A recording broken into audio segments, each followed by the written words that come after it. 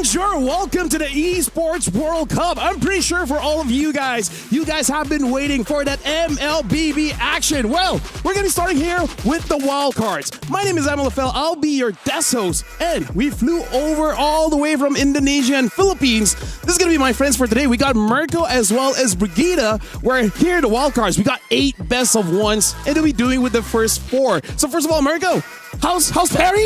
Bro, Parry has been phenomenal, fantastic. You know, we've taken a stroll here and there. I think it's even more motivation for the players because they've been all around, and if they want to stay here, they gotta make it to the main stage. Yep, I've seen countless stories of just the views and everything that they've been having so far in terms of their experience here in Paris, and I really feel like all of them would want to extend their stay. Speaking of which, in case you guys don't know, this is gonna be the wildcard where only one team will make it through to the main stage. And then at that point, now that's the real deal. For here, we got 9 teams. They'll be facing off against each other for the first 2 days. This is going to be a slugfest. There's going to be 8 best of ones, but then later on, we do move on to a best of 3 later on. But we will talk about that during the format because something that all of us here are going to be looking out for is the change of meta. Because ever since the change, tank junglers coming back, Matilda might be viable, EXP feels open. Like, it's going to be crazy. And the gold lane hasn't changed at all. Yes. Yeah. So, I mean, I guess some things never change, right? It's still mostly the Claws, the Harrods, some of those weak side goal laners. Maybe you can pull up a Moskov. But we've seen some teams actually start pulling off some of those strong side picks. So, again, in the wild card, it's usually the place where we see a lot of more bombastic side of picks. And there's a reason why we call it the wild card. Who knows if this is the first time we'll ever be seeing the new hero come to play as well. That's I would love to see Hirara. Hirara. I'd love to see Hirara. Yeah, For because no reason. Here's the thing. As an analyst, I did the calculation, and one of the, I would say, most punishing things about this meta is actually the jungle, right? Because you would think this is a good patch for the jungle, but actually it is pretty bad because everyone wants your jungle. Like, it gives a lot of EXP, and because of that, it denies a lot of EXP, which is why we were talking about this behind the scenes. I actually think there is a place for Selena just because she clears the camp super fast, making it possible for the first 2 minutes for you to actually establish something. With that being said, we'll see how the wildcard teams actually handle that early game because, I don't know, this is just best of 1. You don't get time to re-prepare to face the same opponent again because you don't get that. and honestly, since the new patch came out, I think games were just either below 10 minutes or 20 plus minutes long. There is no in between so far.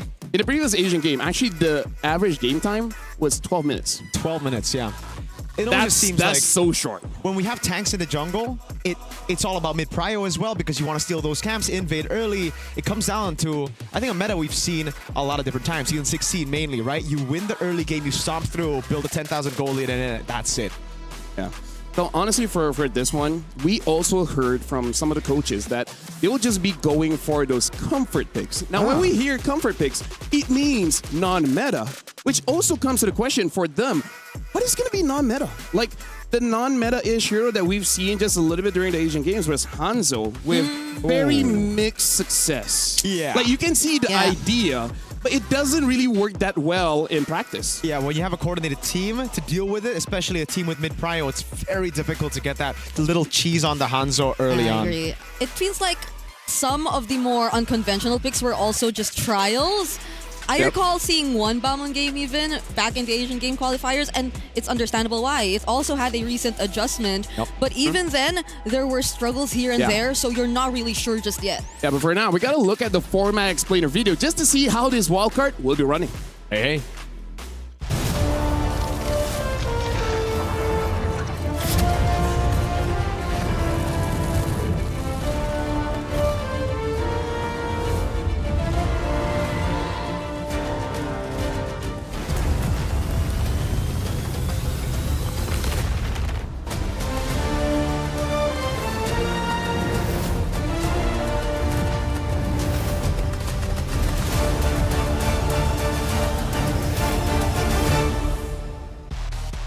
This MSC wildcard at EWC 2026 marks several firsts. It is the first Tier 1 MLBB international tournament to be hosted on European soil, and the first to introduce a one-of-a-kind format. Yet one objective remains: 10 teams will battle through 3 stages for the final spot in the main stage. Teams are first randomly drawn into 2 groups of 5 and compete in a single round-robin format, with all matches played in a best-of-1 series. Every win is crucial, as the first-place team from each group advances directly to the final day of wildcard, while the last-place team is immediately eliminated. Next comes a cross-group breakout stage, where the third-place teams swap groups and face the fourth-place teams from their respective groups. The winners of those best-of-3 matches then face the second-place teams for a place in the final day of wildcard. The winners of the cross-group breakout stage will face the first-place teams from the opposite groups in a single elimination best-of-3 bracket. The team that wins both of their matches will earn the opportunity to prove themselves on the main stage of MSC. Which team will surprise us? Which team will taste the agony of falling short? And which team will rise above? 2 champions, 1 game.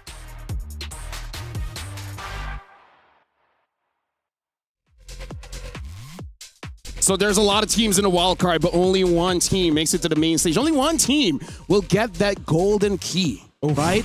Because here's the thing, here in EWC, the trophy system, there's actually 4, but we got to talk about that key first. You got to get that key to qualify, but that is precious because if you lose, we're going to see some key crushings. And for the grand champion of them all, they can choose up to 3 of the crushed keys to have on their trophies. It's just EWC here. No one else has done it. All right, it's one of the best, I think, little tidbits here for EWC. You get to see that crushing, get to see the smiles of these players who've gone through the relentless stage, the cruel stage, and hey, it's a completely new challenge here in the wild card, going through that entire gauntlet, the group stage placements, especially with best of ones. Yeah, it's gonna be brutal. I agree. It's only 4 days here in the wild card, but you're going through 3 different stages. So you have the best of 1 round robins, you have the switch ups in the breakout stage, and you have the finals. So like the CGBS. CGBS will be breakout the stage. Yes, There that's you the go. term for That's it. what it is. And of course, for the final day, we're going to have 3 best of 3s, but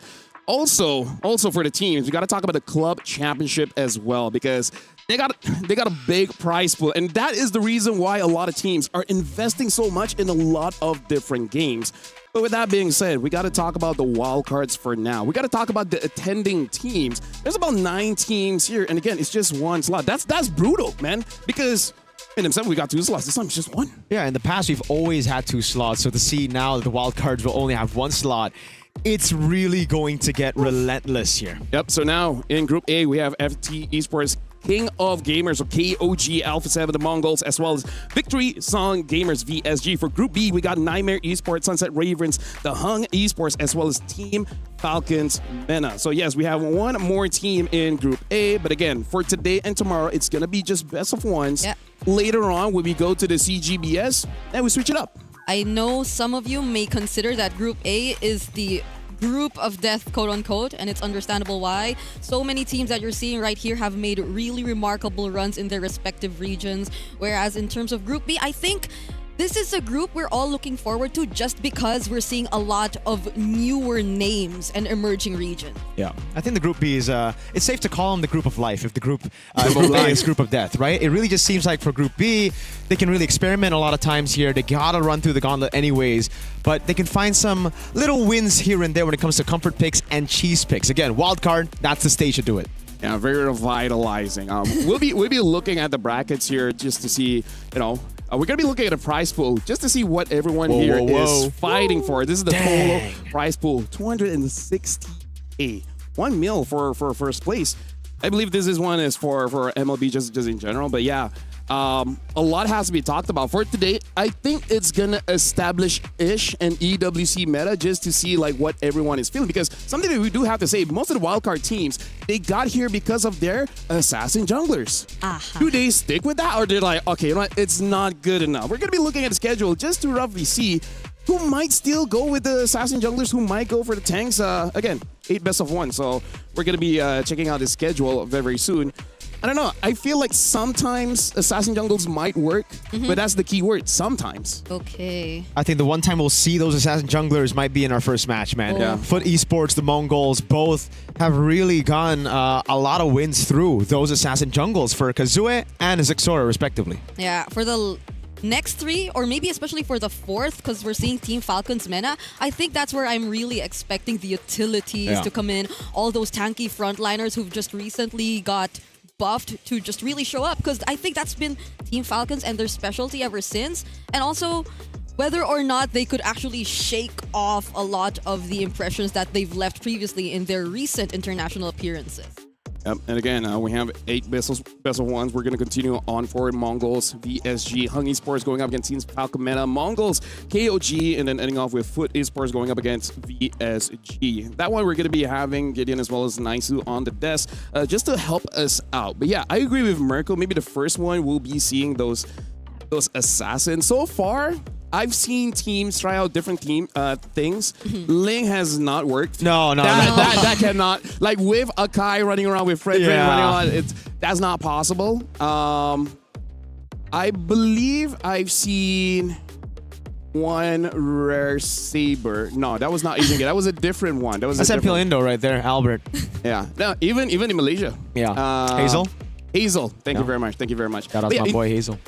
I think I actually see a bit more Yi Sun Shin. Ooh. Which I can see the reason why, right? Like, as long as you scale long enough, you delay the game long enough, double marksman, it still works out well, especially because Hive and Claude are just so strong, especially the Claude, mostly because it's hard to catch the guy. Yeah, if you have a solid front line already, good mid prio, I think the Yi Sun Shin, those carries in the jungle can still make an appearance here, especially considering, again, yeah, it's really no in between. It's either you steamroll the game or you play super late, wait for your carries to scale. So if you have a Yi Sun Shin, Yves, Claude with 2 really tanky boys in XP and Rome, that's the way to do it. Oh, speaking of, maybe just some Lilia as well, because there's so many front lines and Lilia just destroys them. Valir. Valir, yeah. Which I also think plays a huge role, because if steamrolling and just getting that early snowball matters so much, then it'll be really difficult if you get to the point where you need to just fight for the objectives overall, because the junglers that we're seeing right now have just so many ways to guarantee these wins in terms of the objective takes. So objective fights have been a lot more...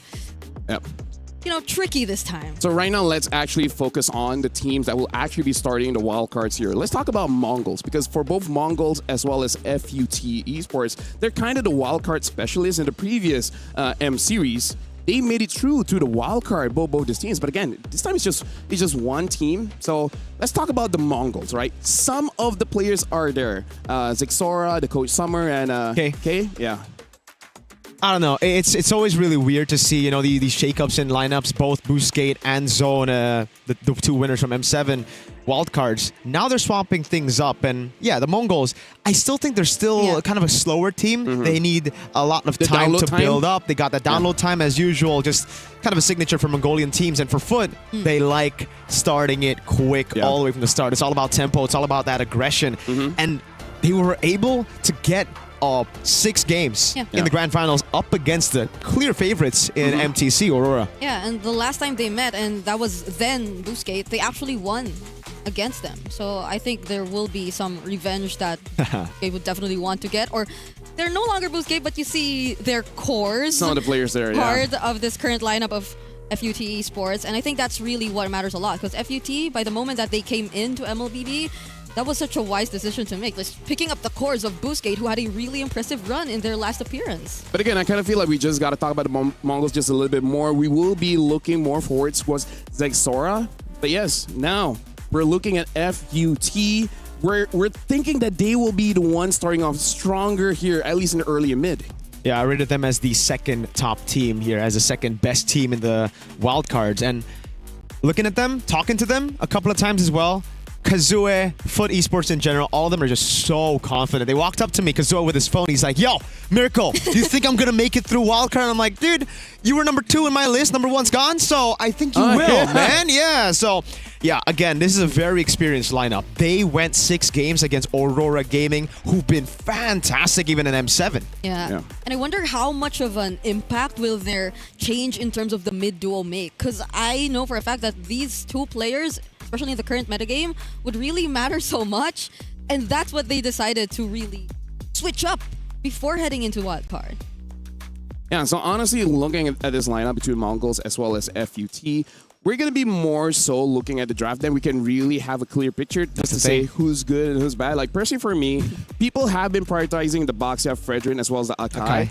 Honestly, I'm more annoyed with the Akai just because of the steal potential of the early game. Like, sure, Fredrin is fun, a lot of chain CC just by himself. He doesn't need no help, and Baxia giving that early life bane just to make it so that sometimes you can see Zushin rushing that Sky Piercer, not even going for the glowing wand. So each jungler, I believe, for this meta really has a mid pairing, right? Yeah. I feel like Baxia Zushin is so strong.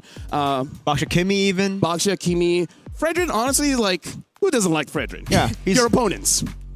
That's just true. them. He's a good all-rounder, man. So everybody has their own strengths, and I agree. Objectives really are very, very important in this current meta, but it then comes down to the players and their play styles. Yeah. If they're more of a brawly team, if they love going in, playing those brawls, long brawls, they can't really utilize those Akais. Yeah. They have to go for more of those Bakshas, more of those tempo picks. I feel like Akai is an amazing pick if you have an amazing gold leaner. And if you're disciplined enough to make those abilities work, because you're very reliant on a cycle. I agree. Yeah, It's like yeah. more on what you're used to playing around with or against, because I think for me, I'm so used to seeing these boxes in terms of play styles. Yeah. But the Akai just destroys all of that. Yep. It's a Like, circle. Yeah, it's a spinning circle. Yeah. So it doesn't like allow you to set up that box. It's a Beyblade, yeah. So yeah, Let it rip. definitely, I gotta say, it's going back to maybe 2023 era of MLBB, where just like 3 front lines and try to see who has more crowd control to punish those front lines, and then hoping for your mid and your goal laner to just not mess up. And that's why we see picks like the Gord and etc. Even against divers from the EXP, most of the time they do survive. That's the thing, and that's why I think the highest skills, Yeah. Skill expression. the highest skill ceiling you need in a team now is in that XP. I agree. If you I have a agree. great XP, Yeah. person on my right knows a great XP. Yeah. I wonder who. But yeah, I feel Yeah. like let's list down those great EXP heroes that can dominate this meta. Paquito. Vendetta. Yuzong, All those heroes Lapu. belong to someone that we know. Alice is not damage E, but still very, very strong, right? As long as you can dive to the backline. But we see in the current meta, there's still a lot of Terizlas, a lot of Phovias. But again, Blues even. But here's sometimes. the thing. I feel like if you pick up a tank EXP, it's super unsafe with the Yuzong roaming around. Yeah. So gone are the days where we'll be considering a Uranus in the EXP. Like, at least not first pick. Like, if you know who you're going up against, then okay, sure. Yeah, if there's no Shred, if there's no Baksha early on, then maybe we can still see some of those, tanky boys that just can prolong those fights, especially considering it's all about cycles, right? If you Yeah. have an Akai. So if you have someone like a Uranus who can just bait out those cycles and then come back, you can still control neutral objectives really well. And if you're playing tempo, if you're talking about that Selena pick that we saw in Yeah. Asian games as well, then Uranus is a great pick to just get tempo early. Especially because if I remember correctly, during the Asia Games, when we do see a Uranus, it was a red 4 pick. By that time, there was not... Never first face. There was no carry, I believe, in that game. I believe it was a Harif. And basically, no one could kill the Uranus. Even 5-man gank the Uranus, he'll get away. And his team just get 2 turrets for free. Okay, now that makes me a bit more confused, because it's like nowadays we did talk about this off stream. It's more on the Claudes and the Harrods, and maybe the Moskovs next. But the carry, Yeah, The like... carry fits in if you can play that box. In the Asian games, Teddy, amazing on that carry. Basically just carried the entire team. Like even during the cast, I feel like Nepo Misono needs to step up. Vinny needs to step up. Because Teddy's amazing. I agree. Yeah. Guy's overrated, I Yeah, prefer it's- Carl and Sanford over those two you mentioned. Yeah. 40 is amazing, man. I don't know, man. King Bob or Alabu is better. You know what? Yeah. You're right. King Bob. He has King in his name. And Bob. I need to use the cuff button. You don't need to You don't need to mention tell the us. cough, You you just know? do You just it. do it. Yeah. So, Briggs, what is your take on the EXP? You know Yeah. a lot about XP. You know a lot about EXP. No, I agree. I feel like it's one of the most. Oh, we're starting. We have the Harara. What? Whoa, okay. Zexora, brother. Let's talk about the draft here. Mongols first pick, FUT second pick. The map is gonna be dangerous grass. The Phovias, Kalia, and Valentina banned by Mongols. Freya, Matilda, as well as Baxia banned by FUT. Now go on. I love the fact that we were, teasing the fact that Mongols, they're the calculated boys. They don't want to go early on. They want to download their opponents. And Foot, on the other hand, they're aggressive. Yep. They're not too calculated. They want to go and, just shine on their mechanics. mechanics, but it's the complete opposite if we see in the drafts, right? It's Mongols with all the individual flair, even a Hirara in the first phase. Yeah. And Foot, this is what we expect the Mongols to go for, objective heavy comp. Yeah, just like imagine how the interaction could potentially go. Like, I know the Hirara is just so flexible. He has the capability to keep herself immune, but that's already an Atlas and an Akai. Wait, is this for real? Why did they ban the Novaria? There's already an Atlas. There's already a Zushin. I don't know if there's a misban or anything because you already have the mid and the roam. So where else would the Novaria go? Unless FUT just has some crazy strat, like, I don't know, Novaria Gold? Wait, that's true, yeah. I mean, Tezet is known to have his, you know, very out of the box interesting picks. Yeah, you know, if you know, you know. This is the guy who brought up like a Kufra jungle back in the day as well for High when he was coaching Aura Season 8, Season 9. So you can expect a lot more crazy picks here from Foot. Well, Claude has been banned out. Bricks, the last ban here coming in from Mongols. Isn't it crazy to see that the Claude is banned all the way and the Marcel as well towards the end? When we were talking about it backstage, we were talking about Marcel Claude being first phase picks. I mean, like, look at Mongols pick. Paquito, the Gord, Hirara's the new one, but I still think the opener is pretty good for both teams. FUT a little bit less for me. I know we talked about like cheese strats and best of ones, but I never expected it to be this kind of. Maybe it's not a cheese. Maybe this is their perfect strat, because let's put this into context, right? Both of these teams are the favorites because they've done it before, right? They faced each other before, and now they're batting out the Obsidia. The Hive is still open, but maybe that's not a concern for them. I guess not. The Moscow's a great pick. They need someone to just deal a lot of damage, but also not be reliant on just a cycle of skills. The Harrow is a pretty good choice, but I think I like this a little bit better, you know? Just constant DPS coming through. And then the XP later, I think is going to be a damage one. We've seen that matchup. It has to be. The Arlet fits. Yeah, 100%. I can't see if they really want to set up a box still with this kind of draft. Because they have very high mobility heroes, maybe apart from the Gord. Oh, wow. Even the Grok comes in here. What? Wait, was it a Grok? I mean, the Grok is... I guess the Grok just showed himself. If they want to go fast, Mongols, I do want to see if they have a very early roamer, like maybe even a Cho, so that you can evade. But again, going up against an Akai Zushin, kind of not the best of idea. Grok Ranger.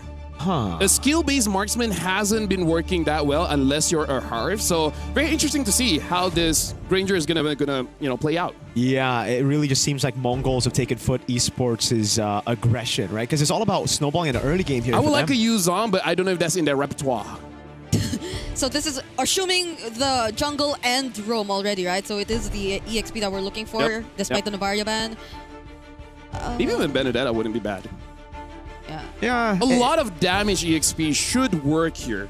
Like, you have a Zushin, Akai, and an Atlas. You kind of don't need any more defense. Yeah, it's not the best matchup against the Paquito unless your name is King Bob Vanuya, one of those guys. But don't fight the Paquito. What's so hard about that? Exactly. I mean, a lot easier said than done. They go for just even more CC. They're just trying to overwhelm the Mongols with crowd control. Man, look at the amount of crowd control they got. I mean, like, personally, my thoughts... in the first phase of that turtle, as long as no aggression happens in the first 2 minutes, I feel like FUT has got it, especially if the sword just dives in with the lightning form. They should have enough damage and heal to secure that turtle. But with that being said, we're going to be throwing it over for Mirka and Brigitte to cast this game, Mongols against FUT. You guys got this.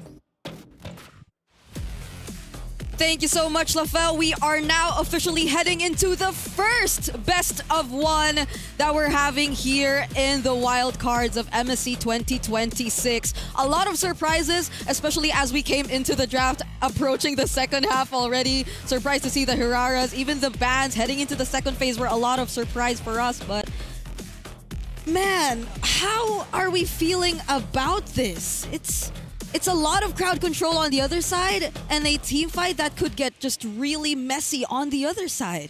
Yeah, I mean, if I'm looking on paper, I definitely got to side with Foot on the drafts, man. It just seems like this is the standard that what we've seen, you know, the standard from what we've seen from our own leagues as well. But Mongols, again, they're coming into the best of one thinking comfort. We've seen a lot of that. We've heard a lot of that word recently in interviews as well. I'm so curious if Zixara already considers the Hirara as comfort, though. Like, for you to be confident enough to pull it out in your first series. Oh, speaking of, it looks pretty comfortable on it so far, but this is the problem without the Hirara early on. Once, well, where you don't have cooldown, it's gonna get really tough. XC Burns out the flicker, tries to go in, but the Lantern Flare knocks Ox up. It's going to be Kazuma with the rotation as well. Ox, he's going to have to flicker out to safety. Psyche, no mana to take him down. What do we say about Mongols wanting to be the more disciplined or careful team? That's like a very brawly start to this game number 1. Well, understandable. That's one of the more common rotations you're seeing, especially considering that they're still sticking with a quote-unquote assassin jungler. I think you would consider the Hirara an assassin still. But then Foot, they were so aggressive to fight back. That was a flicker burned by Exi early on. Yeah. They really wanted to get that kill early, man. They really wanted to stop the snowball from happening here for Zexora. Great start to the game for Foot, I'd say, man. Again, with the Hirara, you're just constantly going to have to take it in an early game. You're not going to have enough cooldowns to just spam your skills. But look at this rotation quickly into the bottom lane. They're playing that strong side, as we mentioned, Zexora. Bottom lane, they're playing that strong side, as we mentioned, Zexora. Zoning RX, Retry even going to go for the kill. RX has to flicker out early. Survive that. But then it seems like Mongols had their eyes set on the bottom side of the map. Could this be the approach? They do not want to fight FUT Esports in terms of objectives, considering that that's an Akai, and he's already an entire level ahead of Zexora because of that rotation. I love the approach, though, you know? It's kind of like Mongols know that Foot will have the lead early on when it comes to neutral objective battles, so they try to go for the strong side, gold lane. K helping him out. A lot of damage plays down with the perfect match. It'll force out a flicker from K, but I think that should be it. Yeah. Mongols are quick to sense that there could be something happening right after that objective take. Look at Kazue. He's just showing himself. Still, the level gap exists. And there are going to be in the slight advantage against Foot, but K, no flicker left for K! Yeah, the problem with the strong side gold lane is if you leave him, yeah, the hard CC and tanky boys are just gonna get him out. No flicker, as you mentioned, Brigida. It was just such an easy kill, and they didn't even need to use any ults aside from the SOD. Yeah, we haven't seen Bloodspit really use that Fatal Links just yet. Not even the heavy spin, because there was no contest whatsoever to that objective that we saw. And now they take half of the energy shields down bot. RX is having a really good time. Ox doesn't have level 4 yet. But look at Zexora. Again, something that we kind of know from him is that he is very sporadic. He knows how to think on the go, and he's already seen that rotation go straight up top, plays with the strong side that he has in XP to take the orange buff, and this means Kazue is going to be behind in XP despite getting Turtle 1. Oh, that was quick for Mongols to catch up, and now it's Foot who's just mostly staying down bottom. They get to find Ox isolated here, though. Lantern Flare. Oh, the perfect match. Even a body. Oh, wait a second. Kazue with the heavy spin. Straight up. The Spear of Misery kind of helped him there, too. Yeah, that was a bit of miscoordination. So I feel like this time we'll see the EXP laners actually be part of this upcoming fight. Let's see how it goes, because Mongols this time might actually contest. But we're seeing Zexora just starting to make his way. Zexora. There is no heavy spin, though. Oh, Psyche popping Crimson Beacon. Good shifting claws and a pickup as well on Mumu. As it lands, great Mystic Gush with a knockup with the Tectonic Charge. Zexora gets a kill on Exi. And it's RX trying to run away now, as that's going to be the cutoff as K rotates over Mumu. Takes Bloodsped out, and it's a free neutral objective for the Mongols. Okay, Foot probably did not want to be in that position. They just made things so much easier for Ox and Mikey. Mikey didn't have to put himself out there in danger to use that Mystic Gush, and that was a quick way to just use the Tech Charge. Now it's Mongols stealing away that small lead that Foot had earlier. And Mongols are just using that aggression so well. They're forcing Foot to play those team fights. Foot, you got a composition to play neutral objectives. You can't be brawling early on, and a few of those abilities. Yeah, I think it's Mongols who's capable of finding those kinds of pickoffs in the mid before the objective rather than Foot. Foot might want to just really fight the objectives head on, and especially considering that earlier they did not have the heavy spin. We mentioned it, but they still decided to go for the fight. Those cycles are very important, especially for Foot, because if you don't have the shifting skies, oh god, wait, Makey. Good projectile, man. So much poke coming on. Psyche. Zexora steals a camp away from Kazue. Panda's walking up, though. He's very tanky.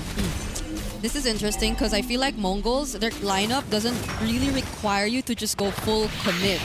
They're fighting it with range because of the Granger and the Gourd. And the ability of both the Paquito and the Hirara to just go in and out is helping them so much XC? and just baiting out stuff from Foot Esports. Okay, gonna be safe. But going back, Foot, I feel like this time, they're the ones struggling to find their footing. Like, when are they going to come into a fight? And when are Mongols actually going to fight back? Or when are they just baiting them out? Because they are capable of doing that. I don't know. Right now, it just seems like Mongols have Foot's number. Again, they're going to use a Lantern Flare. Perfect match on Ox. If they can bait out the tech charge, that'll be big. And a flicker out. Psyche! Crimson Beacon, the SOD lands. It's Psyche with a kill. Mumu into the mid. Okay. Oh, now that's a Fatal Link set up! Great call into the shifting skies. Now Mumu picked up as well. Zixora in the midst of it all trying to go damage some of those members, but XC zones them away, and this is a Foot win. They go to the turtle, the last one of the game. It's interesting though, because it still feels like they used up so much just to get those small wins, when in fact I felt like it would have been easier for them considering the amount of crowd control and how low effort this draft overall could have been for them. But at least they've got that advantage just now and are able to convert it into a structure up top. It's all good zone. But I can't believe it's been 7 minutes before we actually see that happen, because they're with the Moskov all this time. Yeah. I don't know about going all in on Kazue. They just going for a bit of poke. Zixora with a rotation in mid. Psyche taking up a lot of damage. Yeah, I'm not sure if that's like the fullest potential you could see from Zixora just yet. Wait, oh, but what? he's trapped! Yeah, Zixora way too far. Gets caught in the Fatal Links. Thrown back to the rest of Foot. I think that's the second time we saw a favorable team fight just because of a mistake. Yeah, that's the thing about the Hirara though, right? Like once you have enough cooldown, you just think you're untargetable. You can just make those risky plays happen and it just bites you back. These team fights need to be a bit more calculated, I'd say, for both sides. Oh, that's going to be a setup on Ox. Yeah, baits out the tectonic charge. There's no Fatal Links, but they're going to get the pickup. Ox, no flicker. This should just be a free kill as Kazue knocks him up and picks up the kill. That's happened twice now. It's been successful. We do see some, I'd say, quote-unquote, questionable targetings and priorities in terms of the recent team fights.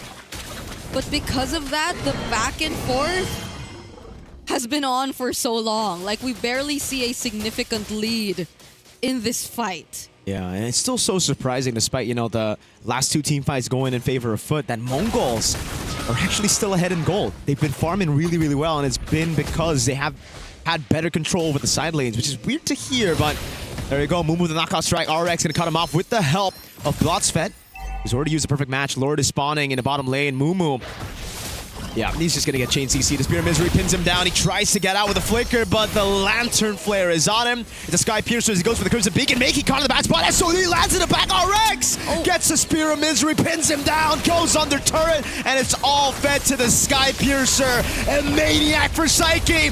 Could we see it a Savage on day one, match one?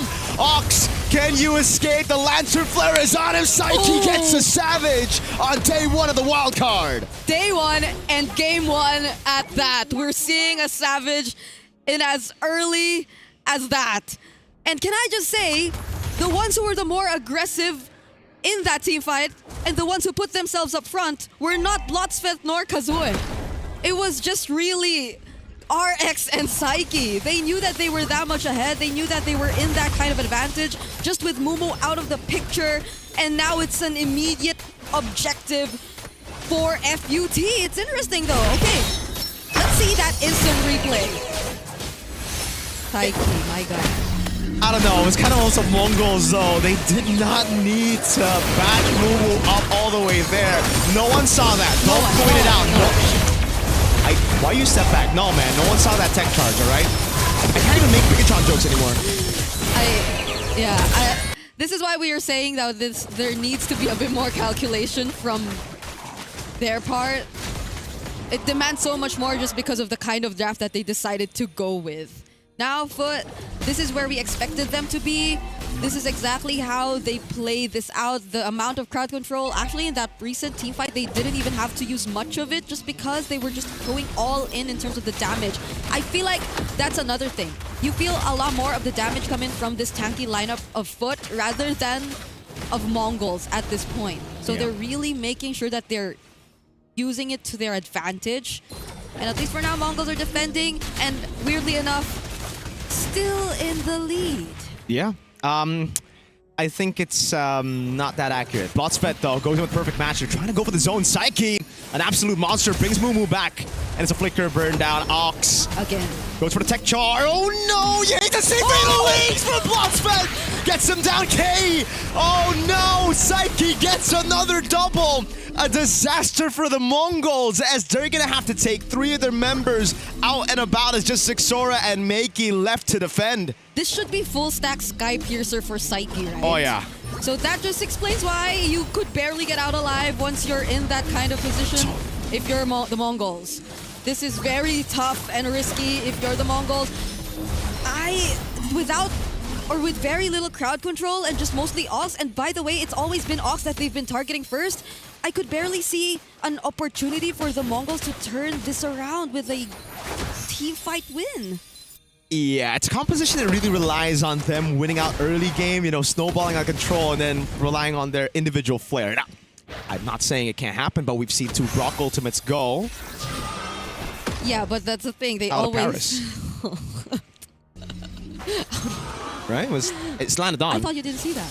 I didn't see the first one. Okay. But then the replay showed me. LaFell saw all of it. Yeah, I really want to know how LaFell feels about everything right now because it's just day 1, game 1. But well, he has a thumbs up. Is it a thumbs up? Yeah, if you've watched Project Hail Mary, that's a good thing, right? Like, yeah. We get to talk to him later, but for now we gotta really talk to the Mongols and Foot, maybe especially the Mongols, and how they're really dealing with everything right now. Let's take a quick look at the items. Okay. Let's not. It's not. Let's just talk about the game. Let's the just Lord talk about the spawning. game.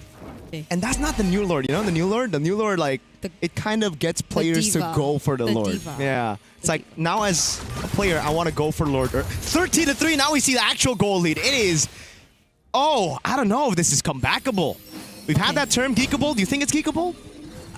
Well, I, at this point, could not see it coming for now. Like, even Ox, they've just been very aggressive. Psyche, this is where you really want to see your Juicin come to play.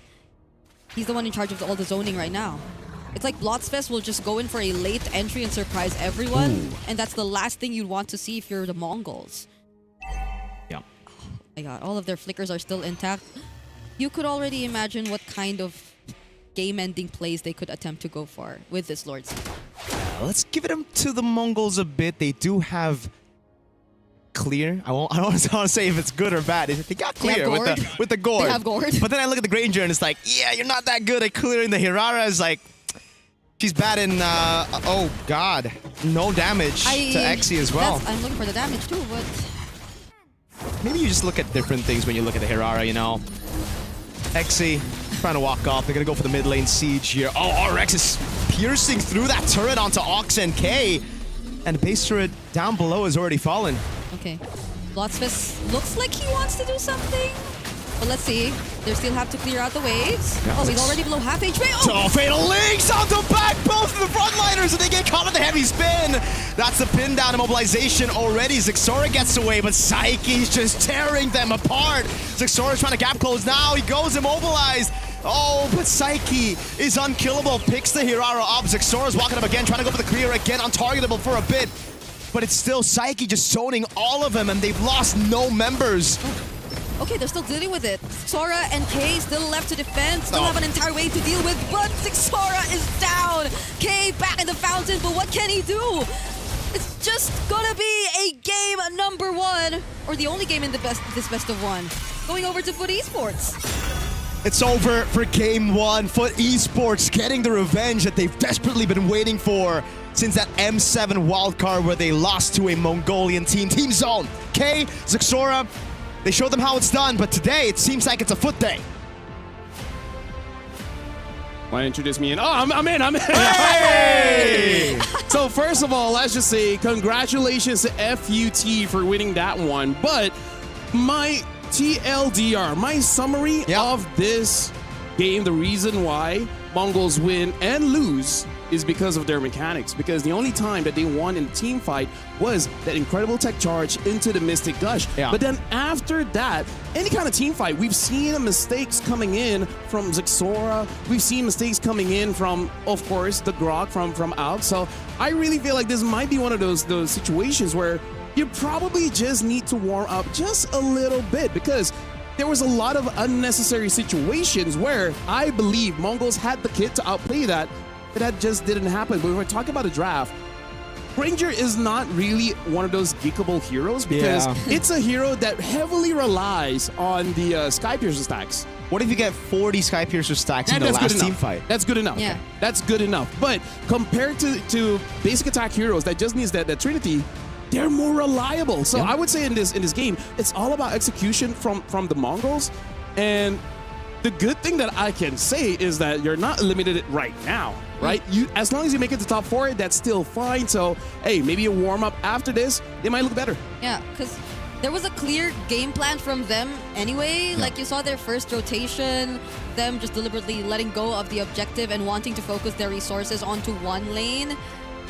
But after that rotation, I feel like we no longer got to see the idea anymore, because we got to see like the team fights that Feels were a bit accidental. autopilot-y, honestly. Yeah. It doesn't feel planned. It really didn't, man, because at the Granger with the Gord as well, you get two very vulnerable backliners, but then there's no tank up forward, right? It's just Ox on the Grok. He's mainly an initiation tool, and then the Paquito is kind of there to deal damage, because if you look at the build, it was a Hunter Strike C Halberd. Yep. Usually, if you want to go for a bit of a tankier build, you go for maybe Fury Hammer straight into the Queen's Wings and then full tank, so that you can provide a bit more utility for your backliners, but okay. Let's talk about the Savage as well, right? Taiki. Game one at what, 9 minutes of the game, and we're starting to see something change here in terms of the items, because as a roamer, I haven't built Dominance Ice for a long time. If I build it, you know my team is bad. Let me just say that. Yeah. Right? And even in that game, they didn't build Glowing One early item, because again, the sustain isn't from healing. It's just nothing really, right? And so they didn't have to cut anything in half. Yeah. They got a lot of untargetables. Right? And like, so the first item, you know, just get the Skypiercer, then the Ice Queen's one, and then having the Blood Wings, just to make sure that you can stay there and deal the damage. Yeah, I think that's very MVP worthy for Psyche too. If you get a Savage you didn't get an MVP, I'll be upset. sometimes actually, there are times where the Savage guy is just, you know, shooting in the back and not doing too much. But this one, Psyche. Look at the skill expression of holding down the second skill. Dang. And then moving it left a bit, right a bit as you move your joystick. Like, who can do that? And when he got that, it wasn't really set up by the Maestro. My go. Thanks for the mention. It wasn't really set up by Blotzfest or Kazue or anyone. It was just him. It was set up by Mongols. Yes. Am I wrong? Okay, let's look at this replay, right?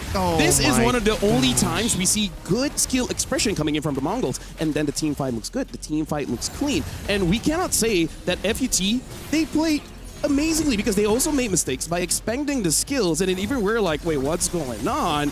But the Mongols just didn't respond well enough to capitalize on those mistakes, and just being good. Like, even in this situation, Mumu, honestly, if he just stayed there, there's a high chance he could have just escaped. Yeah. He had the flicker. He could have flickered out and then just double jabbed all the way back to his team, but he didn't do that.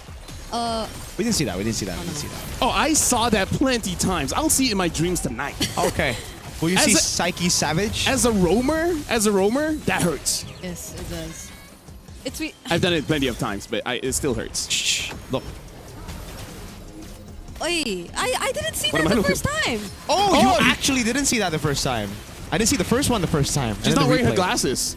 I'm wearing contacts. Not as good as glasses. Sure.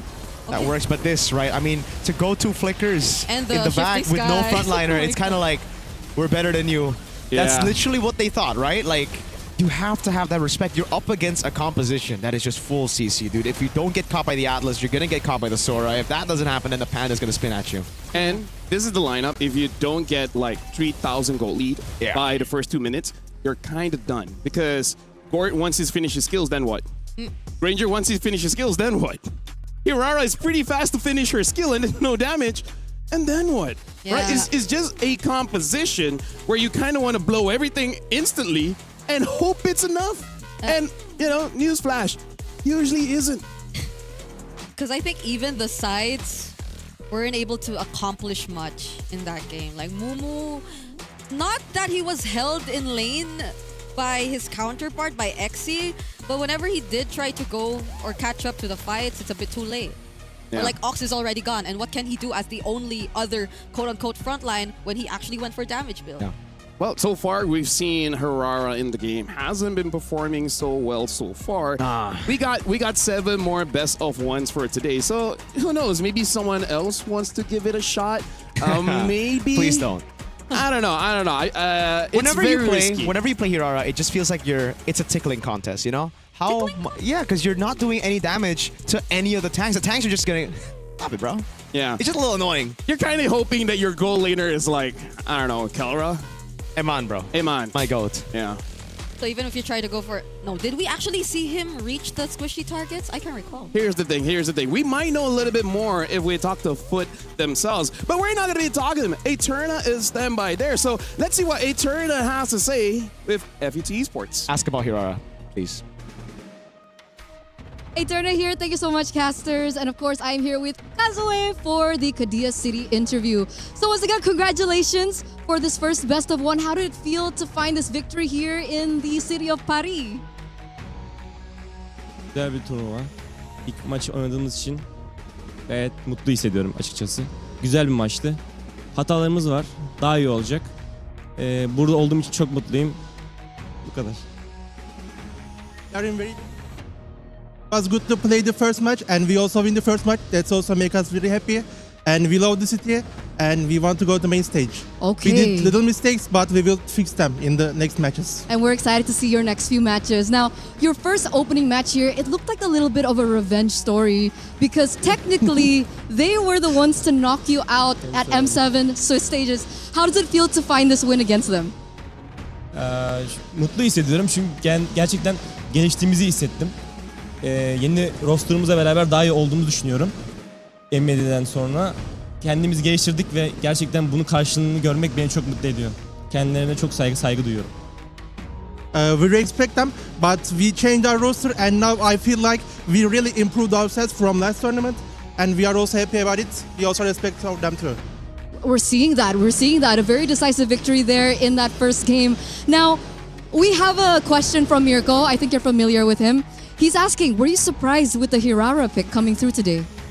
Yani evet, o piki beklemiyorum açıkçası. Şu an çünkü metada tanky jungle seçiliyor.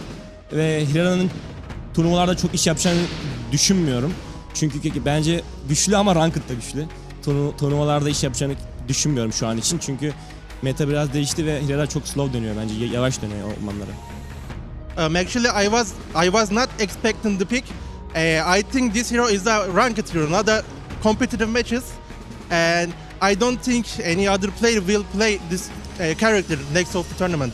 Okay. So the first time we've seen the Hirara and it doesn't look like it's doing too great. Maybe stick to rank games, right? All right, Kazue, final question. You are going to be up against VSG next. Do you have a message perhaps for that team? Biz onlarla aynı bölgede olduğumuz için onlarla çok fazla scrim atıyoruz. Bizim scrim partnerimiz.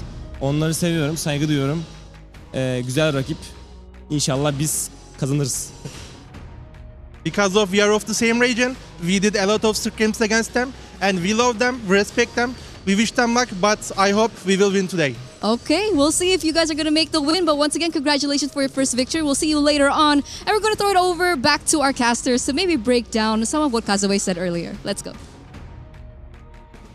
Thank you very much, Eterna, as well as Kazui. So, yeah, Hirara, let's just keep it in rank. It's not competitive just yet. And, you know, I think he said this is a tanky meta. Don't know why he picked that up. I understood what he was saying, don't you? Yes, because of the translation. Look at Mirko. He's cringing slightly. Wait, let's wait for him to show on cam. There. There you go. There How do you you go. explain that face? Like, Yeah, it's kind of like... I agree I with him. told you so. No, I mean, I disagree with him, you know? It's something that you would expect in ranked games. Yeah. It's something you'd expect in some of the streamers' games. But like you saw how much it did against the Akai. It was kind of just dancing there. Yeah, there was probably some bit of attempt to cheese. No, I think I have the same mindset as the Mongols. You know what my mindset always is? What? What's the worst that could happen? Get savaged on. You know, that's pretty bad. That's pretty bad. pretty bad for your first match. But, you know, like, hey, what's the worst that can happen? What's the worst that can happen? By the way, guys, this is the first best of one for today. We got 7 more matches after this. We're going to go for a short break, but when we return, we got a lot more games. So we'll see whether we see Harara again or not. But for now, we're going over to a break. See you guys later.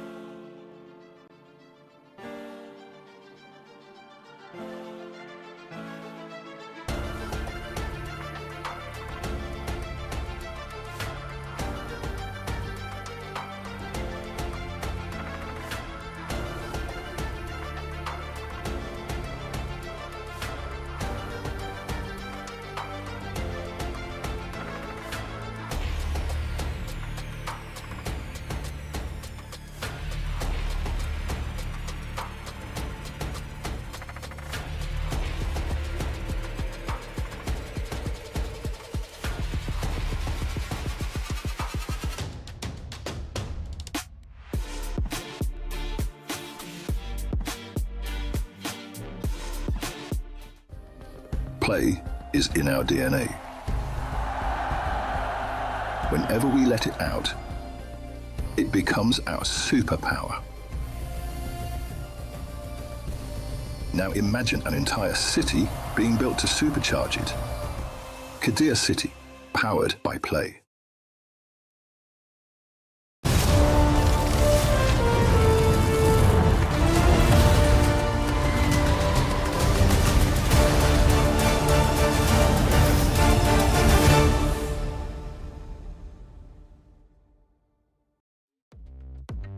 Welcome back, ladies and gentlemen, to the Esports World Cup 2026 here in Paris. We are here at the wildcards, where we just finished watching Mongols going up against FUT Esports, where FUT won that best of one, and they even secured a Savage. My name is Phil. Alongside with me is Mirko as well as Brigida, where we will be talking about the newcomers coming in from East Asia. They might be the new wave. We're talking about Sunset Ravens going up against the Huns. I'm at Sunset Ravens, yo. I they flew nice? in to Paris with them, with Coach Raizan. Raizan, Indonesian coach, was the coach at Dewa United, so I know him. Spend some small time in Malaysia with KGE. There you go. A little bit of time in China with Rare Adam. There you go. And now to Japan he goes with Sunset Ravens and Mui Minette. So honestly, Sunset Ravens, it's a Cinderella story. If you really look at it, right? They were able to beat, well, Mui Minette was able to beat his ex-teammates in Junichi and 10 all the way in the Japanese qualifiers. So I'm really excited to see what they have been cooking up, because they actually boot camped in Indonesia. Yeah, they were the more familiar names when it comes to the Japanese teams before. And I think there was also one player from 10S Gaming Frost who they were also able to defeat. So they're definitely making a statement for themselves. We're just really looking forward to see how it's going to fare now that they're in the wild card and going up against the other regions. But for the Huns, I think they've made enough introductions about themselves. We're very familiar with a lot of their players as well. These are like the rest of the Team Zone guys who we also witnessed in series number 1 from the Mongols. It's just that now they're split up and they're with a new lineup. If we're going to compare between the Huns as well as the Mongols, you would say that the Huns are more, I would say, micro-heavy. They really want to show their strength very, very early on. The thing is, we expect the Mongols to play a bit slower, but then their draft didn't really say that. Yeah. And then they didn't fare well. So, I don't know. Huns is going to be playing slower instead. I don't know. The thing is, will we see more assassins in the jungle? Because Hirara already doesn't look great. So, it's going to be very interesting to see what Huns is, well, the Team Huns is going to go for. Yeah. Let's take a look at Mui Minette and the boys first. Sunset Ravens coming in as, I guess, well, for everybody except for Mui Minette and Ryzen, no international experience. They're coming in here trying to prove to the world that Japanese MLBB. Yeah. And that's why Mui It's Minette good. is the captain. Yeah. He will be And leading the charge. Let's talk about the history of Japan as well, right? The entire history of Japan? Yeah, because, okay, fast forward. Okay, fast forward. Fast forward to M1, right? Oh, okay. Fast forward to M1 with Tenseka Gaming. They revolutionized that period of MLBB, bringing up the Rafaela, bringing up the Xborg jungle, right? And then 10-second gaming Frost, and they're very lovely people, you know, like very easy to talk to and very humble as well. So we always love seeing Japan come here because they might bring something new, and it's something that we didn't think of, and they were like, huh, that does work. And we miss seeing Japan in the international stage. I remember. Konnichiwa minasan. Yeah, we did a trailer, right? Do you remember that trailer? Of like when Japan finally returned. Oh. And we went to the jungle. And then we were just like celebrating. So that one was the one with the leeches. Yep, that's the one. Shout outs Renmar. Shout out Renmar. and Gideon Q. And Gideon Hu. Gideon Q. Oh God, nice. You know good what? times, I good love the times. jungle. Love the jungle. Not as much, but yes. Okay, you know what? It's in my it's in my top 200. It's in my top 3, but like I've only done like 3 shoots, so.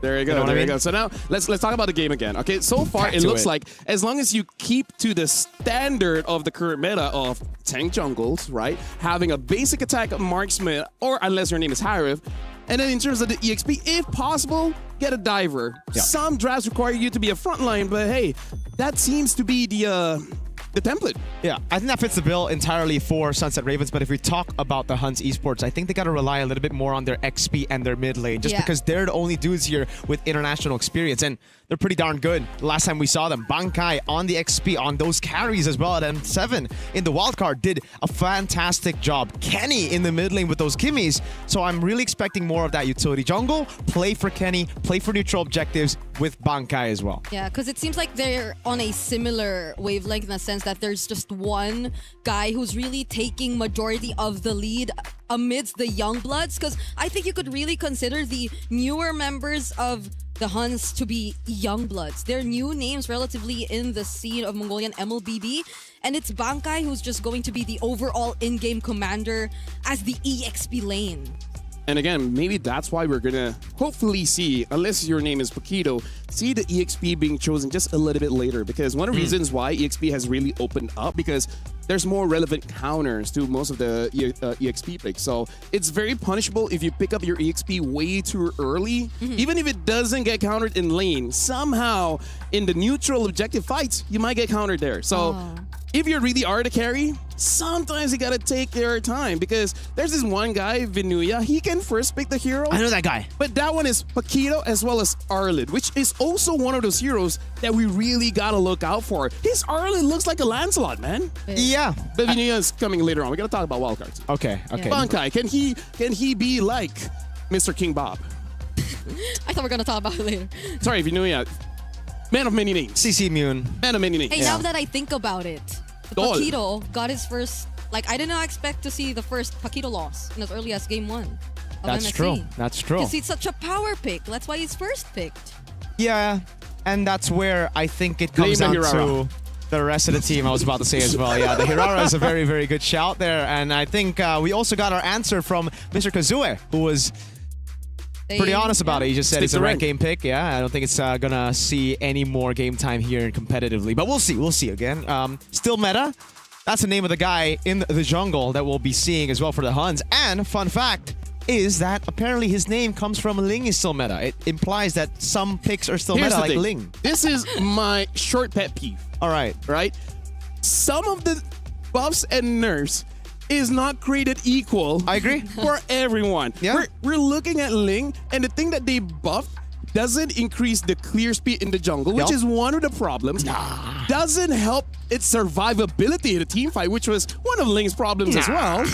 So they buff things that Ling don't need. And then you have Akai. They're like, we're going to keep it simple. We're just going to increase his HP.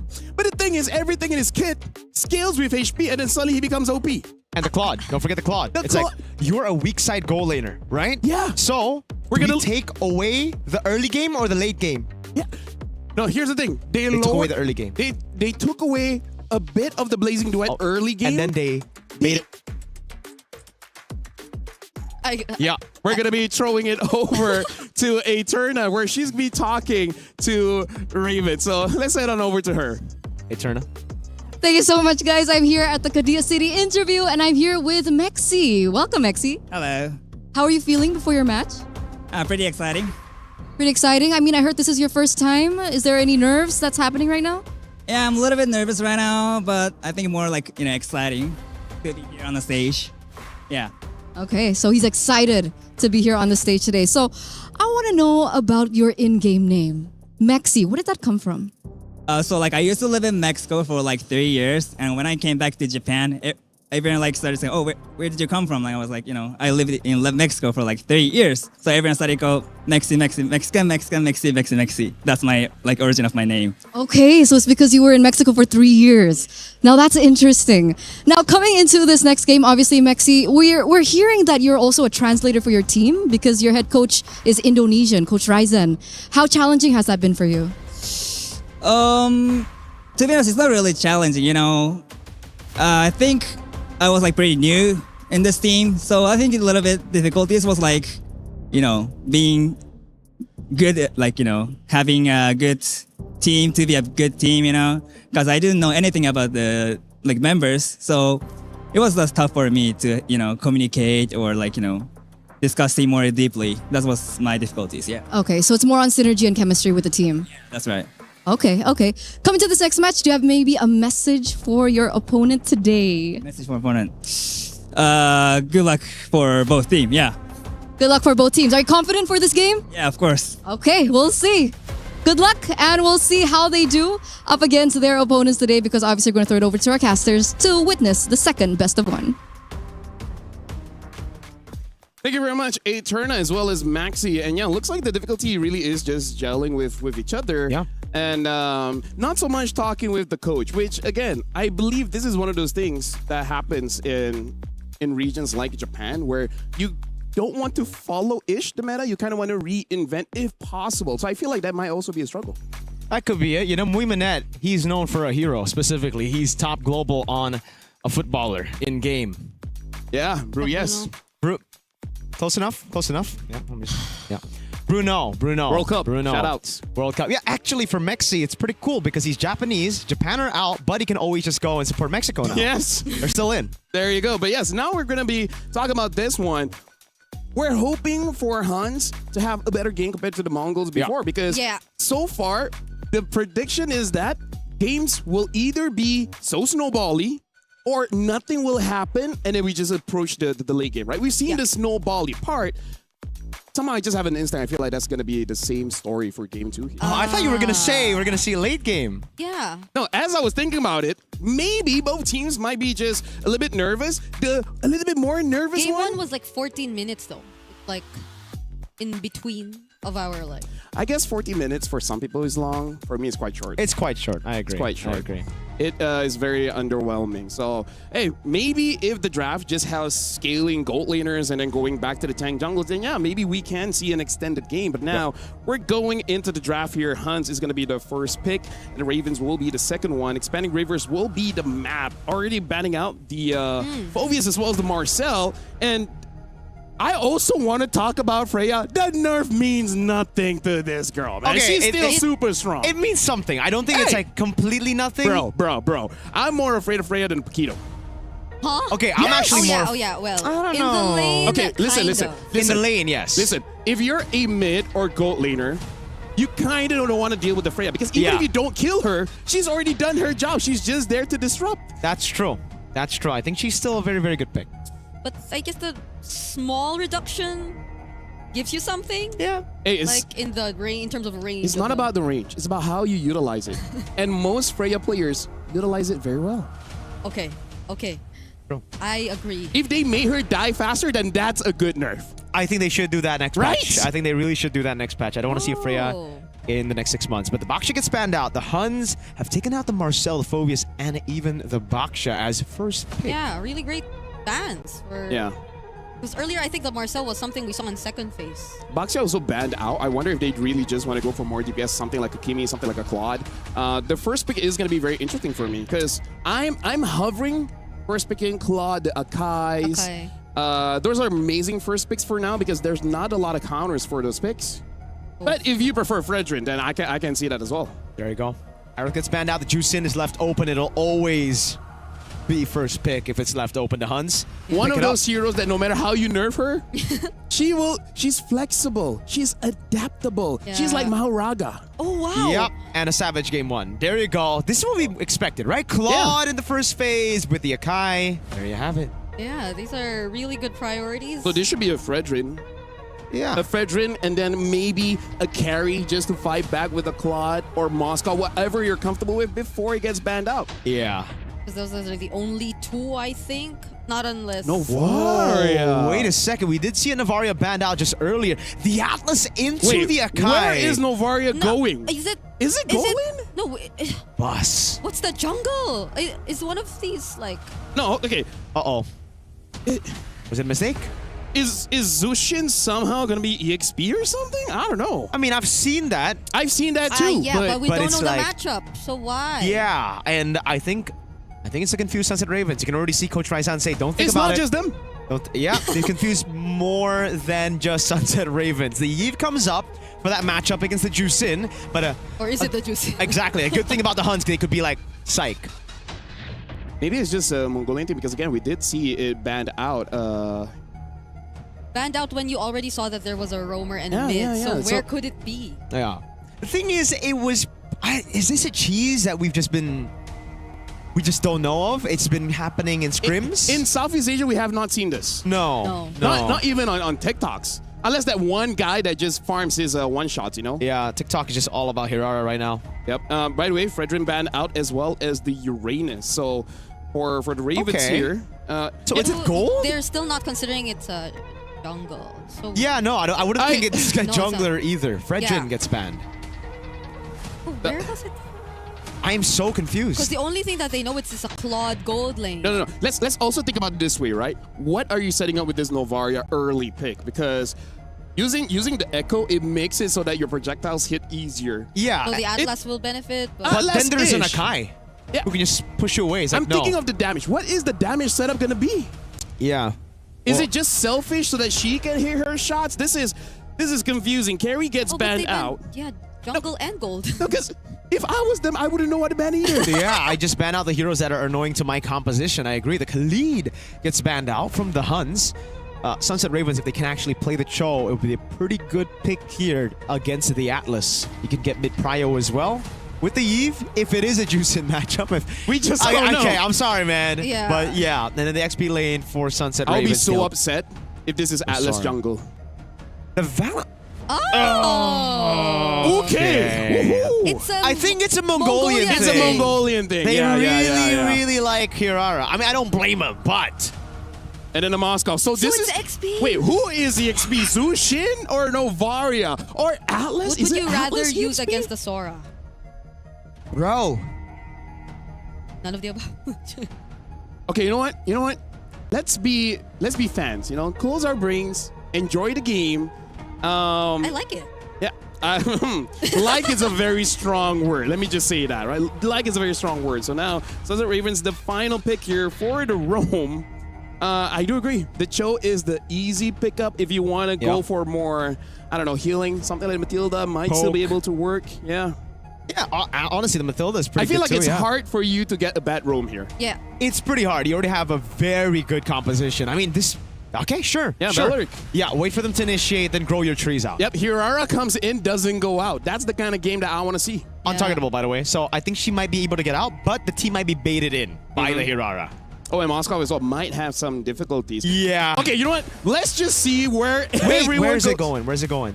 If it's wait, who's no Bankai? XP Novaria. Ladies and gentlemen, I'll be throwing it over to Merkel as well as Brigida, where I will just enjoy in the backseat to see what's going on with game number 2 here. Folks, you create space in the XP. That's what you're meant to do. And what better pick to create space than a hero who's in space? Novaria, right? I mean, right? Okay, yeah, let's just not. Lore-wise, she's in space. Yeah. Eve's also in space. That's Eve's right. in space, but okay, that's true. That's true. There are all, I don't know. But like, you see what I'm going with it, you know, XP, getting space. You Yeah. know a lot about XP. Let us not talk about nor consider the matchups anymore. The 1v1s, none of it is going to matter, I guess. Wait, so it's not Navarro? Oh, yo, ladies and gentlemen, welcome Hey. to game number 2. We're in the line of dawn. So Novaria is Arlet. I see the that- resemblance, yeah. Sure, but yeah, okay, so that, we were confused for no reason. I know. We should have just known. We should have known it was a different visual, you know? Okay. Maybe Novaria and Arlet are just different Siblings. in Paris. No? Okay. But hey, all right, so let's talk about the Arlet. Now that it's an Arlet, they can actually have some combos with the rest of the team, right? They can Yes. actually bait out some Purifies as well. They have layers upon the CC, not just the Atlas. It makes sense. It makes more sense. Yeah, Okay, and thank was goodness. it like, if it, because I'm trying to recall like the sequence, then maybe it was also some sort of deny for the Atlas Arlot to just whoa. come together for Sunset Ravens. And somehow Bankai is really doing a great job so far. Oh, Wait a minute, that's way too far away, the BMI. What? okay, he did not expect that, but if he did watch game number 1, he should have known that the Hirara is likely to go there. Yeah, okay. Let's take a look at the emblems real quick. Mexi's not having a good time. He's not. Okay. So I'm assuming these are the accurate emblems that we're seeing. Still the same for the Hirara as we saw in game number 1. I think it's except the Assassin. Yeah, it's Master Assassin coming down. The Bargain Hunter is something that we actually have been seeing quite a bit as well. Good zoning. Bankai is going to hit 4 before Mexi.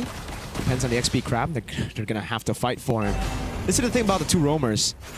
And Oyu, Oh, yeah. they're this not is- going to have ultimates here for the first turtle. Hey, we could say his IGN by the time he uses Wrath of Dryad. That's true. Wait, good taunt. Okay, Mexi here Go! will use the Shifting Skies, captures one, but Bankai responds with the final slash. That's actually an outplay that we get to see from the Huns, and they force out the heavy spin as well from Trap. Now he's trapped. Can he get out? Gets knocked up, and is picked off by the Huns yet again. They seemingly are going to get the clear advantage in this fight. Really well played by the Huns. Bankai again. Something that we mentioned in the pre-show as well is play around the XP. Get Bankai and Kenny good picks, a winning matchup, and you'll be able to get so much more of an advantage. And thank goodness it's not a Navaria. Okay, this is a better Hirara game, at least so far. So far. That's why I said so far. Because we never know what can happen. This is Sunset Ravens with a Claude, who is 1 death in. Yeah, if you snowball, it'll be great, right? That's the thing about the Huns' composition here with the Hirara. So far, they've gotten mid-prio. They even got a lead over Eska, which is kind of strange to think about, right? The Heave should usually have a better lane compared to the Jusin, but in this situation, Kenny, that international experience of making it to the main stage at M7 has paid a lot of dividends. Yeah. We just got to see Mexi from the interview earlier on. It's very unfortunate to see him struggle in this position because I feel like that heavily impacted how the first objective went for them. Actually survives just a bit, uses the Rat of Dryad, but could not walk away from this. Hands over a third, not kill, because it's actually Oyu who got it, but still meta, 100% or almost 100% kill participation so far in this Hirara game. Yeah, living up to the name, still meta. Okay, it took a while for Still Meta to get to this point, by the way, so it's really great to see him finally have such a great showing in his international debut appearance game. And it's so far really snowballing well for the Huns, so they've clearly got the advantage. What is SNR going to respond with? They're not gonna really commit to the fights just yet, but they're gonna show up here down bot.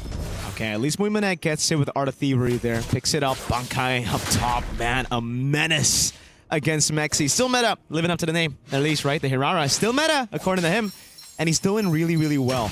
They're doing a good job. SNR, though, what they need to do is focus more on the neutral objectives. They have a composition to play around neutral objectives, but it just seems like they're getting baited by the Huns to take these fights, and this is a good way to do it. Bait out the heavy spin before the fight. Oh, the final slash was used onto Eska, forcing out the flicker, but now the heavy spin responds, and the real world manipulation too. Now they're in the trap, and they get to find the Shifting Skies from Mexi, but the response with a fatal links. Moiminet goes in with the blazing to it, and now it's all the Huns. They take out 3 members from the Huns. Sunset Raven actually turned things around. Sunset Ravens have a cycle to play with, but the Huns did not respect it at all. They just went in all in, even though they baited some of those resources, but there is a silver lining. They did get a turret up top, so they got a trade, but that early lead that they just built is almost all gone. I don't know, I think it's just a big mistake that they didn't respect the cycle of skills. Trap. Okay, Trap gets to walk out of that. SOD will not connect. But yeah, the moment that Huns sort of overextended in that moment, then it was just Eska freely laying down that real-world manipulation. And even though they did respond with the Fatal Links, they were still inside of it. So there wasn't much that they could do. Whoa! A flicker into the Wrath of Dryad. Moiminet didn't go in with the Blazing Do It just yet, though. Does not decide to fight. He was able to calculate that it was a bit too risky. It's a zoning ult. Trap needs to get purple buff, right? Right? If they didn't ult there, purple buff might have been stolen. And the flicker we didn't see, right? So he just blocked them from crossing. Mui needs farm. Right now he's getting farm. It's okay. The roamer can die a lot of times. Trust me, I know. I casted a lot of Geek Time games. Beloyski dies like at least 7 times before the team starts winning. Yes. And they're scaling. Look, it's Yves, Claude. They can wait all day long. It's just the Huns who actually have to be the ones to walk up. So I'm hoping for them to adapt to it already, right? They saw the mistake that they made. They went in, they baited out the cycle of skills, but they fought inside of the RWM after baiting it. They fought into the heavy spin after baiting it. Now they're playing a lot slower. Still meta going to the side, taking these turrets. And Moskov staying up top. Yeah. look at how well the Huns are actually able to manage the map so far. They're slowly taking control of majority of SNR's resources, and that is going to be a bit tricky for them considering that the lead is still existing between their junglers even.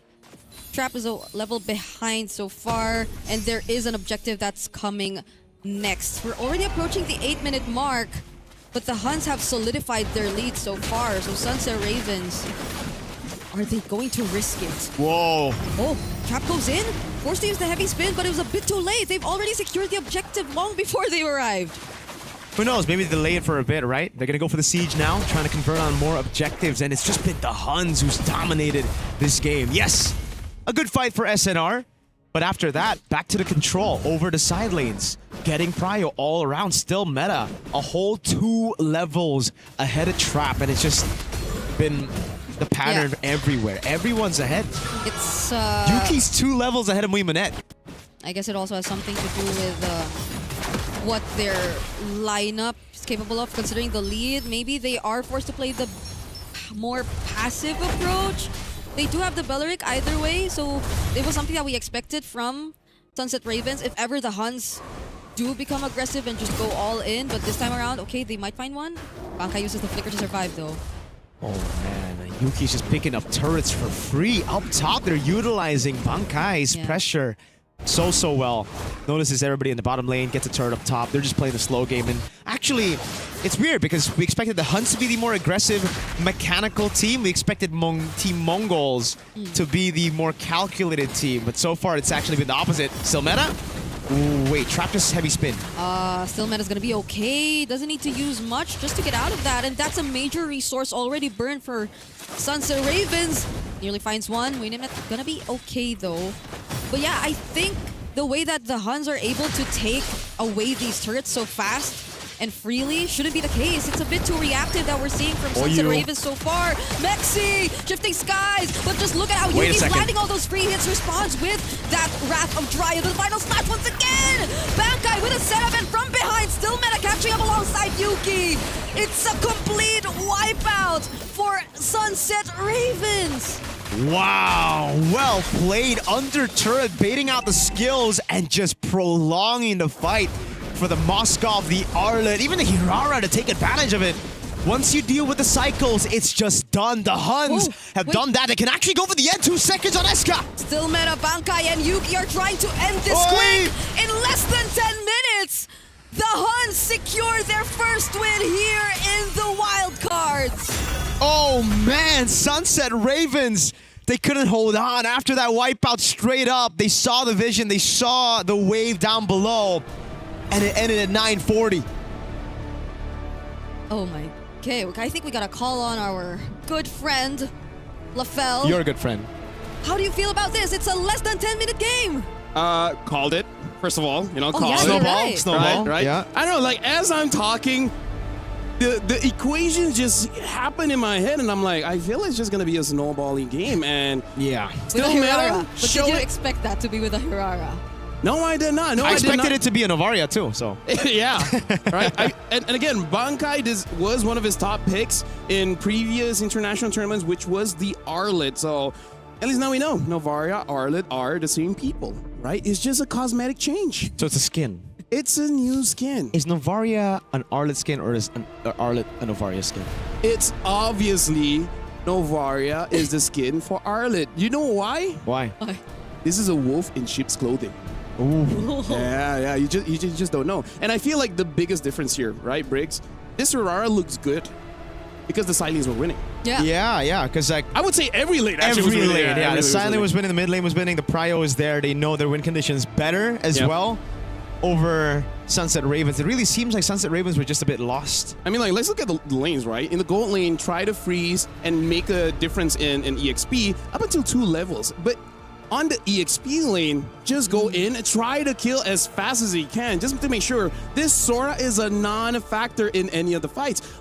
With that, it makes it easier for still meta to just be like, I see what's open on the map, I'll just go for that. Both of y'all don't need help. Yeah, I think it's also a major difference because I think what they decided to go for with the Hirara this time was just really the snowball through making sure the EXP's out.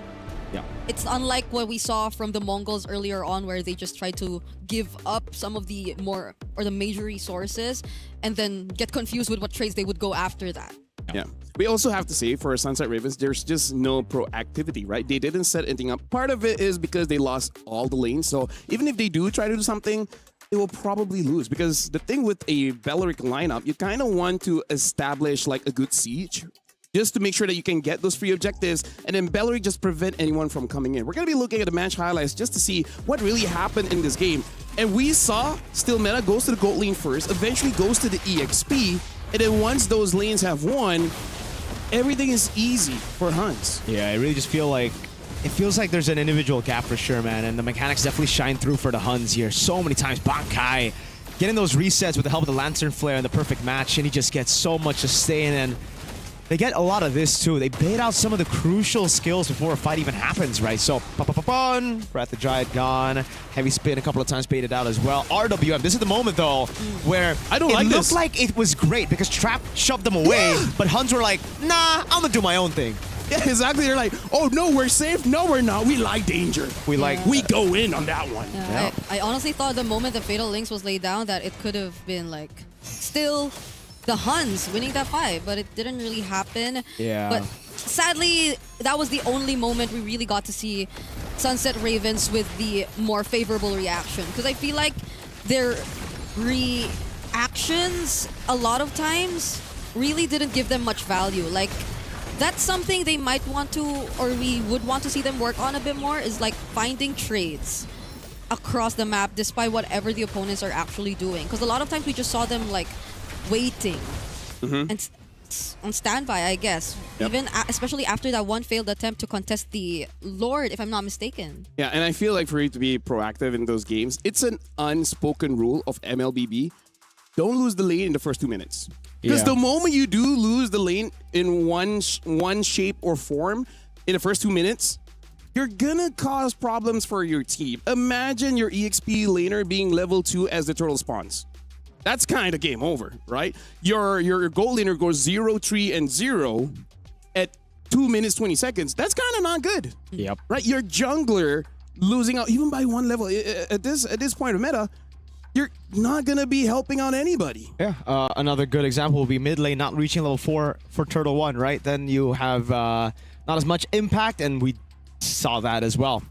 Eska was not able to walk up, did not have RWM, was zoned early on, I believe. We didn't get to see too much of that mid matchup, but it's something that you would already think as almost a win in normal situations. The Yeve over to Jusin, it did not happen here in this game. Yeah. This is why, again, like mechanical players are so solid because they just make sure the first 2 minutes they don't lose. Yeah, I think we've seen a lot of like matchups which didn't go the way you expect them to in at least the first 2 games. So mechanics definitely do play a bit of a role. Great You job. sound a bit different there. Yeah. I ventriloquist. Oh. Yeah. Pretty cool. Now that the camera's on you, stop talking? What's going on here? Yeah, because I had to. You had to keep the act. It's your so voice. It's your voice. Now I'm about to say something. So yeah, I agree because it feels like we could go to a break right now. Yeah. Honestly, it was a pretty short one, but yes, we have more games for today. That's the second best of 1 true. We'll be jumping to the third one after this, but for now, we're going for a short break. Make sure you guys don't go anywhere because we'll be back in like what, 5-10 minutes? We'll see you guys then.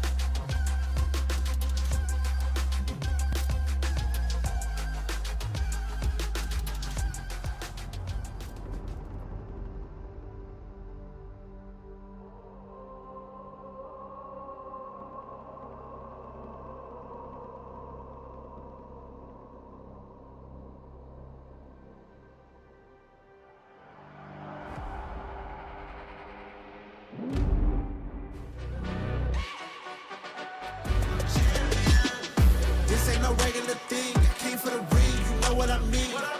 You see my name in the lights, better get right, I'm champion.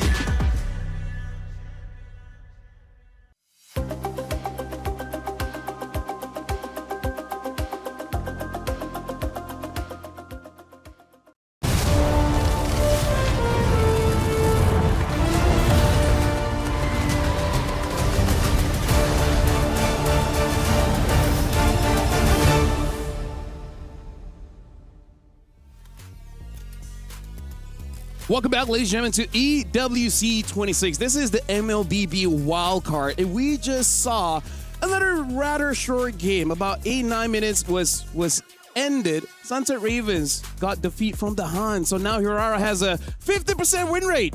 So that's kind of good. And we'll be watching this next match, KOG. Very impressive from MSL Thailand going up against VSG. My name is Phil. Alongside with me is Mirko as well as Brigitte. So far, stomps in the first 2 games. Will this be one of them, Mirko? No, I think this is actually going to be one of the closer series or closer matches that we have here today. This is a good one. I really expect both teams to do really well. I cast it for MSL Thailand, so I know how good KOG can be.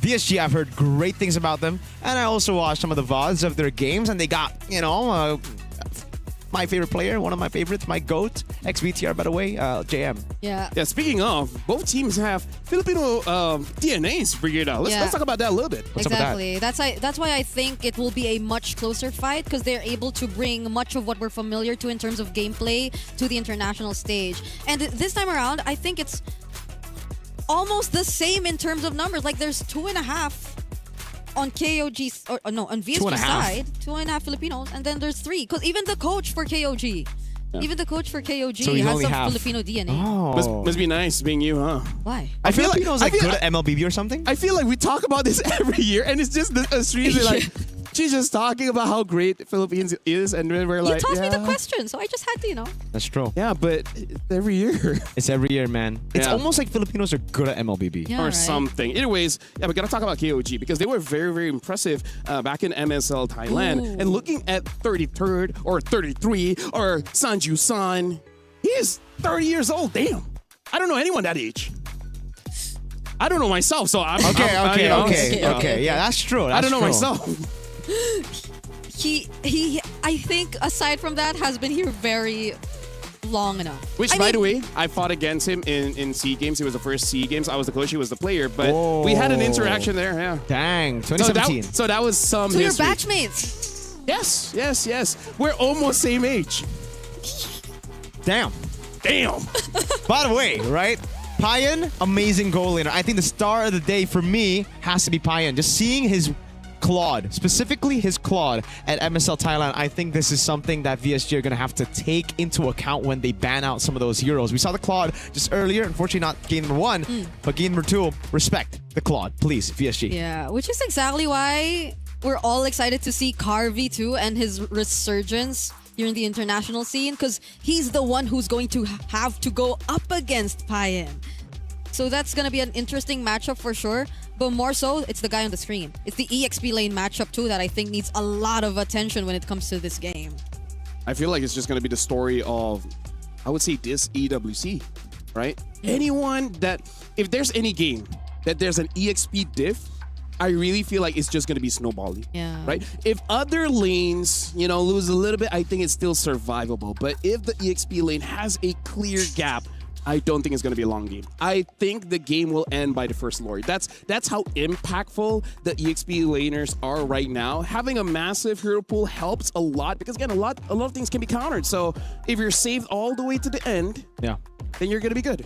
That's why, yeah, good XPs, they win you tournaments. And earlier, Bankai was able to show that, right? Yeah. Let's see who is the better XP here, because 33, he's got the experience. JM, he's Filipino. Yeah. Yeah, but Unfair advantage. he is Filipino, and he will be going up against a team who might be one of the closest to the PH macro though. So Yeah. One thing, One thing about KOG that's really, really great is, like you said, the discipline, the macro, the way they play. They understand their win conditions so well. But it was all with assassin junglers. That's the big question now. Has Kaizen readapted to that utility jungle? Because he was known as utility jungle, but then he had to adapt to the assassins. Now, is he back? Yeah, something about those assassin tank conversations. Junglers like using the assassins slightly, especially the gold lane. They like the tanks. Not what was Zane back then. Saber, I guess. Yeah, you know what? Yeah, Saber's good. Saber's good.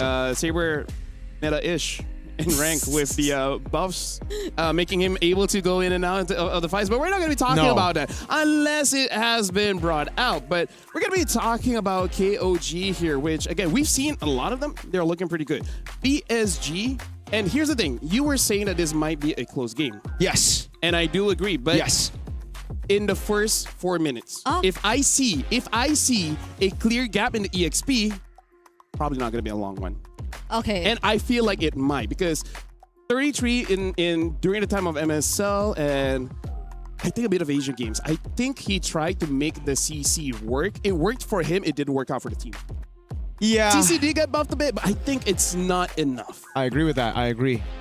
I think it's also because in Asian games, he couldn't rely on his jungler maybe, or on his goal laner. So now that he has Kaizen and Pai, and he can go back to what we see more often in MSL Thailand for him, which was actually some crazy picks like the Esmeralda. So it's tanks in the XP just to enable the rest of the team. Yeah, I still like to think that this will be our first, like, longer game.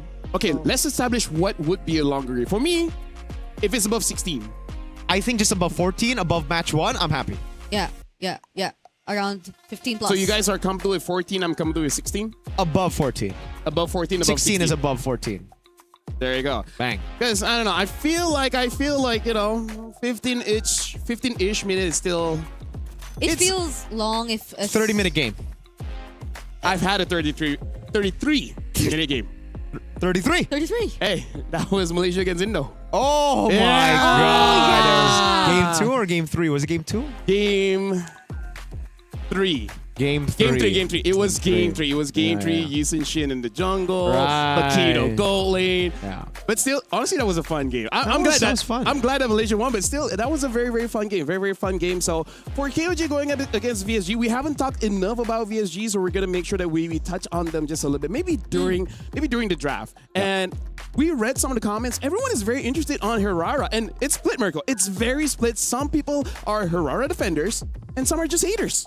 And you seem to be one of the haters. Yes. Dude, no, don't get me wrong. I love Hirara. It's just in-game, bro. It's different. You know what I mean, fam? It's bad. It's not a CEO.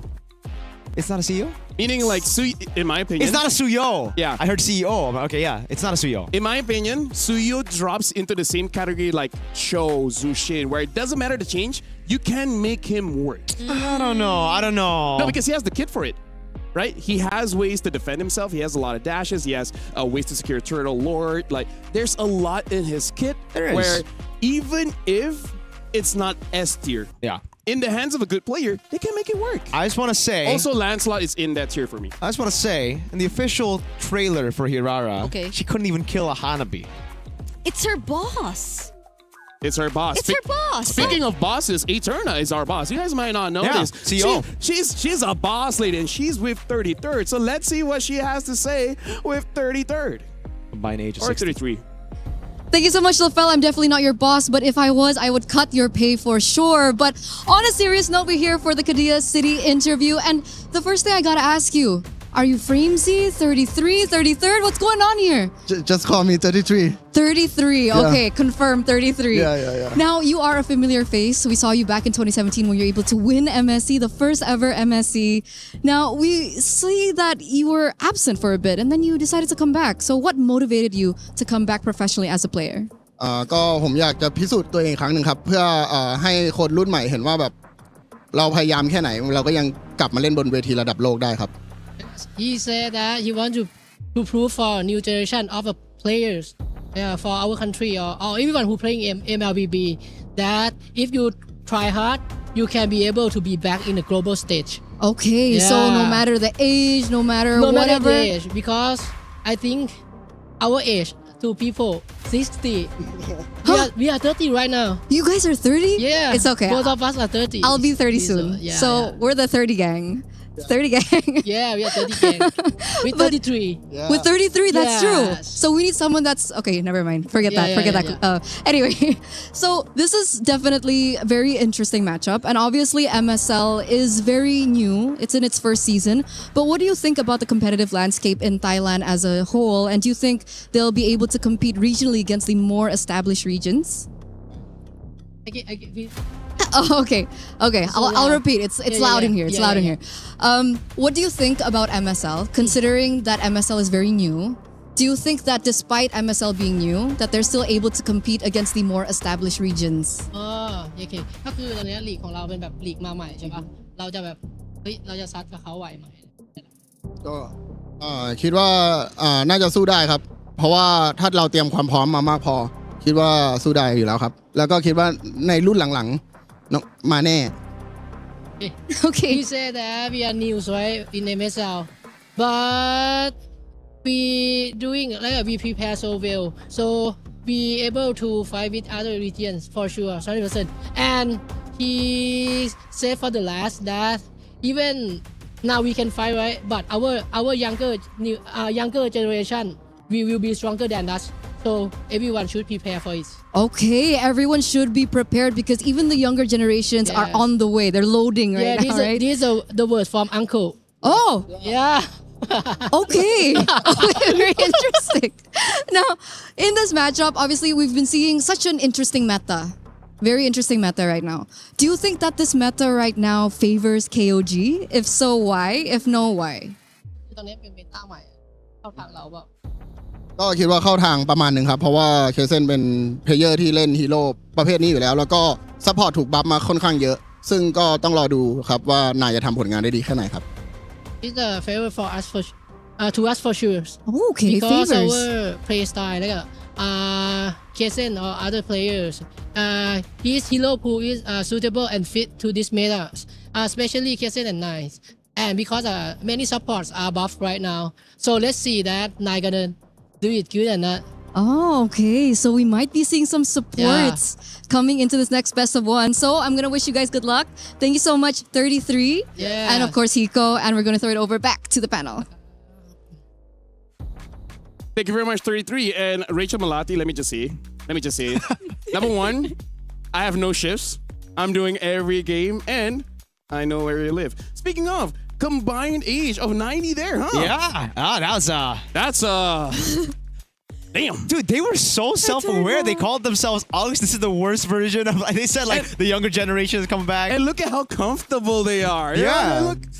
30 gang. 30 gang. 30 gang. We got 33. Hiko, Look at Brigida. She's worried when she hits 30. It's a new world. It's a new world. It's a new world. Like how so? You gotta explain it to us. Your joints don't work like they used to. Dang. Like, imagine, right? Imagine. Someone, not me, not gonna name any names. They just sit in the flight long enough. And I know that someone. I know that someone. And then their leg gets injured. Yeah, That just happens when you hit 30. That's an age thing. It's an age thing. You know, it happens a lot, I guess. Can't relate, though. Not yet. Yeah. At least I can say I injured my wrist when I was punching something, you know? Yeah, not when you were sitting. Because, like, sitting and getting injured, now that's something, yo. Yeah, but She's not wearing her IM, so she probably can't hear us. Yeah. So we'll talk about KOG going up against VSG. One of the things that we can talk about is that a lot of the supports got buffed. And if you want to use supports, it's mainly going to be the utility jungler. So it does sound like they're prepared for this, right? They don't mind using utility, but having that support, I'm really looking forward to see Matilda coming in. But hey, maybe they have something else. Yeah, because we've never seen like the utility support type of roamers today just yet. It's always been the It's Atlas, just Balearic. 3 games, yeah. Wait, is it? Yeah, it's only been 2 games. Been 2. This is the third one. 33 is also here. Everything's happening so fast.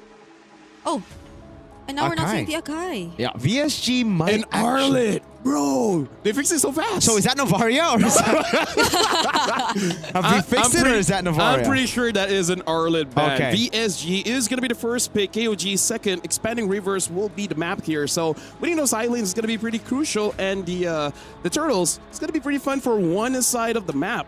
But either ways, even though VSG is the first pick here, they are batting out that Zushin. So what will be the priority?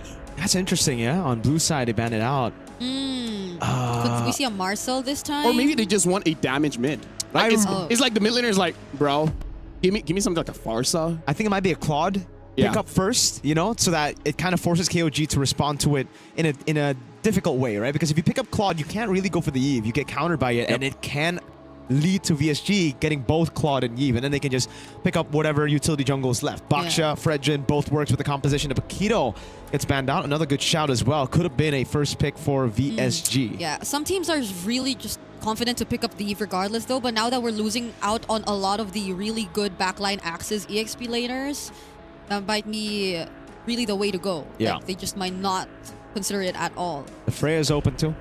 Right. I'm afraid of Freya. And they banned out the Phoveus. That is one of the picks that you would actually take away when you want to go for the Freya in lane. In Malaysia, we call her Orang Gila. Oh no. She is Orang Gila. Orang Gila. And she gets banned. Yep, good. No Freya. So I don't want to see you. The Claude option's still there. All EXP banned, by the way. This might be the new red side meta. You just gotta ban out those EXPs. I mean, it's Jam. That's my goal. XPTR, by the way. Like, I feel like Paquito and Freya are confirmed-ish. I feel like Freya confirmed 100%. Freya confirmed 100%. The Paquito, like, I think sometimes. Yeah. 90. Because it's kind of like you just have to let go so that you can get something back, you know? If we look at wildcard, it's not even a good pick. 0% win rate. Wait, was that Fredrin first pick, by the way. Fredrin. Huh. Yeah, Fredrin first pick.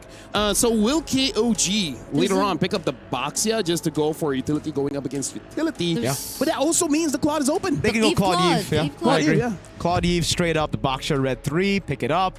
They can even just go and gotta flex the jungle a bit if they want, right? That's one thing that Kaizen has in his arsenal, the assassin. So Yeah. they technically still go for it. That was actually maybe this is one of the series where I might have considered to see an assassin come into play, maybe just because it's Mark TZ and Kaizen going up against each other.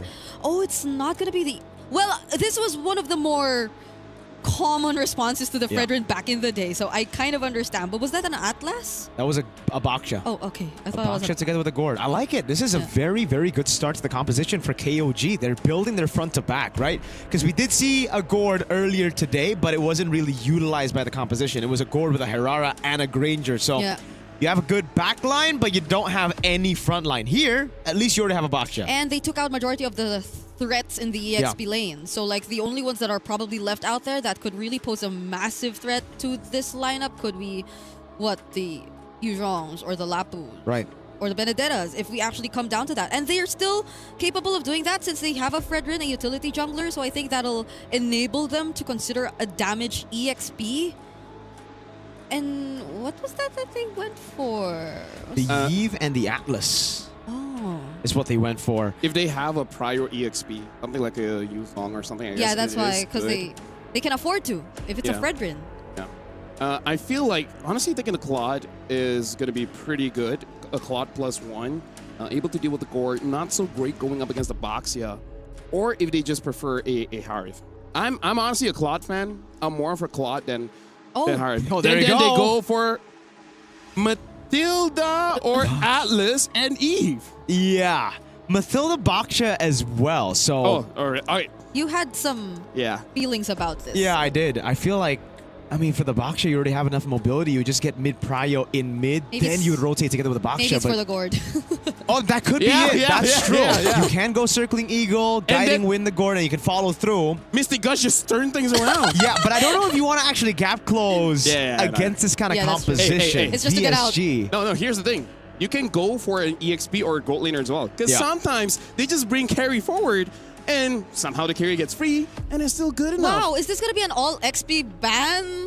It might, yeah. They're really respecting JM, and I agree now. It's justified. It's justified, and KOG are going to try their best to leave the Claude open because they can still pick it up red 4. They can pick it away from VSG. And I think they've just done such a good job at denying some picks away from VSG, right? Like even the Gord pick here, it could have been a great combo with the Fredrin. The Lapu gets... Yo, how many... 1, 2, 3, 4, 5, 6, man. Yeah. What's left? Benedetta. JM, you ain't playing, man. Eventually, we'll just go to the tanks. The Alice, Terizla. And the Sora gets banned out. All right, Jam. Okay. Say goodbye to your heroes, bro. Wait. 5 XP bans, bro. 5, 6, 7. Yeah. 6, 7. No, I was counting.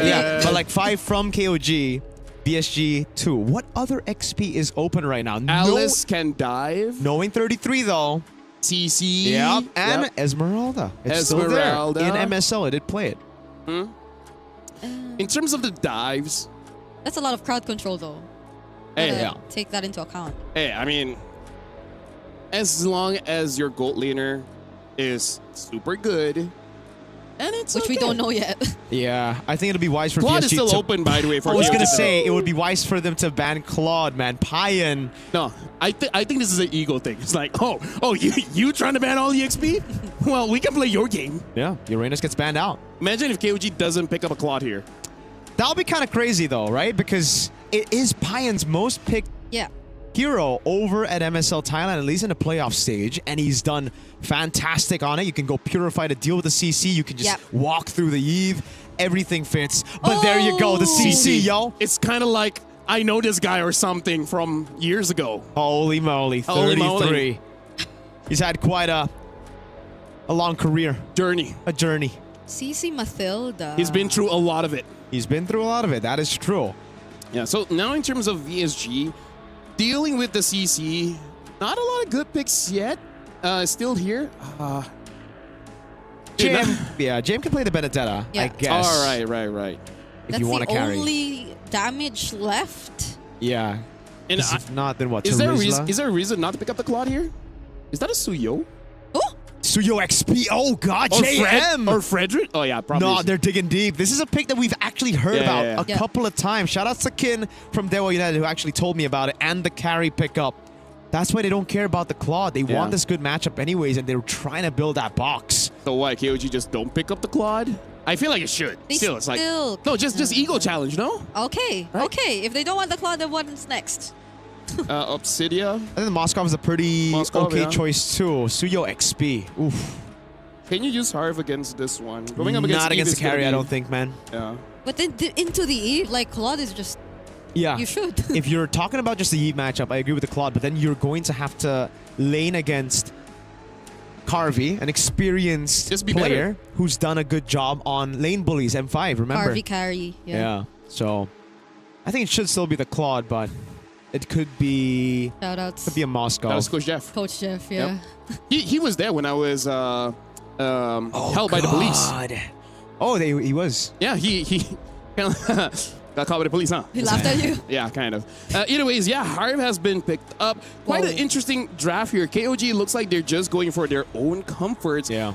PSG with the Suyo EXP. Now, this is going to be interesting. So, ladies and gentlemen, I'm going to be throwing it over to Mirko as well as Brigida to cast this one.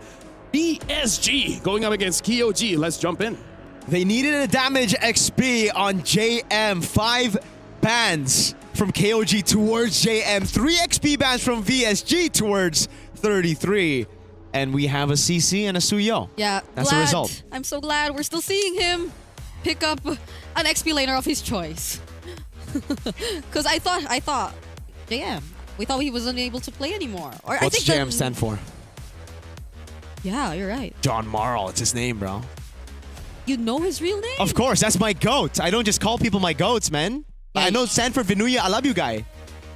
Yeah, he memorizes the full names of all of his goats. All right, folks. Here we go. Welcome to the Land of Dawn for game number 3, our third match of the day. It's a best of 1 in this brutal group stage. Okay. So now we're seeing at least the comforts getting picked up here more so by KOG. And let's see how efficient they are going to be, because considering the heroes that they've picked so far, it still looks very fast rotating. And I think this is a bit of what we were expecting. The Mathilda and the Gord sort of just really working together to make things happen in the early stages of the game. But I think we really want to pay attention to the sides as well. Who's going to win it out? And how big of a role is that going to play into how either of these two teams are going to snowball? They're talking up here. I got some Akazen early on, trying to go for that mid-prio, poking Boro down just a bit. Fun facts for you. Shoutouts to Kronos. So, JM has played a lot of Suyo games in MEC, in XP, and that was before the nerf. And now you can see it with Master Assassin as well. You get so much prio from your clear And with the Master Assassin, he actually even win out against the CC. So far so good. Bargain hunters across the board, as we've been seeing on the mid laners. Yeah, I wonder if that's also like regardless of the matchup that you see. Because right now KOG, they're going to meet here down bottom. Does Kaizen decide to go in though? Will actually bump into one, and that's going to be JM as the first casualty in this game. Not so good start for VSG, and Kaizen just gets out of there. A big weakness point of the Suyo is the fact that you are just so easy to kill against magic damage, and KOG's got that, enough of it. Something about the new Mathilda, man. You deal so much damage with the glues, plus the Mystic Projectile, and you have a box shit to deal with, so JM's got to be a little bit more careful. He tried to get the XP Crab, and now you can already see him getting poked again. Turtle, though, was not started. Kaizen decides to go on the other side of the map. Hey, Curtain Call not available, but the real world will be. Dixon lays it down, and they actually secure the first objective after KOG got a kill off of VSG. He's in. Risky choice, double retry. Hey, Martisi trying to block the way, but the Guiding Wind is just going to keep him safe. You did say the backshot Mathilda was a bit weird, but when he's not rolling, I think it's kind of okay. I say okay if they want to play it in this way, right? And they've done a pretty good job, actually. KOG, instead of just corralling over the neutral objective, this is what I mentioned about KOG. They're really smart. They know their win conditions, and with the box share, there's no real reason for you to go 50-50 against a Fredrin. Just go onto the other side of the map, utilize that mobility advantage to get some more XP, to steal some camps. Great retry too from Kaizen, shows that composure. Yeah. But Carvey, as expected, will actually be zoning Pai, and he's winning by quite a bit. Yeah, it's Kaizen doing the majority of the shot calls, and just as I say his name, how did they find Martisi there? Was he attempting a steal? I believe he was. He just got caught by a shield unity, and I think a Mystic Gush. Zed has it on cooldown, so it was just a pure burst on Mark. He's gonna need a robe real quick. Yeah, seemed to be a cross-map play supposedly for VSG right there, but KOG have been very quick to react so far, and they have been at least holding their lanes. Looking at Carvey, and even with a death on JM, but KOG must be the next plan. These two utility junglers are really just going at it. Kaizen, what? Dang! Doesn't make it in time. The knockback. Fatal Links already committed here. They got not a kill. Zed is still okay. Flickering from Dixon, but he might have put himself in danger. Kaizen trying to get away from this. No Guiding Wind available anymore. The knock of the energy eruptions. They're keeping him safe. But the Mystic Gush. Martisi's the one to fall. Oh, that was disastrous for VSG. They didn't know who to target. Everybody went for their own target, and they all got completely outbrawled. Kaizen got away with a shield unity. Great escape by Zed with the help of the Guiding Wind. And then the Mystic Gush comes up just on time, and this is the value of the Mathilda. It's not necessarily just that mobility, but the healing you constantly give to your team, and the underrated damage of the just recent buffs that you see has gotten KOG a 1,200 gold lead, and it is without a single neutral objective. Yeah, that really felt like it shouldn't have happened. That teamfight took long enough for the Guiding Wind to reset its cooldown. And he was able to survive. Kaizen with a 3-0 stat line in this game. All kills are in his hands. And now we're seeing a turtle fight coming up next. They focus on to Boro. Circling Eagle. They bump into everyone. Martisi still secures the turtle nonetheless. But there's Payen with the Zaman Force. Forces VSG out. At least you still have complete control over neutral objective with the Fredrin and the Suyo. You skill 2, skill 1, and then you retry. But the fights are just going to KOG. They're so aggressive right now. They're not letting Martisi go. He could not even resume his jungling because he's put down very low. JM has to get out of this, but 33! One more hit, but he dashes to safety. Almost a solo kill there. JM gets away just in time, and the rest of the team, they're trying to find him. He's not there. He's left the premises. It is KOG with a 5-0 lead. Again, no neutral objectives, but they've just been faster than VFG. They've been taking the fights better than VSG as well. And now it's just reacting for VSG. Over, they catch Zed. Martisi, all alone here, will dash out of it. But yeah, I think that's one of the best ways to put it. How KOG has been playing faster compared to VSG, which is essentially what you really need to expect from them with this kind of lineup. But I think a lot of the miscalculations from VSG just accelerated the pace for KOG as well. The way that we kind of get confused with their targeting shouldn't really happen, considering that they have so much layers that could potentially come out of this lineup. Oro, will he find a setup here? That was already a resource burnt out. No Mystic Gush. They could actually try to take this fight, but yeah, Kaizen. Oh, no perfect pair available. They use the Fatal Links instead, but they counter-attack with the Guiding Wind and the Circling Eagle. Dixon is gonna be okay. Can 33 find him? No, gonna be blocked by Mark TZ right there. And again, it's just clean from KOG. They get a kill. They just technically use 2 battle spells there, a Retry and a Purify out, and this should be their first neutral objective. They've gone 4,000 gold over VSG. They've gotten turrets all without the neutral objective, and now with the turtle buff, it's going to be a heck of a lot easier for them to force out fights. The cleanest I've seen so far today, honestly. It's only been 7 minutes in. They're good. I'm not sure if we're hitting the 15-minute above mark if things stay this way for VSG. Yeah. Because majority of their scaling too is just gonna come from Carvey. They'll have Dixon as well, so technically clear should be good. The thing is, Siege is pretty solid for KOG as well, as they can actually just look to zone. It's in the base turrets that we're going to have to think about later on, right? Because that's where KOG's Siege will actually start falling off.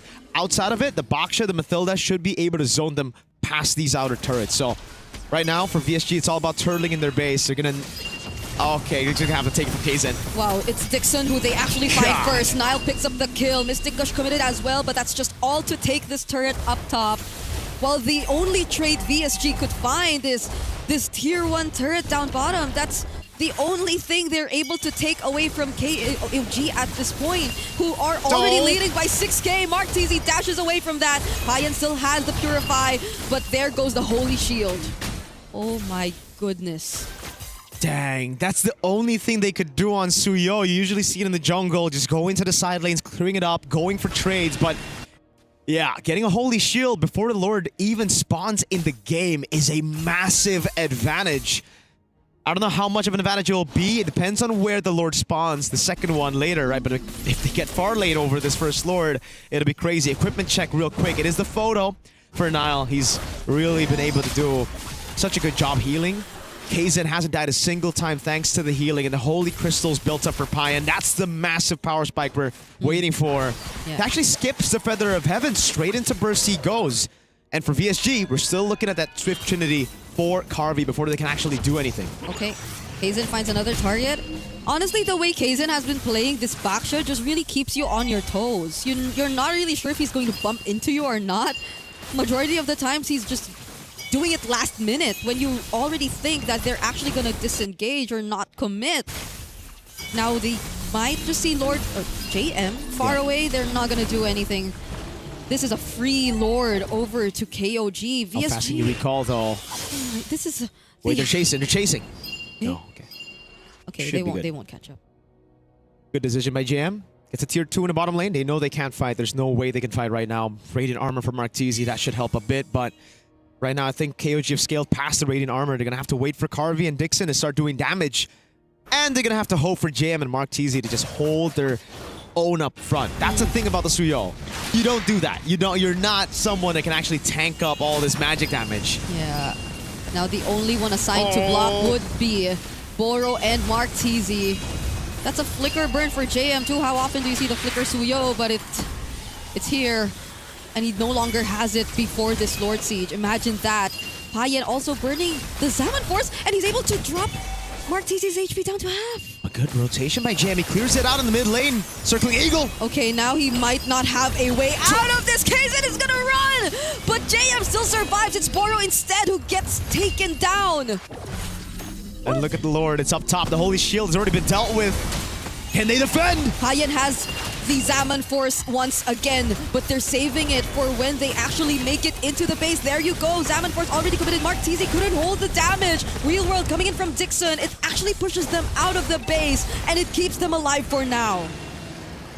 Good news for VSG is that KOG did not get the far lane, but still, it's still bad. It's still really, really bad. The base turret fell with Lord 1, and VSG just seemed to have no response to it. Even with the Harith walking up, Carvey just has so many people to target that he cannot get just a single shot onto these tanky boys. Kaizen constantly moving back and forth. Yeah. And now even the mid lane, Payan, looking to siege it down. They're gonna force at least another base turret. Do VSG have enough resources to actually go for a setup? I think not. They really just have to play it safe for now. This is an almost 8k gold lead we're talking about. They barely or have 0 kills yet on the board. Massive goal difference. You can already see it here right in front of you. Even the level difference is quite massive, man. 2-level lead on Nile against Boro. Boro is a squishy Atlas, and those two words, you don't want to hear them together, bro. He got the Radiant item first, but not even that is able to deal with Nile and Zed and their early capabilities. Dash already used by Mark TZ, but they might just be okay. They see Boro, and they're gonna play it safe 20 seconds before the next objective. I think, yeah, I agree. Like, so much of this has been because of how Nile and Zed manage the early game. A lot of damage! JM! Did not expect that! KOG just waited for the perfect opportunity, and now they take out 1 right before the objective. Now what's the call? That was pretty Kumar of my go. JM just walked up. That was so naive of him, dude. And this is a free lord. I think it would have been a free lord anyways, but VSG could have had some more of a say with the Suyo still up right now to clear out some of the waves, to stagger some of those waves. But now KOG, they can just walk up straight up to Boro. And they do that literally just now against Boro. 1 HP left! And he's gonna survive. Okay, so that's why you see, who do you really assign? If you're VSG, who do you assign to walk up to those? Just like that. Or maybe you just don't. No, you don't? Okay. Oh, that's the fatal links already committed. Whoa! But it's gonna be a pickoff on Zed. JM actually finds one, but then the response from KOG. They take out Boro too. Dixon looking to be next, but at least they walk to safety. But these are 2 waves coming in the base. JM only gets to cut the one in mid, but that's still enough to force a reaction out of VSG. Pretty solid, but the whole team wants to commit onto the base with the Lord. Now they're back. The Lord is still up, but VSG are also here to defend. They're holding on to their last base turret, and they successfully keep it for themselves. They finally find an angle to take Zed out, and it was through Boro. Disregarding the front line, going straight for Zed and bringing him into the real world manipulation. Item check, JM. He's gone for full damage. This is his greedy build, but that was what allowed him to go for the kill on Zed. He jumped in, popped in skill 2, got the kill, and then he bounced with the Queller. So now, has VSG scaled enough? Yeah. Carvey has a Swift Trinity. He's building towards the Melfic gun. Once he gets that, that'll be some trouble for KOG to deal with right now, because the Baksha won't be able to just handle straight up the pure damage coming in from the carry when he ults. So KOG are going to have to play it smart. They're going to have to try to bait out the ultimates from VSG, bait out these cycles, the RWM, and the spinning light wheels. Once that's down, then they can try to walk up. But VSG, they've survived for enough time to actually scale up. Yeah, I feel like it's something VSG might find a way around though. Okay, Carvey though, not with Carvey going down. Carvey survives. Thankfully, VSG still has some hope, but Mark TZ and Boro will not. JM? And that is not looking good for them. There are 2 minions approaching the base. JM will still be okay, but these are 5 members of KOG trying to potentially put an end to this game. Waves coming down. Payan gonna walk up. Force place down JM. Oh, Dixon, what are you going to do? It's only JM and Carvey left. And KOG end this game in 15 minutes. It's over 14, but it was not close. It was still a stomp. Signs of life here and there by VSG. But in the end of the day, it was just some of those smart decision-making. Kaizen with a killer instinct, even on a utility jungle. To see that, to see both backliners in the bottom lane, Dixon, Carvey, they weren't ready for that initiation. Yeah, I think we gotta ask our good friend LaFell's thoughts on this game as well. Good friend, man. How do you feel about this game? What do you think, good friend, man?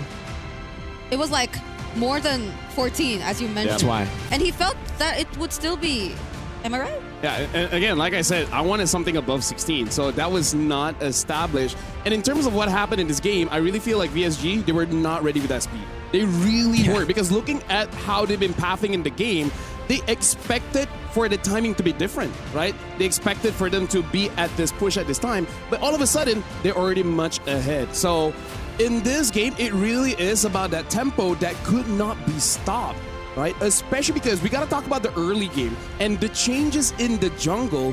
What really happened is, I would say for KOG, instead of playing for the team, they just made it so that the jungler VSG just couldn't play, right? Yeah. In their first 2 turtles, they're like, let them get the turtle. Let all 5 people be there with the jungle completely unguarded. Take everything, and then by the time it's done, it's like, well, what do I do? Yeah. Right? What do I do? Especially because the jungler, the first 5 minutes, you're not going to get much from the minions, so you can't even recover from there. So honestly, very smart play just to deny all of the jungle. Yeah. And that is where the desperation we saw. Fredrin tries to take a camp away, gets punished. Yeah.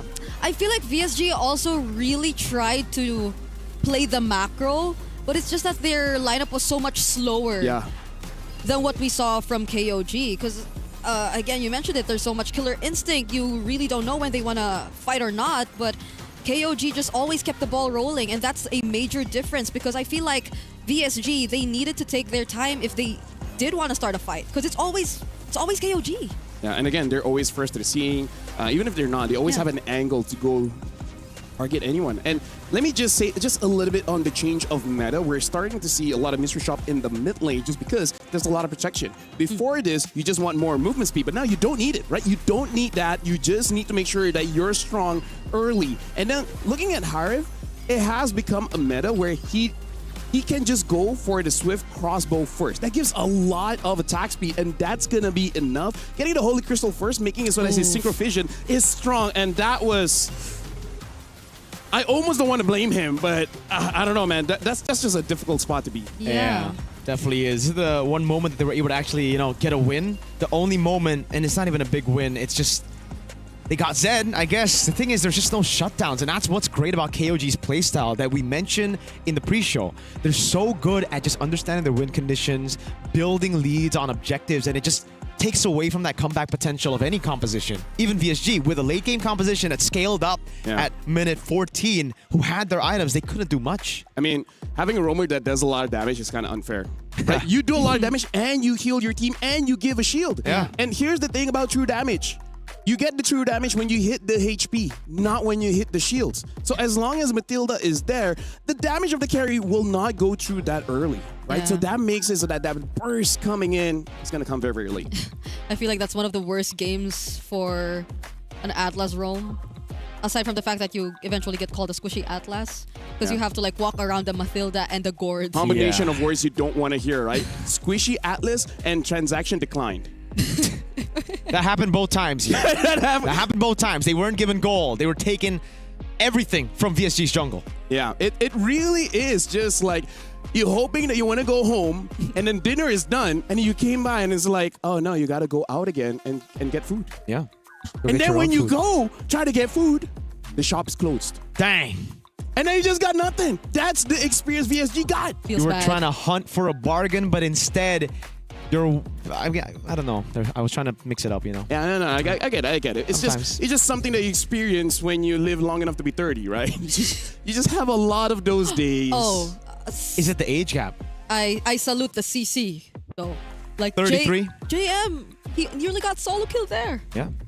Yeah, but there was like 2 gangs coming towards JM, and then it's like, okay, like what else do I do now? And then just play safe, Lamal. And then what does the CC do? You press your first skill, and then you move the joystick towards your opponent. I love yo-yos, man. Very high skill expression hero, Just a little bit higher than Hylos. Oh, dude. Hylos is up there, man. He's so hard. My Hylos mechanics, it's something you won't believe. It's something you won't believe. Speaking of, can't believe it. We've already gone through 3 games. Yeah. We're about to go to the 4th one, which is going to be your final game. Afterward, it is going to be getting Q as well as Naisu Gideon Q jumping in. And looks like Stompy stomps. Like, this is just the meta. Like, Yeah. I call this since the Asian games where it's going to be very rare for us to see very long games. But when we do reach those long games, it feels like it will never end. Yeah. Yeah. We've been through so much last Asian Games. I've been wanting to see one here in Wildcard. I don't know if we're getting it before our shift end, but What? You want to see hero? it? what if we see it in the next game? That's Suns What? and Ravens versus Team Falcons. What meta. hero? What hero? Oh, what do you want to see? The 30-minute game. Oh! I don't think we're gonna see it, honestly. What's next? Sunset Ravens Falcons? Okay. I don't think so. Yeah, you know what? One I thing don't about Falcons trying to- meta. Every Be time you think it's optimistic, going to be you a know? long game, Yeah. doesn't happen. Just don't think. Just do. yeah. It's honestly part of my motto in life. Yeah. The more you think, the less you do. The more you think, yes. It's called analysis paralysis. Analysis paralysis. Happens to me a lot, so I stopped doing it. Speaking of, we will be going for a break, a pretty short break, for us to get ready for the 4th game of the day. If you guys are here enjoying wildcards, thank you very much. We're going for a break. We'll see you guys right after this. Yeehaw.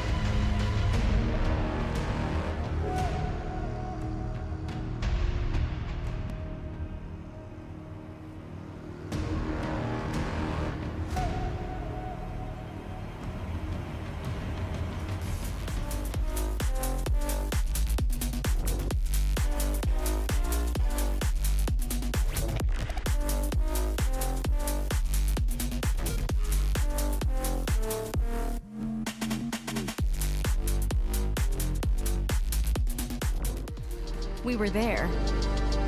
For every click, every clutch, every respawn. We were there for the years of grind. And we're here. Now. The proud founding partner of EWC. Powering the biggest event in gaming. Shoulder to shoulder with the world's best. Making history. Greatness deserves a stage. Lenovo Legion.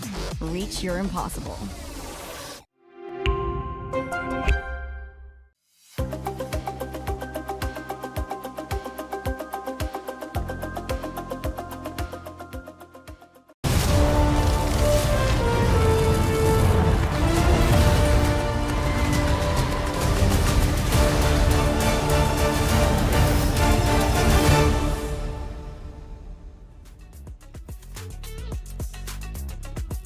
Welcome back to all you bang bangers. Welcome to the EWC 26. This is the wild cards, and so far 3 games have gone by pretty quickly. My name is Afel. Alongside me is Mirko as well as Brigida. Where this is going to be the bird of prey. We're going to have Ravens going up against the Falcons.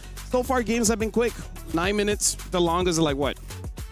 14 something? 14. Yeah, it was 15. No, was it not 15? 15. It was 15 earlier. I am an official bang banger, by the way. I Yes. play MLBB. We all bang bangers. Yes, sir. Yeah. And we are welcoming some new bang bangers in the sense that they're doing their first series today. No, not Sunset Ravens. Not Yeah, but Sunset Ravens, Falcons. Falcons. Yeah. Speaking of, we saw their game earlier. They were unable to be productive because every lane was losing, right? EXP, gold, Yeah. mid. So, and here's the thing. I don't even think it's 100% of the draft. It really is just on this experience to deal with a lot of these international players. And Falcons, they are known to be very strong in the early game. So we might have another fast one. Yeah, that's the thing right now, right? If we just look at the track records of both the teams, Sunset Ravens, we already saw what they were able to show, and I think they had their best shot at getting a win against the Huns because Falcons, man, best of ones. Yeah. They're kind of like the kings of it, dude. They've only lost 1 out of 6 best of ones. 5 out of 6 games they've won best of ones throughout M6, throughout M7. But they kind of have a wild card curse going on for them. I'm hoping to see improvements though. Like if there were any first game jitters, I'm hoping that they were able to shake it off already heading into their second series of the day because Team Falcons, man, I agree. They have this connotation that they tend to be inconsistent whenever they do appear in the wild cards. And it's mainly because ever since they did appear here, it hasn't been too good for them. Like their runs haven't been that great. They haven't really been able to make it back to the main stage. But that's the thing. They've been doing this long enough, and we're hoping that this time is finally going to be their breakthrough year. Because together with Boya, this lineup, they've been sticking together for so long. And if Sunset Ravens have admitted that it's chemistry that's the problem, that's something that shouldn't be a problem at all if you're looking at Team Falcons meta.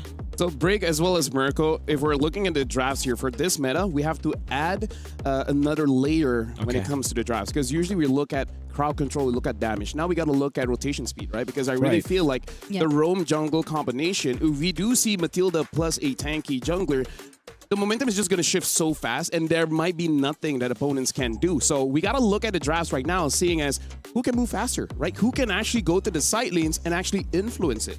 Yeah, I think that last game we saw with the Matilda 2 or the utility With the approach in Boxia, the draft was the cleanest very we've seen ever today. And I think it's mostly because of the meta. It's just really working out for these teams, especially if they really know how to make it work. But now we're back in the draft. Marcel is going to be the first ban for Sunset Ravens. Yeah, so, I mean, they've got a really good read into the drafts, I feel, Sunset Ravens. It's just their execution hasn't been on par. They actually banned out the Matilda as well. Something that we did see from Falcons way back when it was meta. They did play that game quite a bit. But the Paquito gets banned out by Falcons. They're still going to respect that XP threat.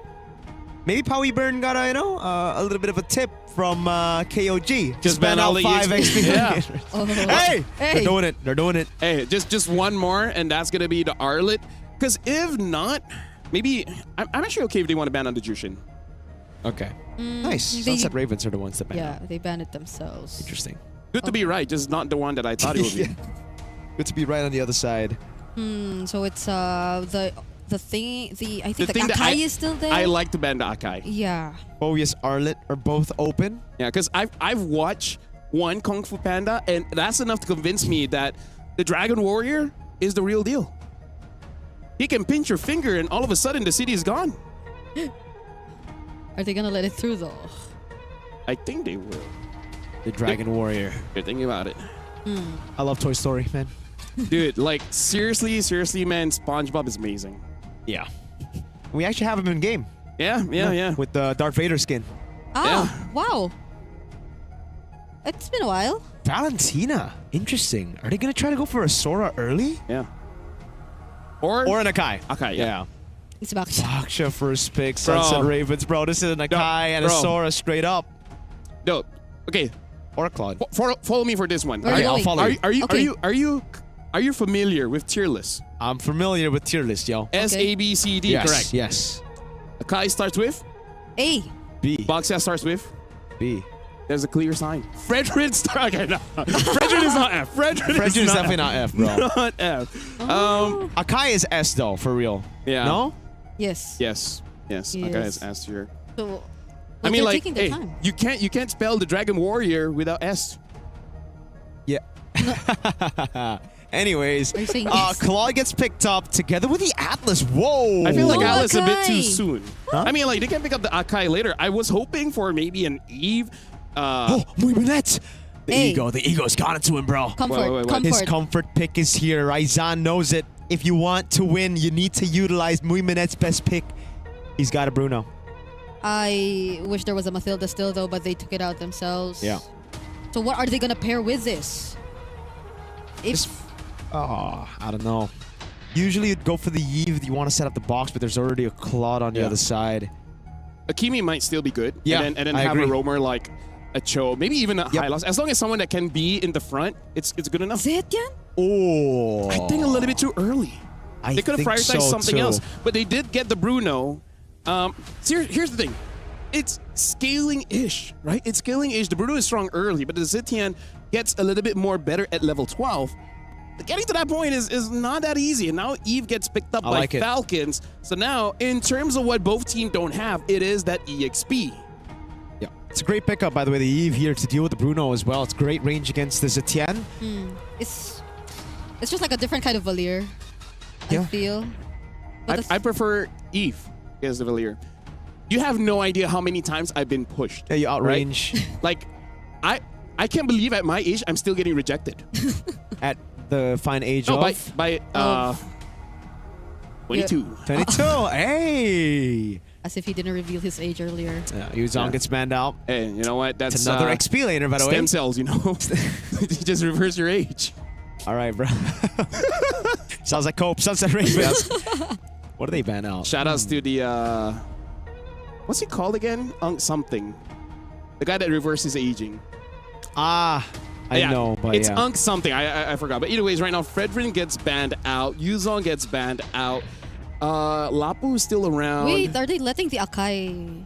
No, they get banned after this, They're yeah. gonna ban it, of course. You know what's There's no crazy? I way. think it's not a bad game for Bauman. Oh. I'm okay with that. If I'm the okay Akai with- gets banned, obviously. I'm okay with that. No CC, right? Like, I mean, you do have CC, but you already have that shred, physical defense shred against the Baksha. And you control neutral objectives, right? A big bang with the lethal counter. Yep, boom, bang, bada bing. Boyet likes Akai should be banned here. neutral objective picks. They're really thinking about They're it. not. So they ran out of Wow. Guinevere. It could have been a crazy combo too, not gonna lie. Especially with the new skins coming out, man. You know Man. what happens when you get those new skins, you know? It looks pretty. Pretty good. Yeah. Very. A lot of volume, for sure. And yeah, I hope you guys got your diamonds for that. We do. I don't think I have enough, though. I mean, like, we have a fighting chance. We have a fighting chance We have a chance. You have a chance to get it, bro. to get one. Yeah. So this should just be... Okay, they go Lapu straight up right here. Okay. Lapu. What does Sunset Ravens even go for right now? So many XPs have been banned out. The Lapu Eve Atlas. I actually feel like they might need one front line and one catch hero. So I'm thinking of, they go for the Sora. Well, as long as they go for more shifting cloud plays, that's fine. But they need some kind of starter to help out the Baxia as well. Like someone with more CC. There's not a lot of CC here if the Sora is not in the fight. Yeah, I'm just thinking Cho right now to Exactly. do the Atlas. That's all. I don't think there's a lot of other good picks. Do they want to stick to the Belleric again? I don't think so. Not against the Eve, right? It's a glue roam. Oh. Or is it a glue? Yeah, it is a glue roam. They're thinking roam, it's going to be utility jungle. And it makes a lot of sense. I think that actually scratches out Boom, the Lancelot. Balin. Oh, not bad at all. Right? Boyet. Lancelot is not a bad pick. And Boyet knows his way around that Lance. But he'll just go for the, Dragon easy Warrior. answer. Dragon Warrior. The grab, you still get to grab the heavy spin. He can't pull you over. Yeah. He can't pull you over. So at that point, it really is not that big of an issue. So And the now, Atlas is pretty good against glue. either way, right now, we are jumping into the game. Two birds going head-to-head here. So I'm going to be letting Mirko as well as Brigida be in charge of this one. So good luck, guys. Thank you so much. And this is going to be the fourth best of one that we're witnessing today. It's going to be a glue roam coming into play alongside a backshot that was prioritized and then a Kai that came in for last in the draft. Who would have thought that that could still happen in the current meta? But how are you feeling about this? Do you lean towards the Akai draft a bit more, or are you looking at the glue? I am so Sunset Ravens right now. I met them at the airport. I don't know if I told you the story. You did. And I spoke to Raizan. So, yeah, no, Falcons have better draft. Coach Raizan, by the way, shout outs. We've been commending his drafts ever since their first showing here today. But it's just that we really want to see a bit more of the execution right here, that we are officially heading into their second series of the day. Team Falcons meta though. No way. Oh, boy, The it's Dragon starting Warrior. here. The Dragon Warrior's a thief, yo! He just took it from Trap. Yeah. That's not very honorable of the Dragon Warrior, not gonna lie. Trap, though, wants to go in. Shield Unity. Oh, Okay. flicker early. Yeah. It's, I think the first time we saw the Akai come back again, they do go for the green camps, but it's in their jungler. So this is really a bold move that we're seeing from Falcons meta. Not that anyone could just really block his way, though. Oh, but Cuffin! Flickers out of the way. It is A-okay, but Falcons have lost both their flickers early on. This is some good mid-pry to play around, but look at Boyet. What? Oh my god. Dragon Warrior! I swear this is not honorable. Troll gets a pick on... Wait. What? Eska gets a kill as well, but it's an orange buff steal for Boyet. Troll's gonna... Wait, Eska's gonna go for the chase, but Troll gets away with the perfect match. This is a very awkward start to the game, but I think Patrick figures out that the Dragon Warrior is stolen They only sensed it now because he was forced to walk that way because he died. If they didn't go down, who would have checked that? Imagine Patrick reporting to Trap. Yo, bro. Nothing's in your bottom lane, bro. And Trap, at least is still level 4. Let's just give him that. At least he's still level 4 alongside or same as Boye, but... Okay, they're gonna go all in on Troll. He doesn't have the flicker. Boom, Fury of the Phoenix as well to lock him down. Wait, guys, you gotta hope for the hits. Trap gets him with the last wheel. Hey. Okay, so it's not that clean of a start for Team Falcons despite that very brave approach. All right, Popo, no ultimate. Sanji pops in Raven's Fighter. They're gonna go for it. Oh, for Big Sun with the radiant slashes as well. Onto Popo. Mexi is able to walk away. Boyet gets to pin down on Mexi. Enough damage to take him down with the Void Blast, and Trap cannot. What? Troll just gets a Sokolil. Boyet with the Retry. Let's see if he can do it. He goes down. Body Slam and the Retry. Trap is trapped against 4. It's a Fatal Links to pick up the heavy Baksha, and it's even a kill to Troll. That's an Akai jungle for you. I still do not understand how that kill came in for Pum, but... Say it right, man. There you go. Okay, LaFell is coaching us on the sidelines. But yeah, this is thanks, coach. Team Falcons eventually getting back in this game. Sunset Ravens definitely did a great job still. I don't think Cuffin was able to just comfortably position himself in that fight as the Eve because it was just constantly Mexi going for him. But nonetheless, it was just really Falcons getting back, going for the re-engage, finally laying it down, and Boyet securely taking away that objective that mattered in that recent team fight.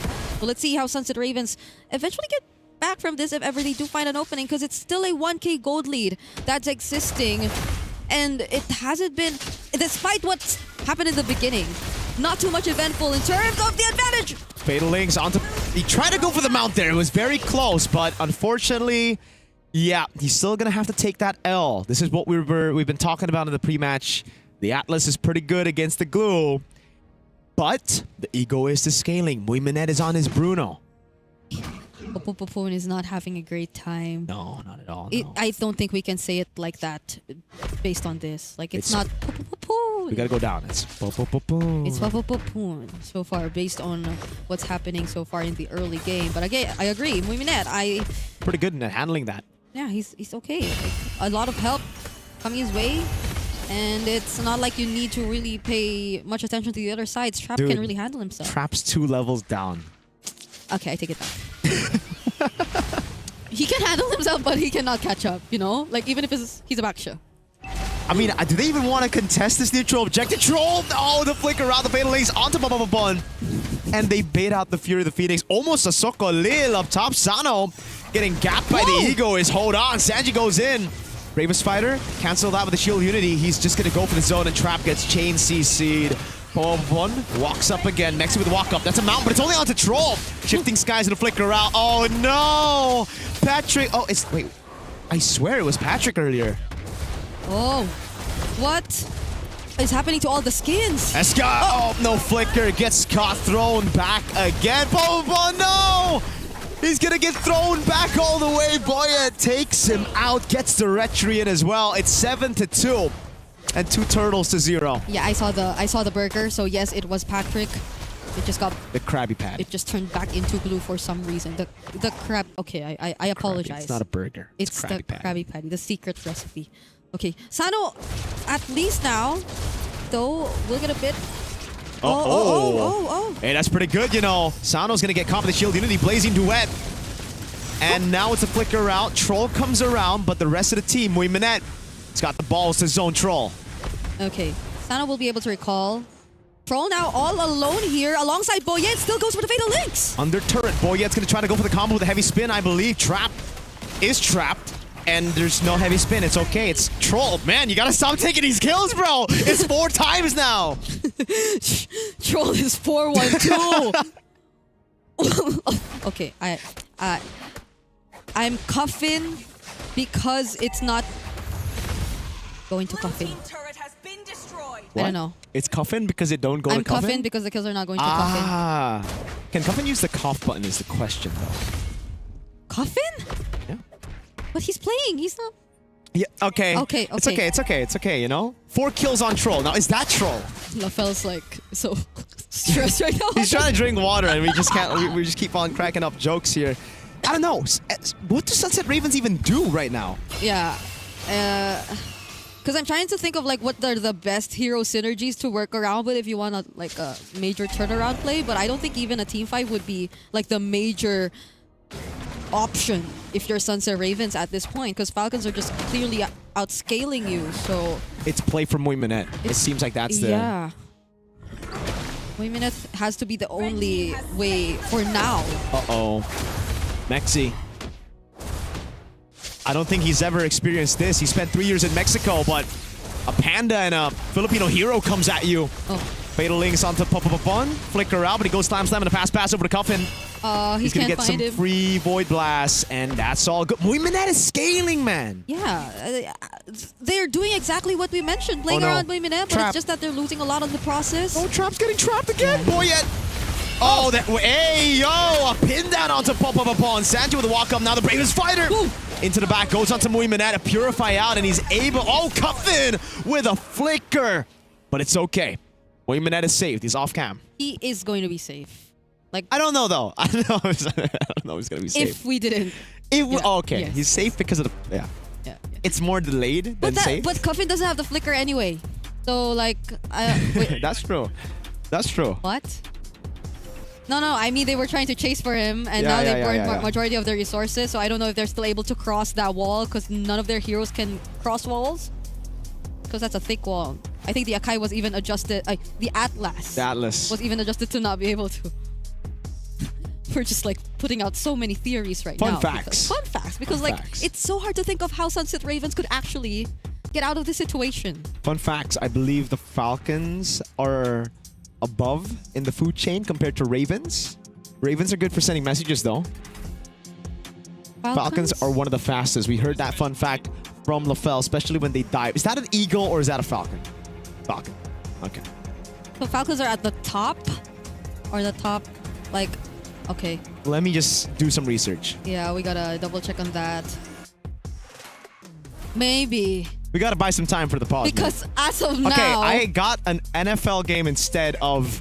Apparently those are two teams. My bad. Okay. Because so far, I think, yeah, this game hasn't also been like the cleanest we've seen. It's been pretty clean for the Falcons. Yeah.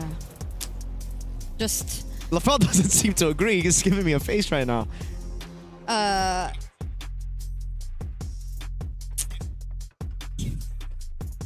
It's pretty loud. I think your voice is pretty loud. Yeah, I don't know if you guys can hear. They could catch it through our mics. Maybe. One way or another.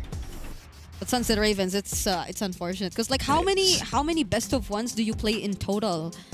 Per group, it's like It depends on the group right now. Because if you're in Group A, you have to play 4 best of ones. No, they're in B. So it's like... So 3. 3. And you are on the verge of losing 2 out of 3. Yeah. So it's a not so good spot to be in, because if we recall that previous format that we did, it's only... No, you're guaranteed to get to the gauntlet because you're in Group B. Technically, they're Either in group. way. Yeah, because if you're in group, that's why I said it's a group of life, bro. It's a group of life. Because some, yeah. So that's why, okay. Yeah, they're literally all gonna make it. They are gonna make it. Maybe. Anyway. Wait, maybe the Sunset Ravens have seen through that and they're like, you know what? Why are we even gonna reveal our strats? Oh, why so do they're we saving it for Gauntlet. Exactly. The cross bracket. Wait, cross. The breakout stage. The breakout. Yes. It has so many names. It has so many names. There's a gauntlet, cross gauntlet, breakout stage. Why did you say breakout while? No. While looking at LaFell? No. Because he has a. No, I didn't say that. Hey. LaFell is very displeased with you. No, not me. You. Wait, really? Which one? Which one, LaFell? Me or? Gotta choose one. Yo, you know what? You know what? One thing we gotta talk about is, should Troll buy a Sky Piercer? At this point, he's got most of the kills on the team. Okay, brother. You know what? The last time I saw like a tanky tank go damage. Oh. Hey, he's helping out Mexi. Shout outs to... What was I saying? You're talking about Sky Piercer. The last time I BOD. saw like a tanky tank go semi-damage was when an Akai in Asian Games. Yeah, the overrated player. Nepomuceno, right? Yeah. Yeah. Carl's so much better than that guy. Tank. Yeah, Chessman's better than that guy as well. What did he get again? Was it the... He got a lot of different items, man. Like a lot of the physical Endless? items. Was it the Endless? He had a BOD, that's Oh, for the sure. Did he have a gun? A Malefic Roar, I mean. Oh, yeah. The Imagine if he just gets a gun. He's gonna hit from so far away, dude. Yeah, it's a Malefic that they picked up on the Akai this time. Yeah, the kills are not going into who we expect them to go to, but nonetheless, the lead is still very, very clear. The hands of Team Falcon's meta. We're just gonna resolve things a bit so that we get to say popopopon and not popopopon because it's sounding sad. Yeah, I like. It's starting to sound sad because he's 0-3. What do you mean?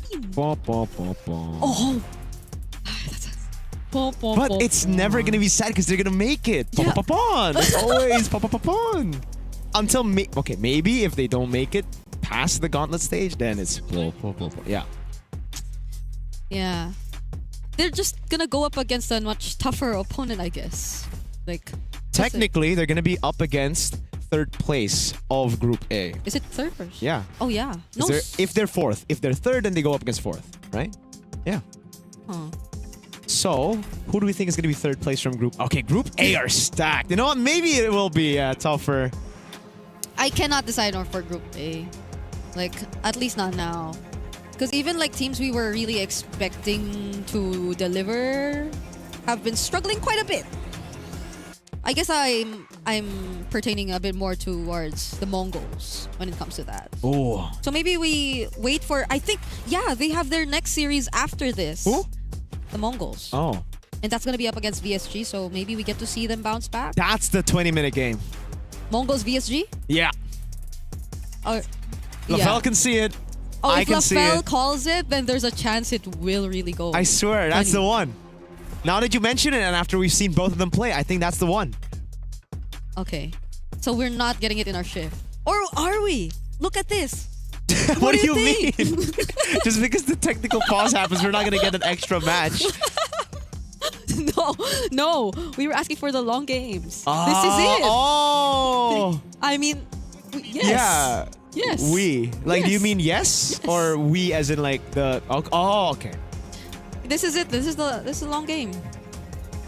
Hey, Mexi, I like his like route.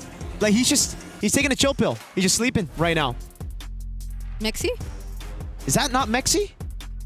That's not Mexi. I'm sorry. Mexi's the guy on the left. I'm sorry. That's Mexi. That's my boy Mexi right there. See, this is what happens When there's a pause. when the Atlas gets off the kill. Okay, when the Atlas gets all the kills, we saw Squishy Atlas, now we see Assassin Atlas. Yeah. Troll. I wonder what's in the minds of like Cuffin, Sanji, as they look at Troll with 4 kills. They're like, dude. Hey, welcome everyone. You know, I'm joining in the conversation. It looks like I've been You've been picked up. part of it since a while I ago. have been part of this conversation. Just in the back. Shout outs to the guy next to Mexi, you know, just chilling around. Shout outs to Ingan. Ingan is trying his very best to He's trying his resolve best, yeah. whatever issue is going on, which I think is with Mexi. So now in this game, Merkel, let me just say, if I as a roamer, I would say the hero that I would use the Sky Piercer on, Rock. Even without it, bro. Makes sense. Bro, my Grok is something that Husky will complain because he ain't getting no kills.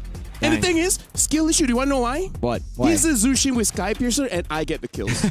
Is it my fault or is it his? I think it might be, it depends on the context, man. But knowing you, I think it's Husky's fault. No, yes. Yeah. I'm just too good with calculation of my damage. I know that I do more damage than the Sky No, Piercer. you shouldn't be calculated to get a kill, though. That's on you, then. You're a roamer. Yeah. See, it's this kind of mindset that makes y'all losers. Yeah, JP. Just because you're a roamer doesn't mean you No, ain't got I'm no also kills. a roamer. That's why I want to do Hylos 1v1. Then, you know Oh what? my god. You know Guys, what? if you do Hylos 1v1, don't invite me. Why not? You can. I don't want to watch two Let's horses spectate. beat each other up. I have seen a high loss What? build Malefic gun. Gun! Gun. Oh, Wait. damn. Yeah, gun. Who's that? Not the Malefic Roar. No, it's just in the ranking. Oh. I think he's trying to outrange me. Are you sure that's not you? Oh, it's your. Hey, Brig, you don't insult me that way. No. I mean, you were too strong, so you could afford to experiment. No, he never experiments. He He's doesn't? not the type of guy to put chocolate on his noodles. I am very disciplined. Yeah. All right? And chocolate on noodles, that sounds amazing. See? You gave him an idea. Or No, did no, it, was no, it something it's he something did? that's already done. He did I've already M3. done. I've Yeah. already done. He yeah. showed it to me. That was one of the first conversations we had. Yeah, I would say our friendship really What a bloomed. friendship. Yeah, Yes. our friendship really bloomed. We were walking through a And- mall yelling out. Even Brigitte, she's getting better. Better, Yes. better at what? You were nice before. Now, I'm not so I'm much. still nice. I'm No, Just in front of the camera. Yeah. Like, guys, Brigitte behind the camera, bro. She's a menace. She's not controllable. What do Yeah. you mean? Not controllable, guys. she's raging. I need Eterna to help me out on this. Well, like, can't. she will I understand think- me. She, of all people, will understand me. Here's the thing. Let me just tell you, Eterna, she don't listen. She don't listen. She don't To want to you? listen to us. No, she doesn't even have her IEM in, so she doesn't want to listen. She literally don't know what we're talking about. She literally don't know what we're talking about. Wait, where is she? Probably in the rooms Yeah. with Naisu and Gideon having lunch. Gideon. Gideon. Having lunch. Which Gideon you guys too. will be having later on. Yep. How about you? What about me? I still have work to do. And then apparently Eterna wants to cut my pay. Yeah. So, you know, it's just If it's she's just my your boss. It's just my experience so far. It's okay, man. You know, it's been. Yeah, you know, getting stopped by quite a few people. Yeah. Speaking of Scanning. scanning, All the good stuff. all the good stuff. Okay, so someone said, is A7 playing today? No. No. No. Two A7 teams is won't be not- playing today. Yeah. A7. A7 and Nightmare are playing tomorrow. How do you know that? The schedule says so. Hey, see, she is the one with the brains. Yeah. She wouldn't comment, is A7 playing today? Because she sees the schedule. Yeah. In fact, some of us are going back. She's not. That's how dedicated she That's is. true. She's staying here, Yeah. refusing rest. By the time we get back, she'll be a French caster. Yeah. She'll Oui, speak oui. French. Bonjour. She's Yeah. already got... Je m'appelle Brigitte. I'll think about my French Your name is Brigitte. Je m'appelle appelle. Yeah, so, okay. Oh, Je m'appelle? that sounds so Native? Accurate, yeah. compatible. I'm Je m'appelle appelle. 0.1% French. I told this to Eterna. She laughed. Why'd she laugh? She said it's insignificant. What? 0.1%. Bro, Insignificant? everything counts, man. Yeah, Exactly. 0.1% is still a percent. Do we read chat or what? I mean, you can reach out. I'm okay with that. Yeah, someone said, Miracle, you're my... What? You're his life. You Dang. are his life. Shout outs to him, man. Are you a roamer? No. Maybe I'm Group B. Which, by the way, isn't it wild What? that in JJK, top 3 healers, Sukuna is there? Top 3 healers? Yeah. How is he a healer? He healed Megumi. Enough for him to stay alive. Yeah, that's true. Yeah. And he can... I'm not up to date. No. Don't spoil me. Oh. No, listen. He has the reverse curse technique that is so good that he does it on himself and other people. See, he's a healer. Yeah. Gojo does it to himself only. Yeah, Yuta can heal too. And then here's the thing. When he's cut in half, he doesn't use it. Not good enough. Why did someone say I'm crazy? What did I say? What haven't you said? Okay, that's fair. Oh. That's fair. I should have pressed the cuff button. No, sometimes you just don't know when it's coming. That's what she said, yeah. Oh. Falcons. Speaking of Falcons, Boyette, Akai, Dragon Warrior. He's not so Dragon Warrior-like, man. I thought the Dragon Warrior was supposed to be honorable, supposed to be good. He's been stealing jungle camps. That's the second part of his training, right? He needs to know to save the world, right? There's a teaching in the ninja world. Okay, what is it? If you want to protect the ones you love, Yeah. you gotta stab your enemies in the back. Huh? What? Yeah. Why not in the front? No, meaning to say, if you really want to protect something, then you gotta do everything that you can to protect it. Meaning, like, during that time, you don't think about honor, you don't think about pride. You're just like, okay, you know what? You could kill everyone, so I'm gonna kill you first, and then that's it. Problem's done.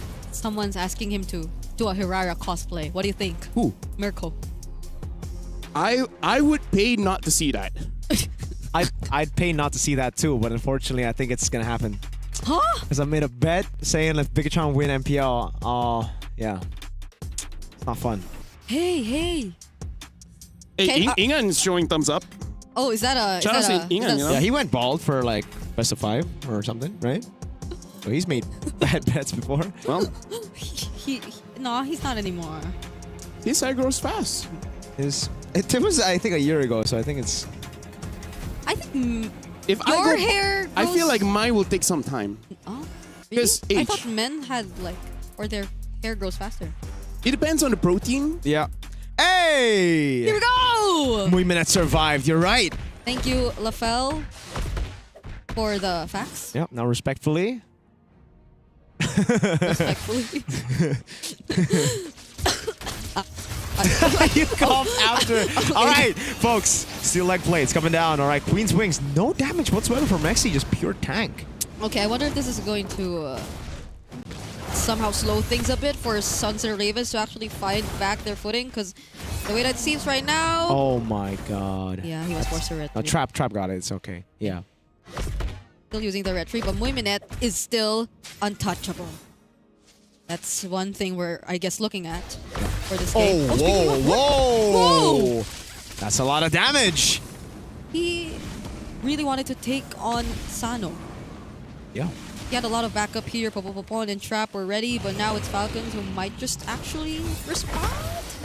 Oh, nice dash away. That slide tackle. Boyette has already used a big resource now. Wait a second. They might be going for the reinitiation. Mexi goes in with the shifting skies. Oh, Fatal Ace to bring him into the RWM. The Period Phoenix stalks him down for a bit. Sanji gets away. Popopopon on Troll. Gonna try to bring him back, but he's gonna go and fall. Sanji taken out. Muy Minute doing a good job hiding away, but now he's gonna get caught with the perfect match. And that's the all-in. Muy Minute taken down. A double kill for Cuffin. But finally, Troll gets shut down. Yep, it doesn't seem to be enough just yet. Oh, another heavy spin from Boyette! Eska, no, he gets caught by the Blazing Duet. Boyette takes the kill, and it is a 4-2 trade. Yeah, it does seem like we need a bit more. Or maybe it's also Muy Minute just really forced to take on the tankier heroes first. So it definitely took some time aside from the existing gold lead. So now it's a free objective over to Team Falcons. Mena still in the lead, still taking charge. Sunset Ravens, we were considering their main go-to plan now that they're playing from behind to be just playing around Muy Mined, but in that particular sequence, it was a slight miscalculation, I guess. They picked their fights in an area that Falcons could just easily reach them, or easily reach Muy Mined. Troll in the back. RWM locks him down, and it's a pull-up again. Eska could not flicker out in time. Sano's doing so much damage on the main tank trap. And it's a free tier 2 in the mid lane, a bottom lane, and even up top. Okay, they will lose this. Oh, they actually used the retribution, so they still have that holy shield in mid. We're still 11 minutes in this game. It's all been happening so fast. Okay, Troll. Oh, Papa with a big slaps on the pass, but now Sano goes away. That's a killing spree for Boyan as he pins him down. Mexi and Muy Mined gets caught by the stun, and it's a good escape by Sanji. 1 HP. Boyan picking up the kill. Now it's Cuffin. Straight up Troll into it. Sano with the flicker in the blazing went into the back line, but he gets taken out. But Eska. Okay, he actually is still able to get a kill. In the end, it's Muy Mined for Sano and a base turret with the First Lord. Forced to use the Purify. I don't think even if he timed it well enough, it could have been enough to save him in that situation. He was being chased by 3, even right under their base.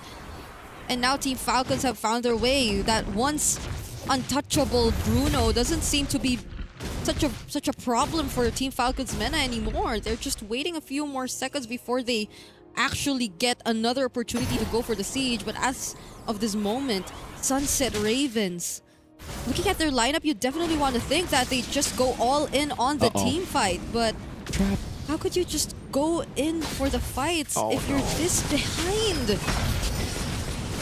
Oh no. Yeah. Oh, dude, they're gonna try to stagger the timers as well. Bang, giving a kill over to Cuffin.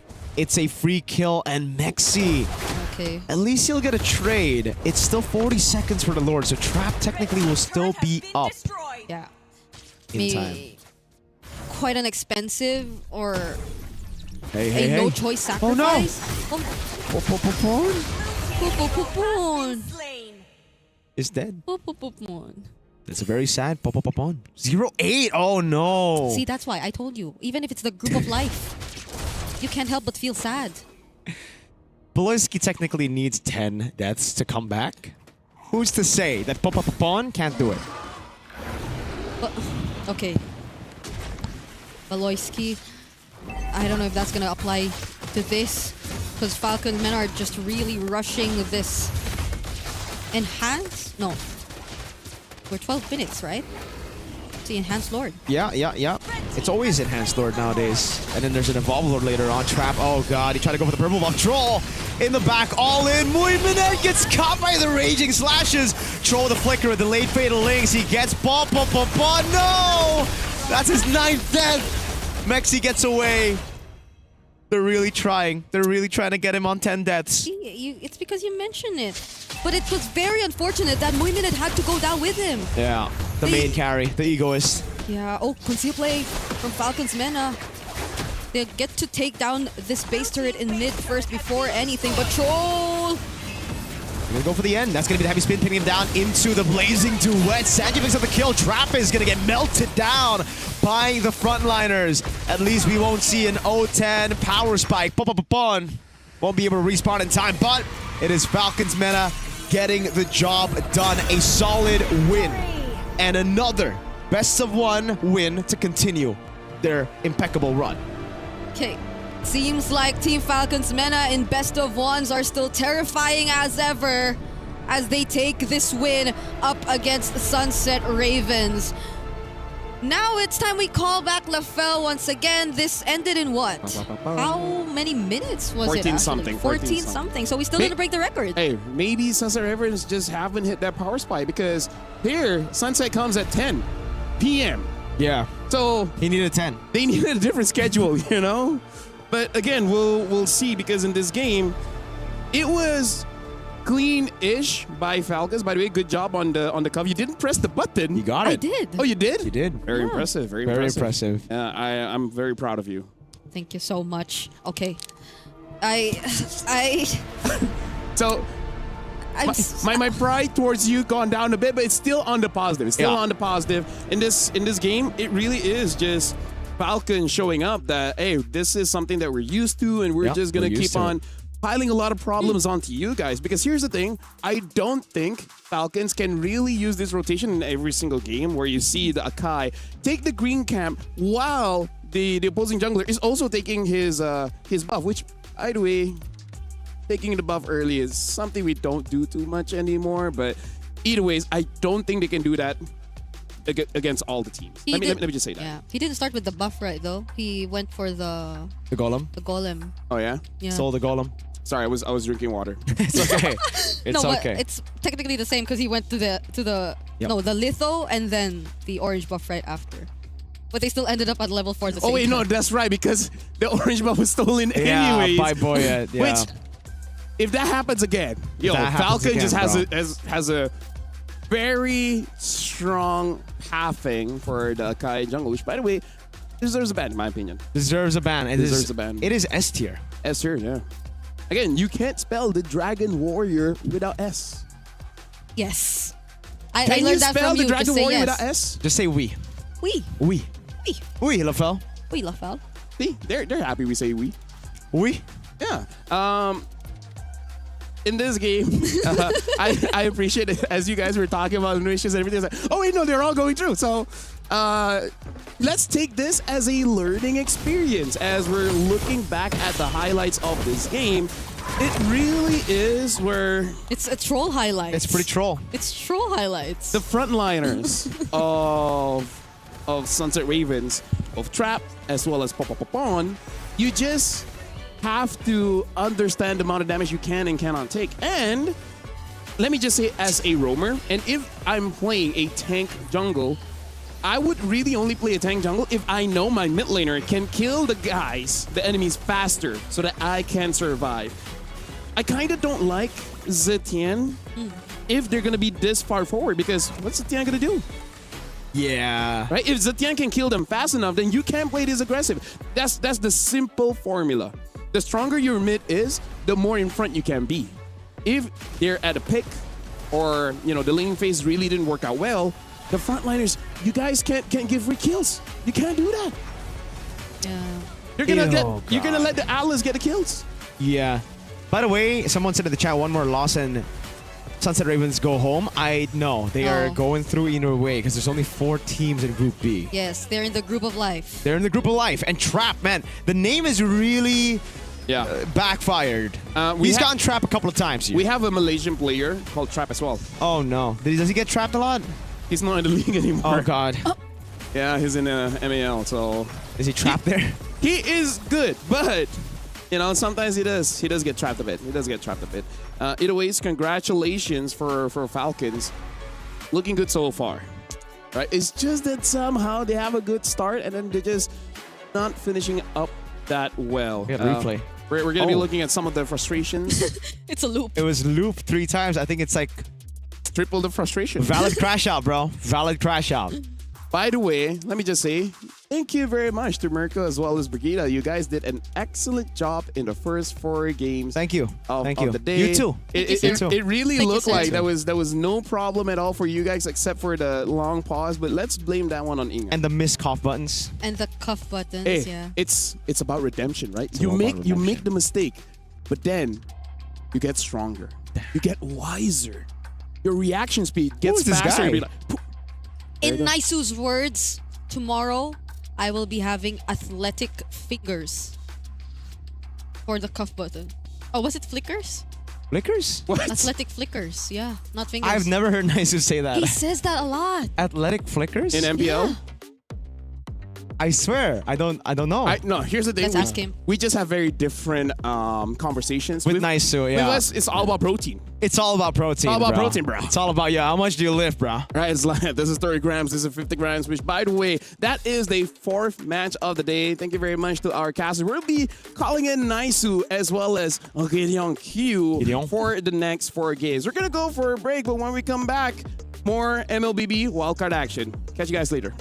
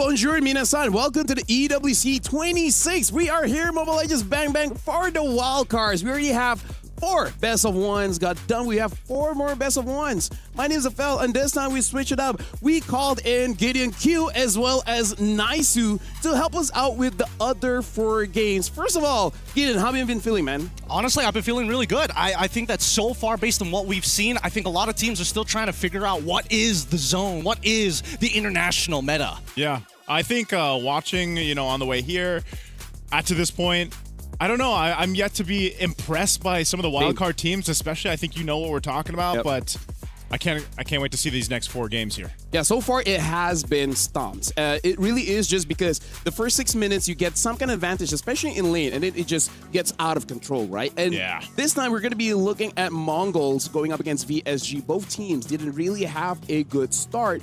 Mongols bringing in the Hirara, but again, their draft is just all about skills, and when the skills are done, they just don't have enough damage. And then VSG, JM got like what, 8 total EXP bans, and then using the Suyo in the EXP, it really didn't work out well. So now they're going up against each other. Hopefully after the experience, they're like, okay, you know what?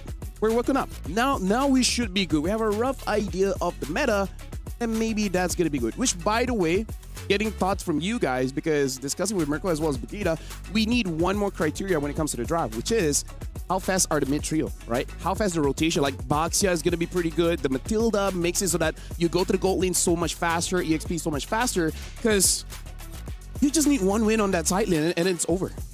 I don't think he's there entirely wrong here, Naisu. Personally, I think that, yes, the rotational speed of that mid-trio makes a lot of sense, but at the same time, there's a lot of outside factors. Number one, we have to start talking about the lineup and how these guys want to rotate in the first place, especially since we are hoping that this team that we see before us is going to make the difference. Too slow in their first game. We need to see them accelerate.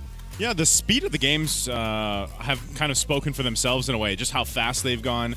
I know we've had a little bit of a wait, but leading into this, I think one thing that sticks out is, how fast can teams rotate? Of course, you guys just briefly talked about this before you closed to the break, where you're talking about, the jungle, right? The choice of camps and your rotation and the early on where you want to go, what you want to do. And we've seen teams kind of adjust from that ever since that patch came out. And teams have kind of opted of, do they highlight that jungler route and lead into their first big team fight being that turtle, or do they go a different path? And I think that's why, too, the Baksha has been such a mainstay pick in the jungle, because we already know he rotates around the map like a madman, right? He literally rolls around, but also just that tankiness is really valuable right now. I think right now, the only thing that's really going to shape how the meta is going to go, especially for teams who are more macro-centric, I want to play for the late game. I want to go back to the old meta where it takes 15 minutes before I actually come online. Well, 11 minutes if you're really, really good. But generally speaking, I think that we don't have a mid laner that's independent. You always have to call in your support. You always have to call in your jungler. Where are the standalone mids? Speaking of, 50 minutes is the longest game so far. And 15? Yeah, 15 is the longest. That's a long game right now.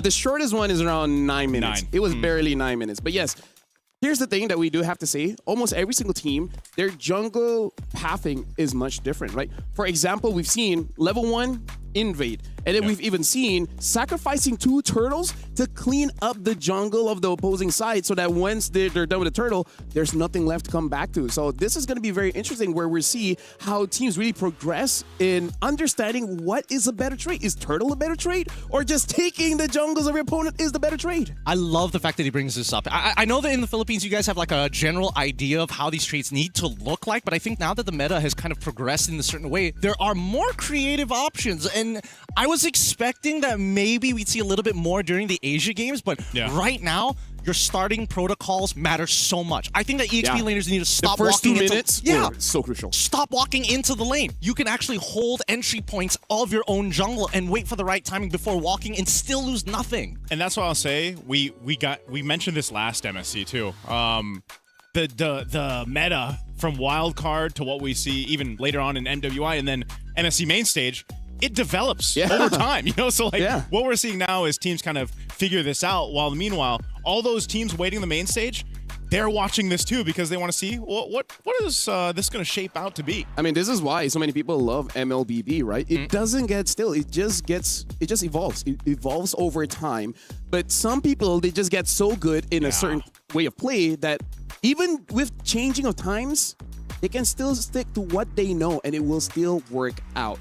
Now, let's talk about Mongols sticking to what they know. Usually, they play a slower pace of game, but game number 1 today, they tried to go for the Harara. It really didn't work out, especially when we see their counterpart, Hans. It looks like they use the Harara just a little bit better because they are able to control that mid game, and it helps that their side lanes all won the individual lane. Right? So I guess the question here, Harara, yay or nay? I want it to be a yay. You want it to be a yay, right? I want the Harara to work. For many reasons. Yes, of course. I get it. Right? I do, man, but I don't know. We actually had a discussion about this on the way here. Yes. Like how, yes, being the first hero that has basically 2 abilities, the way that she's kind of maneuvering through these team fights and everything. I mean, we already saw a sample size of it. And there's still something lacking with Harara's kit in her. I feel like damage. the damage, the valuableness that she can bring to a team composition. I think that's the only way that they can balance her. Because if they gave her that early game damage, I don't think there's any other jungler that can deal with her at level 2. Like, that's just impossible. I think right now, Harara's in an interesting spot. But you need a composition that can bring your opponents down to that 20% threshold. And that's when Harara could say, all right, now 100 to 0ing you, not that bad. Yeah, I feel like part of it is understanding the build, because some people in TikTok has experimented. They say when there's an endless battle, it does a lot of damage, but at the same time, it might be a little bit awkward just juggling your basic attack in between the skills. But yeah, either way, I kind of feel like if the damage comes later, just at the scaling, so that by level 12, you already have much better damage. But for now, we will be throwing it over to Eterna, where she's going to talk to someone from VSG just to see how they feel as we going into the match between VSG as well as Mongols. Let's throw it over to Eterna. Thank you so much, Lafel. We're here now for the Kadia City interview. And of course, right now we are with the roamer of VSG. We have Boro. Welcome, Boro. Thank you. Nice to be here. It's finally nice to talk to you as well here up on stage. And we got to ask you, after your first few matches, how are you feeling right now coming into your next? Of course, we lost the first game, so not ideal. But we have a saying with VSG, the first game is always warm-up, so expect more in the next game. Okay, we're going to be waiting for that for sure. Now, Boro, you seem like a familiar face, and I think a lot of people understand that you've been to MPL MENA, we've seen you at MCC as well, so could you talk to us a little bit more about your journey, your background, and how finally you ended up with VSG? It's been a long journey, I started in MENA, like you said, got an offer, took it obviously because I want to play Esports and MLBB, and there was no place for Esports in Europe, like where I'm from in Germany, Western EU.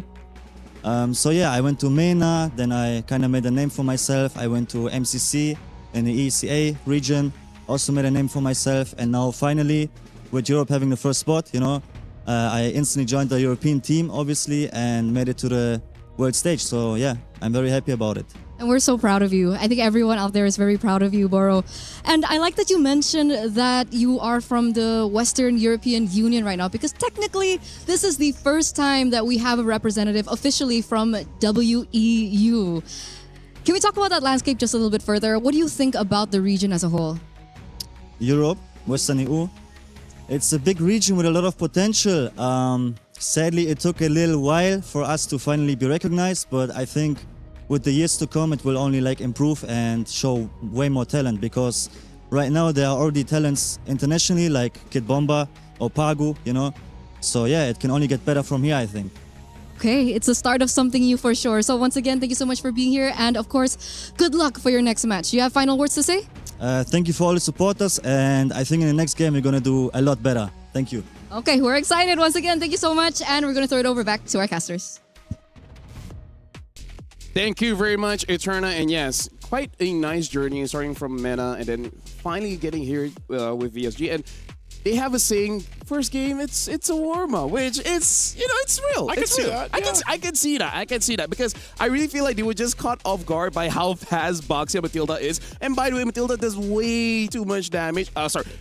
does appropriate amount of damage. I don't want it to be She does just more now, kind of technically, right? Yeah, I mean, like, I love using Matilda, so I think she's perfectly balanced. No, she's so under the radar. Yeah, you know, dude. Like, undertone. so weak. Oh man, they need to shorten the cooldown of the guiding winds. Of course, that's it, and also increase the scaling of her ult as well. I might as well, right? Just give her Add it more on. damage. Of course, of course. Make her first kill when she hits. She heals her team. Like that. Globally. That will make it. That will make it more fair. Speaking of, yeah, he said that. Yeah, first game is gonna be a warm up going up against the Mongols, which I feel like both are kind of in the same mindset. Yeah. Like we didn't start the way we wanted. So how is that gonna affect them? Can I say something though? Like with the best of one format in the wildcards, like we did last year, you know, it was just one of those things where we kind of expect these teams to have this kind of warm up period. You just don't want that to carry over in your second match, you know, because it's like get your one game in, get warmed up, but because of the nature of wildcards and how kind of brutal it is, you don't want it to warm up too long. And I think so now for either one of these teams is really going to have to get that win and get things started because, you know, just after one day of wildcard being done here, eventually after we get these 4 matches, stakes are already in play. Oh yeah, no, especially after like the start of the show, we saw what the format already looks like, right? Only one team is going to be able to make it to the main event, and I think that having a good day number 1 really sets you up for success. So ideally, if they walk away 1-1, that is the best possible solution for either one of these teams. Yeah, I feel like you got to build on that momentum and you got to adapt fast. You got to learn fast because you're bound to make some kind of mistake, right? Either letting your opponent have a power pick or your rotation just doesn't really look that clean. Either ways, first day, the threat isn't super high. But like you guys said, as the week goes on, it gets real because one chance, there's just one chance for you to get that golden key for you to get to the main stage, to fight for that prize pool and try to beat some of the other teams that are there. Yeah, I mean, I can totally agree with this. Yeah, I mean, like, you can fight against those. They're like okay at best. Yeah, they're going to make a mistake at some point. They can fight against Vamos. You know what? Hey, they can fight against Team Liquid Philippines. That's another big team that people are going to be looking out for. Let him say that. Let's just stick to our region so that we don't get the cross region hit. You know? It's like, let's keep it simple. So when they say something, we understand what they're saying. Yeah. But either way, we're gonna be jumping into this game. Zigzor, do you guys feel like still going for the assassin or tank? Because I think they just need the momentum. Maybe just. Which, by the way, Hirara seems like a Mongolia thing because both teams pick up the Hirara. I feel like they have a rough idea what to do with it. It's just the supporting pieces that I feel like is very different. I'm not gonna lie. I feel like right now, especially looking at these two teams, the junglers have very separate ideas of what they want to do with the rest of the team. And I think that kind of hurts the draft in certain areas. But you can tell they are actively trying to play make. They are actively trying to put their opponents behind. And that's why I think Baxia is by far the most all-in-all. You're an assassin player, you're a tank player. He is that in-between of like, oh, I'm fast enough and I deal just enough damage to be threatening. Can I just say, this is the kind of meta that I like. It's not enough for me to win. I just want you to lose. You don't miss the Harley at all? I kind of miss the Harley. The Harley Suyo jungle matchup. Let me just tell you, as a roamer, I don't care. But if you ask a gold laner, they might be like, you know what? I'm glad that Harley is not here. You know, like as a roamer, I'm just like, I don't care about Harley. But you know, I don't know. Like, are people rejoicing to see the likes of the utility jungle? No. I think that's why also some teams are trying to force the Hirara, man. I agree that they're trying to... I refuse to change. They're standing on that hill and they're willing to die for it, right? And I'm down for it. I'm always down, but there needs to be a little bit more support and polish. Yeah. Right now, I'm looking at the EXP because this is one of the few times that we actually have a pretty open meta of what the EXP needs to do and also a very clear direction. Hey, you're going for backline, you know exactly where you're going. If you want to deal with frontline, you have your options as well. I feel like I've had this, well, you guys talked about this, how we talk about everything. There's some XP laners out there that are really, really prominent. It has multiple names out there. They're like above average, you know? And I think a good depiction of that is when, like you mentioned, with JM, everything was banned towards him because right now the XP lane sits in this place in the meta where it is even more impactful than it has been before. We've talked about this in our own regions and even in other international tournaments where the value of an XP laner is so apparent for a lot of teams. Well, even more so now, I feel like, and maybe that is something where we see develop over the course of MSC entirely, where it's like, we might see teams really hone in on the XP lane bans. Yeah. Especially if you're on red side. I feel like on red side, you really got to be careful on letting some EXP goes because I really feel like Freya can change the game. Makito can change the game. I'm of the opinion that Freya is a bigger threat, but hey, that's subjective. No, so now we might be jumping into the draft anytime soon here. Any initial thoughts from you guys that we have to look out for VSG as well as Mongols? Or do you guys feel like we're just not going to see the same draft that they showed earlier? I think it really depends, right? Because day one is always special for these types of events, especially when it comes down to the wild cards, right? Yeah. Everybody's coming in, done their homework on every other team that they've done in the group. Which, by the way, they're scrim partners. Well, they're in the region that they scrim against each other. So there's a chance that they've met each other plenty of times. Thank you for bringing that up. And that's exactly why I think that this particular game, I don't think, since it's a best of one and both sides are 0-1, I think they're going to go into comforts. I think they're saying, you know what, scrap the plan. We need to feel good about ourselves first before we enact our war plans. That might be the case, man. You know, I got a chance to go ahead and cast the qualifier series for the Mongols up to this. That was MCT East Asia. And, you know, the way that they played through that, and it's interesting because we have the 3 teams that are in the wild card from that, which is Sunset Ravens and the Huns, who we'll see later too.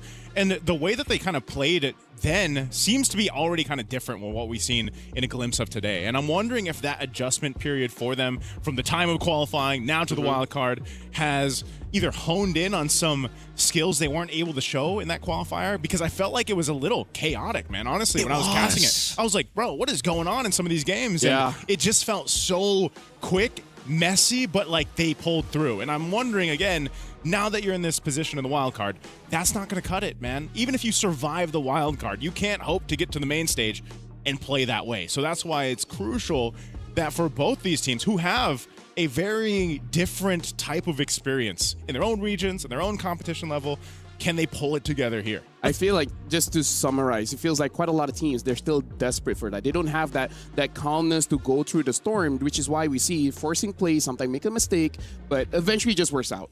I do feel like the meta is kind of encouraging it. Like, oh yeah, you're behind by 1 point. You gotta fight to get that 1 point back. I agree. And that kind of sucks, but at the same time, we also have to look at the supporting staff, right? The coaches. Because in this particular case, we're coming in, the Mongols, I want to see what they want to do with this current meta game, because after watching MCT, there are certain elements that are still there, but it feels like they've kind of pivoted away to try and broaden their scopes. On the opposite side, I think making sure that you already have like an experienced coach on your side naturally is going to lead you to be more macro-centric. And I want to see the mechanics. I need to see the winning 1v1s. Can I just say, gentlemen, honestly, throughout the day, in terms of highlights, it's mostly jungle and a bit of roam. Because when it comes to the side laners, it's just the laning phase. After that, not much interaction. The mids also hasn't really been able to contribute much. So There was a Savage Day. That's about, you know, on the Jushin. That's but about it for mids. It's given, you know? Yeah. It wasn't super. let me just say that, right? Yeah, but it really is just because, like, if the jungle has a good enough time, and the roamer has a good enough time to be that front line, and then everyone just kind of tap a few buttons, and then things will work out. That's the thing. I feel like right now the meta, in terms of like what the big problem with the meta is there's a lot of heroes with overly inflated base damages in the early game. Which is like kind of unfair for certain heroes. Like obviously some are supposed to be good in the early game, some are supposed to be bad, but then you have these tanks who are like, oh, even if you are good at the early game, it kind of doesn't matter when I'm around. Yeah. Dude, Akai's second skill is way too much. I mean, hey, Dragon Warrior, right? You can't spell Dragon Warrior without S. Dragon. There's don't worry, they were doing it earlier. Don't no fall for S. this. There's no S. Don't fall for this, Nice. I've warned you. I'm putting it out there. There's a bear trap. It's gonna happen. It's like you know, like what they always say, right? What do they say? You can't spell team without I. Yeah. There's no I in team as well. No. Yeah. There is an I in team. Teach a man to spell, and you'll never be dyslexic for his life. I've been through this. TIM. Tim. I hate this. I hate this so much. All right, so Mongols, our first pick, VSG, our second pick. Dangerous Grass will be the map that we'll be playing. Phoveus as well as Boxia banned by Mongols. And now for VSG, banning out the Paquito. And interesting enough, we haven't seen this much, but the Atlas early ban. Which does kind of, at least for VSG, they're going to be like, okay, the last time we've seen this Atlas kind of ruin team fights, even when we have a lead. So we want to get rid of the tempo breakers out of here. I'm loving the Mongols getting rid of both the Boxia alongside with the Matilda. Setting up for the first pick as Zushin gets banned out. Ooh. And Good Freya call. instantly gets picked. By the way, shout out to Kronos. He is saying Boro is the German Panzer, which is apparently like a shield or armor, something like that. So I'm looking forward to see him performing well, because so far there's no S tier roam in wildcards just yet. Just yet. Just yet. Just yet. And I think, starting off by taking out what I feel like is an S-tier roam, that Atlas that has snuck up in the ranks over the course of, weeks and months in our own regions. He's been part of the highlight reel that LaFell just mentioned, where these roams are getting these highlights because someone like the Atlas is so threatening with the Fatal Links. You take it out of the picture. Matilda, like we talked about, who needs more buffs, will be banned out here. But the answer right now for VSG, they'll go ahead and lock in the Claude and the Eve. These two heroes we've seen picked up in combination so much throughout. So much good damage profile already in the first two picks, in the magic and the physical damage. And we'll see how they decide to complement it against going against the Freya and whatever else the Mongols decide to pick up in the first phase here. So far, based on what we're seeing, at least for the Claude and as well as Eve, it really goes to show that jungle is such a high priority, right? They don't want to get the counter pick because carry is still available. There's so many things to worry about, and they want to make sure they cover their bases. Yisun Shin gets picked up by the Mongols. Haven't chosen the second character yet, but looks like Zixora, he just wants to go like one of his comforts back in M7 wildcards, going for the Yisun Shin. He also played it in MCT East Asia. One of his more successful heroes, I'd say. Comfort, and they'll build around it. Gord, as the Gord guy, I'm still happy. We make it to the MSC He could use a wildcard. few more buffs. He could. Maybe make his board useful. Maybe actually be able to get some mobility with it. Give him a dash that goes through, just fly slowly like the new Kaja. No, they need to change the Mystic Gush to be like Hunt of Bone, so you get attached to the guy and just beam the one dude the entire way. Your board is hovering. Yeah, your board is hovering, and you can do 360s, and there we have it. You know what? Yeah, if you hit your first kill, you're just locked in. Yep. That would be the dream. That would be the dream. But let's come back into this draft, because right now, the scaling coming in from the Mongols is ridiculous. Like, this is nuts to have if they get a lead. But then we look on the opposite side, and I think that VSG, they have such a good foundation. Tank junglers are going to be a little tougher to bring out. True damage and as well as Trinity builds are in play. So I think they now need to start looking at winning lane matchups. Harley gets banned out. Pretty good for Yisun Shin as well as the Gord here. And now the Kalia gets banned as well. Pretty good ban coming in from VSG. Very and let me nice. just say, Coach Jeff here looks like he is just going for just meta picks, right? Like, look at a tier list, who's looking pretty good, and if they pair with each other quite well, they're just gonna go for it. And I feel like for the next pick is really gonna set VSG's draft, because if they have a damage EXP, they might be looking for a tankier jungle. Or vice versa, right? Basically, like, who's going to be the front line? Because they still need a front line. Cho's a catcher. He can disrupt, but he needs a front line as well. Yeah, he can't be doing all the work. We've seen that before, where your Cho really struggles on any composition, where he's got to be the guy to get the vision, but also set up and also kind of tank. So you need something to complement this pick. It's great you can fight around the box. When we talk about the box, too, it's also referring to that Eve ultimate, that real-world manipulation. But again, you need something to solidify that. And some of the good choices that we already talked about are gone out of the jungle. So I'm wondering, is this call for, there's an Akai? Yep, that was going to be necessary. Akai is one of the few tank junglers that actually has some form of counterplay against the Gore. You get locked down, guess what? I press my ult, I walk away.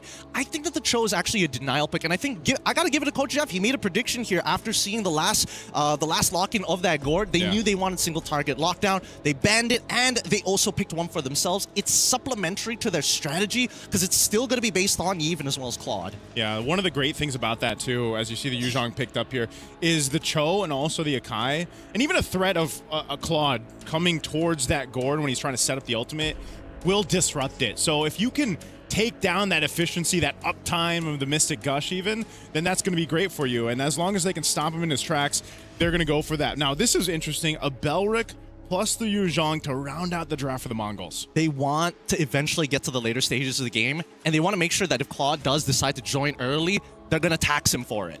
Yeah, speaking of, Freya is going to be in the gold lane. Yuzhong picked up. But here's the thing. Belric he won't have a good time against the Eve. He will be okay against everyone else. It's the Eve that I'm worried about. So now the final pick from VSGJM.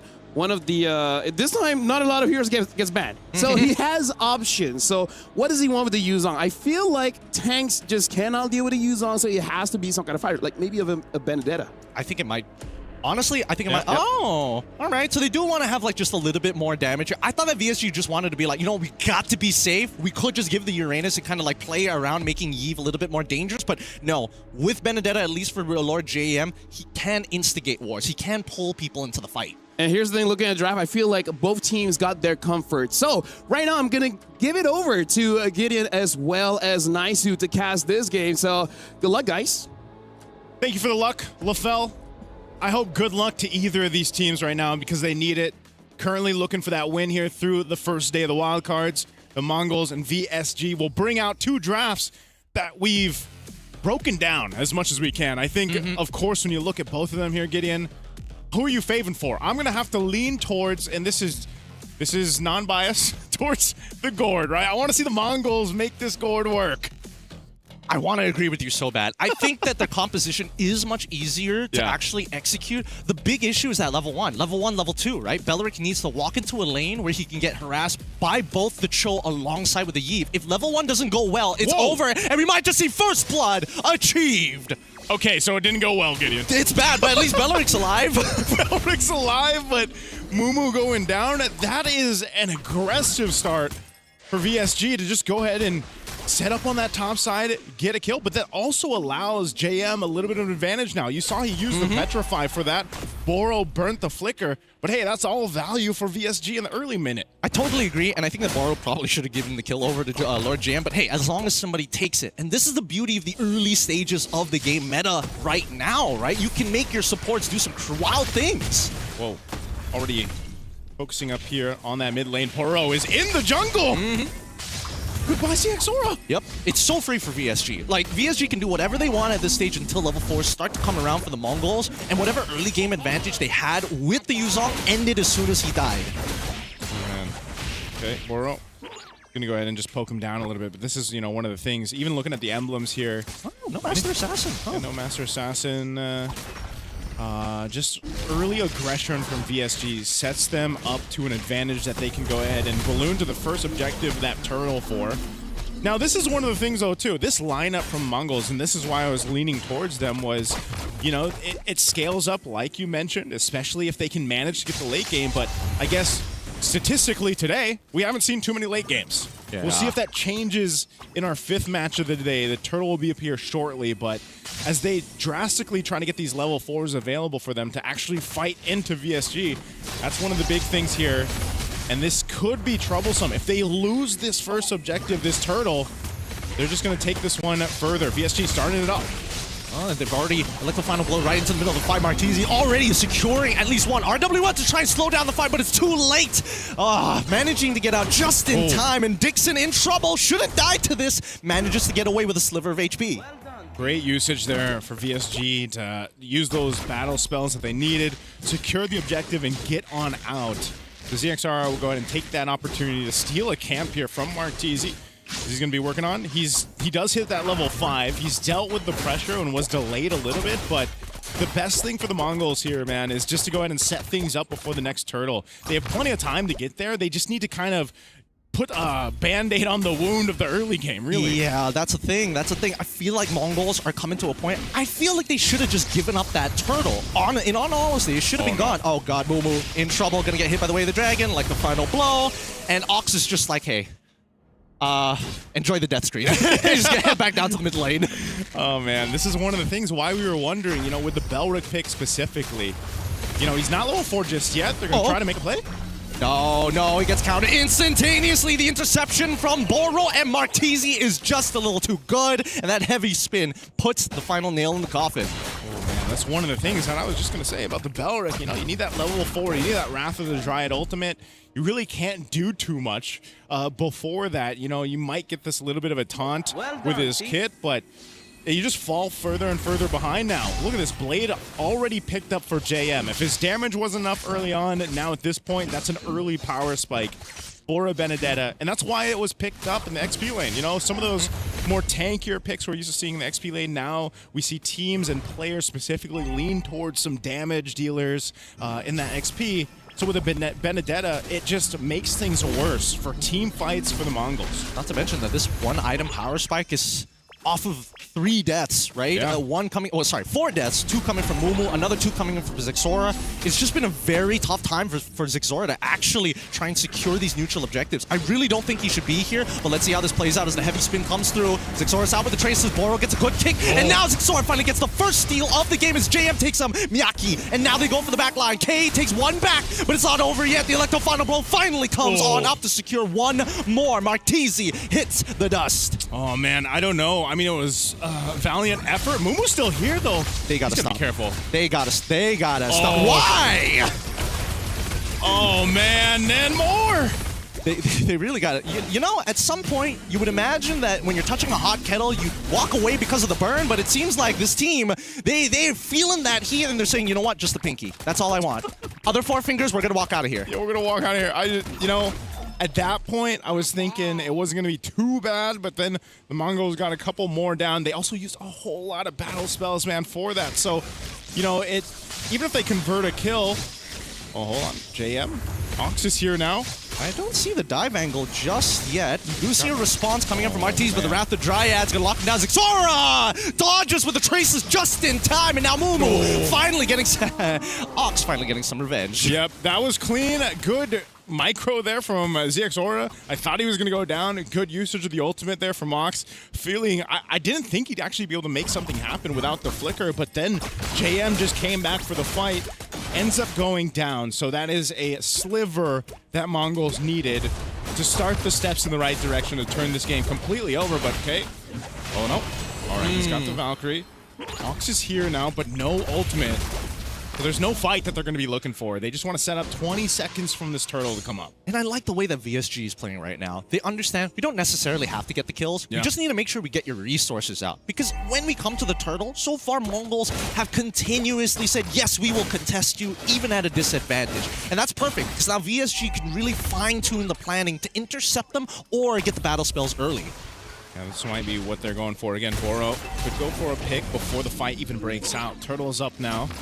Jigsaw are going to go ahead and grab down this bottom camp, but it's just going to be over to VSG, man. Not even giving the Mongols a chance to contest that last turtle, but they want to fight. Wrath of Dryads is out to slow them down, and unfortunately, Lord JM might be the first. He gets out with the eye for an eye, and now 2 locked down with a heavy spin, gets on with RWM, now chunking them through. K explodes under the damage of Lord JM, but the gush is going to make sure 1 more comes down with Martezi gone. The rest of VSG looking to turn this fight around. The Mongols losing 4 members for a single jungler. Zixora gets out in the nick of time. 4 down for the Mongols, a tier 1 turret in the mid. VSG just got everything that they wanted and more. The rest of the team is going to come up here, but man, VSG is controlling the map. Talk about JM, the way he maneuvered around that, stayed alive, came back, got a kill, and allowed his team to fight.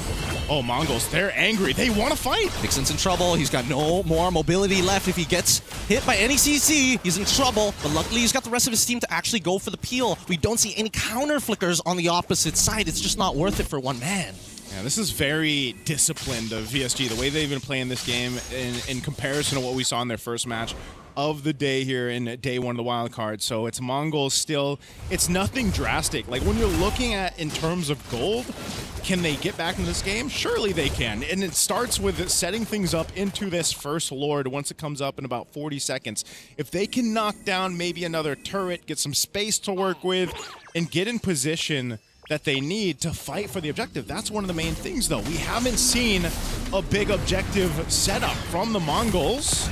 Uh-oh. They're trying. RWM here. Dixon now in trouble as Mumu finally gets on top of him, and now with the shot, Ashura has already cut him down. He's found 1, and now they back away from this. 16 seconds left on the clock, and unfortunately, losing a jungler here is bad. Petrify comes through with the Electro final blow as JM gets one more and Mumu is a trade. K looking to get Carvey, takes the BMI backwards, jumps forward to the fall of Valkyries, and now Boro, he's trying to get him out of here, but he's not sure how else he can do it. Third hit of the G Kundo, blocks just enough, and Carvey manages to get out. If only there was enough range from Makey on that Mystic projectile to get the stun out, maybe they could have gone and gotten a kill, then rotated to this Lord, but meanwhile, BSG will be able to go ahead and get this reset going. JM put enough pressure on this bottom side, which opens things up for VSG and the rest of the squad to secure this Lord. The Mongols now at the 9-minute mark are not ready to really fight for an objective. So Lord secured here for VSG. Let's see if they can hold things off here. They've really got to stop this pressure, this push from VSG. Now, okay, going for JM. You can try, but honestly, it's never going to be easy for any EXP laner to win a 1v1, especially when there's the extra help of the minions for that spell vamp. Either ways, now we still have that Lord actually coming through, and Carvey, now completing the Trinity build on his side, is in a very powerful position. Okay, he's going to get closed down. Okay, he's got to burn the flicker, so that's out. What? Why do you need to... I guess he just, you know, he saw the threat of JM there. He doesn't have that now, so I'm worried on this pace defense. Oh, whoa, Boro. Oh, he finds a great kick as the RWM comes through. We do see that Mumu is in the back trying to make sure that Dixon can actually play the game, but the RWM's done its job. Boro gets on out of there, and now they take 2 for nothing, and the Lord is here to crack open the holy shieldings. Man, what was he called? The Panzer? The Panzer of VSG? He is doing it in this game. The 3-0-9 right now in this Cho. This is a hero that you don't see work too often for certain teams. You know, you really have to be precise on this, and so far, it started off from the early seconds of the game, man. The early pickoff against Mumu has essentially made Mumu just sort of this vision in the sky. He hasn't been able to do too much other than provide that, and it all started off from the beginning with Boro scaling now up, and the rest of the team for VSG has gotten what they've needed. So a shield goes down in mid, they hold on to the top and bottom, but it's looking a little grim already for Mongols to even get close to contesting into the next Lord. They might be in the situation, Gideon, where they're just like, you know what? We've got to defend in the base. Is their composition good for that? I mean, maybe the Gord, he can clear some waves. I think... Ooh, it's tough to say. I think they are almost guaranteed to at least lose one inhibitor just because they have access to the RWM. But the secondary problem is going to be that heavy spin. No matter how bad a situation is going to get, Mark Teasy can just say, nope, I don't want this to happen now.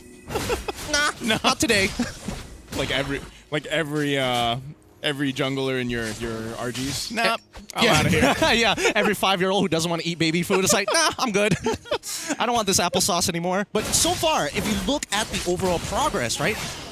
Down by 500, you can tell, jungler, 3 items done. 3 items done on either side, yet it still feels that Marquise is in full control. Oh man, Black Dragon Form used up 20 seconds for this Lord, resulting into nothing. So, I don't know, man. Mongols might just give it up, trying to make a play somewhere else, but you see JM is controlling that top side of the map. Ox will take some shots here, trying to just kind of scout things out, but there's a fight up top. It's not going to look very good here. K actually has the advantage here with the endless battle, but now that Marchese has come into play, that's a heavy spin. That was the big ult we were talking about. Yeah. Now it's just the RWM. They just have the real-world manipulation to go through, but also things can be either delayed or started up with Boro, as we've seen throughout this game. Holding on to that ultimate, that way of the dragon. Carvey has had a hell of a time too, man. I like to call this the gold lane experience. He's had it on the Claude. He's been doing his thing. He's got the Trinity exactly when he needed. He's ready to fight if he wants to. And now Boro picks up an immortality. Oh, he flickers forward with the Raptor Giants, catches Dixon, forces the flicker out. Ox out of there. RWM finally comes through. Do they find the trade? And it might be. Blaze into what from Carvey into the back line. Takes out one as JM tries his best. Flicker from K to get on top of Makey. Surviving with just a sliver of HP. But Carvey with the Festival of Blood holds down the line. A 2-for-3 trade. Xora gets the double. What just happened to VSG, man? I mean, I thought they were going to go for that fight, go for the Lord, but instead, it's the Mongols. Even down as much as they were, they still show some fight in them. And that just was not a clean fight that they wanted to take, but Makey picking up a Divine Glaive now. We saw the preview of how much damage a Mystic Gush can pump out. He even flickered to try to capitalize on the kill, But still, it's something to be said that the Mongols stay in this game, stay competitive. Now, the rest of the team's going to be up here. You have to start to take note of the battle spells that were used out in each one of these fights. Lord coming up, they're trying to put some pressure up on that tier 2 top side of VSG's turret. Carvy's going to have to deal with this, but the Mongols have actually, off of that fight, put themselves in a position to contest. They just can't get set up here. Makey. Oh, no! The Petrify! It doesn't actually connect onto Makey! This might be the game changer here as they're trying to get out of here. Lord JM tries and is still going to recuperate, but that's shut down! How did that Petrify not connect? Hey, man. The Gord knew. Makey knew where to be, what to happen. They used the conceal to initiate and counter punch VSG. You're gonna have to fight for this Lord though. Whoa. Okay, he gets brought down to a quarter of the health. Lord's gonna go for a reset. Oh no, okay, he's gonna get pinned down as Carvy's going for the backline, the RWM as well. Oh my god, he's gone! But he manages to take down Makey, which is extremely important, but there's no Mystic Gutch. K next to fall here. Good response from VSG. VSG, so good at managing the shape of their fights. Oh man, I'm so surprised Carvey survived there too. He picks up a winner crown. They brought themselves, oh, ZXO up! Yep, he's scaled 100-0, Carvey. I mean, I guess we gotta look back on who we're deciding on the MVP is gonna be, because goodness, I can't tell. So that was ZXR saying, yes, he would like that applesauce. Ah, thank you. Sorry, one applesauce for me, sir, please. Extra mashed, thank you very much. And Carvey picked up the winner crown, by the way, but I don't think he was expecting to get blown up like that. Well, to be fair, he didn't have his have his Purify, so he got stunned, and now Lord GM attempting round number 2 this time, making sure that the Petrify connects as they take down Zixora, shutting him down, and now the counterattack coming in from the side of the Mongols. They try their best. The Wrath of Dryads is only so good for so long as 2 are down. We see the Mongols are desperately tracing balls, flickering forward, taking him down, shut down for K. Man, maybe now they're going to go and secure this Lord. They've gone from fight after fight after fight, and the Mongols get themselves an advantage to work with. They have pretty much dissipated that, 3,000, 4,000 gold lead that VSG had minutes ago. That's great work from the Mongols, and now still, they don't want to put too much pressure on the Lord just yet. JM is still a threat on this Benedetta, whether he's pushing on offside of the map or he's trying to find an off angle to enter these fights. But they've definitely given themselves this opportunity now to either choose, do we push, do we put pressure against VSG on the off end of the map? Do we actually fight for the objective? It seems the better thing has been just to go ahead and go for fights. It seems like that chaos style of gameplay right now the Mongols showed in MCT East Asia is working for them here, at least in this matchup against VSG. I think right now, the game is about desperation. Whoever's more desperate is going to lose this, and VSG just need to stay calm. As much as Mongols have now truly enough damage to win these fights if they can just wombo combo together. I think that VSG, Carvey has been showing some really good blazing duets. Yeah. He just needs to walk alongside Lord JM. Their interception, their initiation, if they can get that down, I think this game is done. All right, there's a long wave up top pushing here. We'll see what VSG does. That's why this time is being dragged out for this Lord too. It should be a manage. Oh no, JM. Half health on this. Ox is up on the front side. Sound Shocker up there available. Ox holding it down as long as he can here. Oh, he drops the Wrath of Dryad. Heavy spin already coming through. Black Dragon form just trying to disrupt, trying his absolute best, but now the backline getting attacked as K takes out JM. He's gonna give his life up to Carvey, but somebody needs to get this turtle. Sorry, get the Lord. They secure it, and his Sora is out. Man, that was really messy. But really difficult to tell who truly was actually getting an advantage. Both sides, you could tell. They both wanted the Lord, and then they both decided to fight, and then they realized, you know what, let's go back to the Lord. Wait, hold on, maybe we go back to the... Wait, hold on, here we go. You know, it's like one of those moments where it's like... But I will say, amidst the chaos, where I feel like the Mongols really thrive. Oh, Dixon? Does he have traces? No! Oh, he flickers forward for it, and he gets him. That's going to be another hit onto Dixon. Man, the death timers are getting long. Yes, sir, and that's a tier 1 falling down mid. Tier 2's most likely going to be next year for VSG. Desperately trying to hold on to these base turrets. They've controlled the pace of this game. We've entered the longest game so far for MSC wildcard day 1. Approaching that 18-minute mark. They've got a Lord coming up top. They're ready to knock down on some of these base turrets of VSG. But it's, again, the Mongols thriving on this chaos that they like to bring to the table. Why? Mystic Gus just kind of thrown out there, just saying, hey, I am a threat. He'll have it back up here in a bit, but the Lord is going to go ahead and punch into this turret. Oh, flicker! Rather Dryad's already coming in through, and they get Carvey off of it! Martese tried his best, but unfortunately, the forced auto attacks lost his life. They break open, and now Lord JM looking to save the day, already forcing out the window crowd for Makey as Mumu is the next to fall. Flicker in, coming in from K to put Lord JM back in his place. Expose Crystal, no minions, and Dixon and Martese are the only ones to defend. I can't believe Makey survived that. Great usage of the winter crown, then a little bit of a stun from the projectile, but man, K came in clutch to get there on time to actually keep them alive. So I'd say given everything in this game so far for the Mongols, I think they're happy with that. It's been messy, but like I said, it's worked for them throughout the qualifiers. Now in this matchup, they took out a base turret. They nearly got the bottom one. This is where they want to be. This is, I feel like, where the Mongols thrive the most in competition.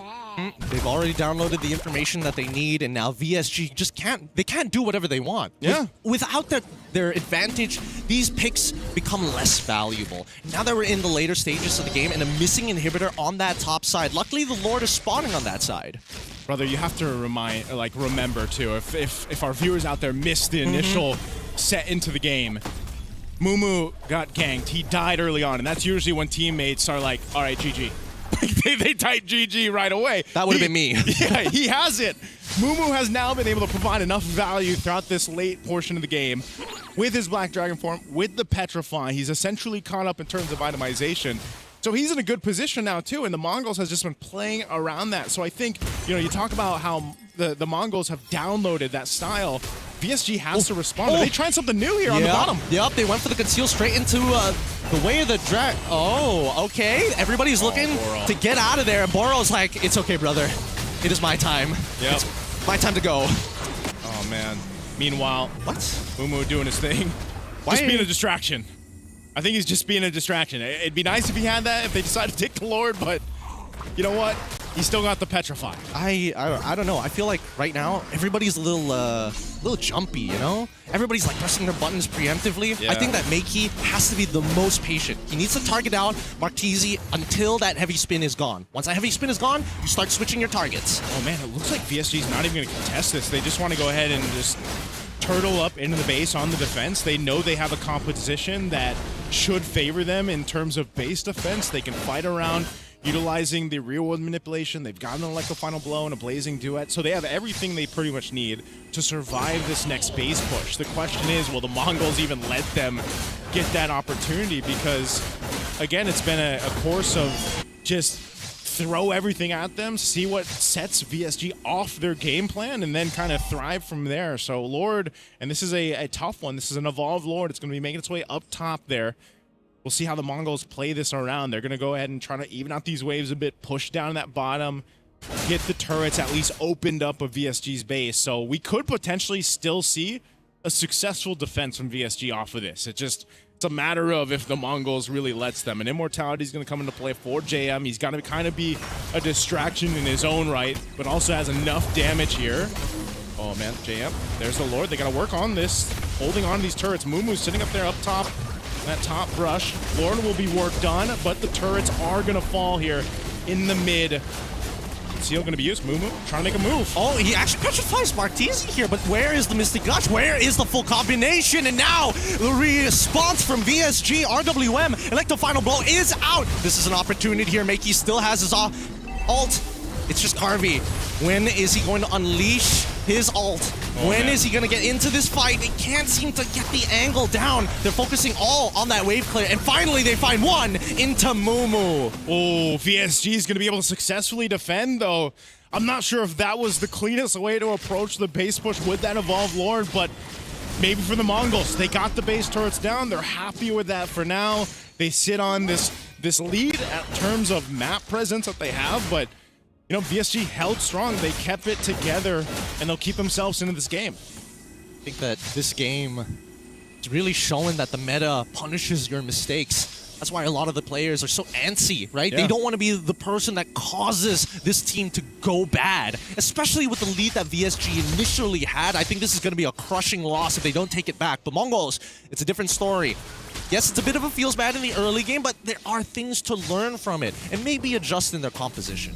Yeah, Yeah, right now VSG just trying to get some space back again. The Lord's going to be up here in a couple seconds, so this is probably... Oh no, hold on. JM. Okay. The Valkyries are already out. Like the final blow is close, but now he kicks him back into the Electro final blow, but the Raptor Giant takes up the second half. Missing Dush comes through, and this is the fight that they were looking for. K alive, Dixon dead. Boro and Martese try to disengage, but it's just not enough with the Black Dragon form to chase them down to oblivion. That should be the game. Oh man, I'm not sure what the call there was to start a fight. Maybe they saw an opportunity, but this is the Mongols in the base. Unbelievable. An unbelievable turnaround game. VSG had everything, and now the Mystic Projectile and the Gush is out. Boro is down, and that's finally the first win for the Mongols, turning their score 1-1. They fought hard for this win here. The Mongols deserve that win after the early game pressure that was established by VSG. It took them some time. It was a little scrappy, a little messy. But hey, the Mongols make it work. And like I said, I think that's really where they thrive. And maybe that'll be enough to get them another win in their next matchup. But right now, this is a little grim for VSG sitting at where they are in the current standings. Yeah, unfortunately for both of these teams, as you can see on their faces, yes, a couple of smiles, but nothing really truly excited to be about. There's still more games, and the way that they won, and unfortunately for VSG, the way that they lost, it's going to leave a mark here. They're going to have to reset for later. Yeah, that was tough, man. I mean, again, I feel like they had what they wanted, you know, with part of that game. Yeah, and sometimes it hurts to be right. Yeah. Because just now talking to Mercury and Brigida, we're like, oh, this is going to be the long game. And it was.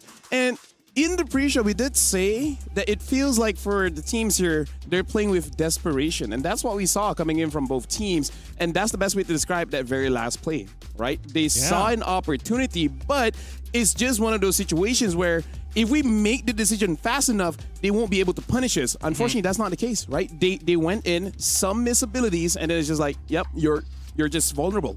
You're going to die there. Yeah, it's... Even the Claw walking straight into that Mystic Gush? He walked right into it. And they expended some of the battle spells and some of the defensive items that they had in the base defense. So I'm really interested on, like, everything was used before it's needed. So they're like, let's go in without all of these things into this fight. You know? And Lord was coming up in a couple seconds.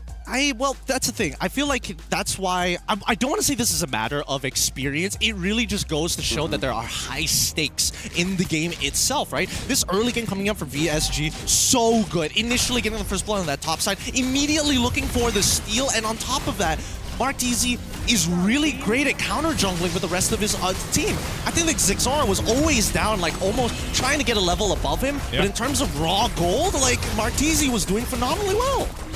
Yeah, he was, man. I mean, throughout this game, I feel like VSG, it was supposed to be theirs. I mean, the way that the early pressure was established, Carvey having a hell of a time, man, just farming up, locking in the Trinity early on when he needed it. They had so many tools in these team fights, and just unfortunately for VSG, it kind of slipped through their hands. I feel like because we've been casting this game for a few years now, and some professional players have been through this phase where they know just because you can do it doesn't mean you should, right? Because you get that experience to know that if I go in and I get one kill, what are the chances my team gets wiped out, right? That's just something that with experience, you just get used to, because look again. He didn't even have stacks, man. I mean, like, Carvey wasn't stacked up at all. Oh, yeah, true. Like, he was, you see how slow he was approaching the fight? So I think it was just, they weren't ready to fight. They forced it. I think that Carvey kind of forgot how much damage Makey does on the ult, because it's like, oh yeah, I just need, once he's full stacks, then it's true damage. Yeah. No, it's high base damage. Yeah. Don't take it at all. No, I mean, I think he was saying that the Claw didn't have the stacks with the Art of Thievery. He didn't have the Art of Thievery, too. Because his movement speed and attack speed was a bit slower. I totally agree with that, but he also had Purify. Yeah. In a lot of situations, like, okay, you see the gourd, how does it work? Okay, he's got to land one and then two. Most people forget that the two still hurts even if you don't hit one. Yeah. I mean, this is just one of those situations where, like Nice who said before we start the game, is like you can have your warm-up game one, right? But don't bring some of that into game number 2. But with that being said, that was game 5 of this wild card. And as predicted, that's the long word. We'll be going for a short break, but when we return, it's game number 6. We'll see you guys then.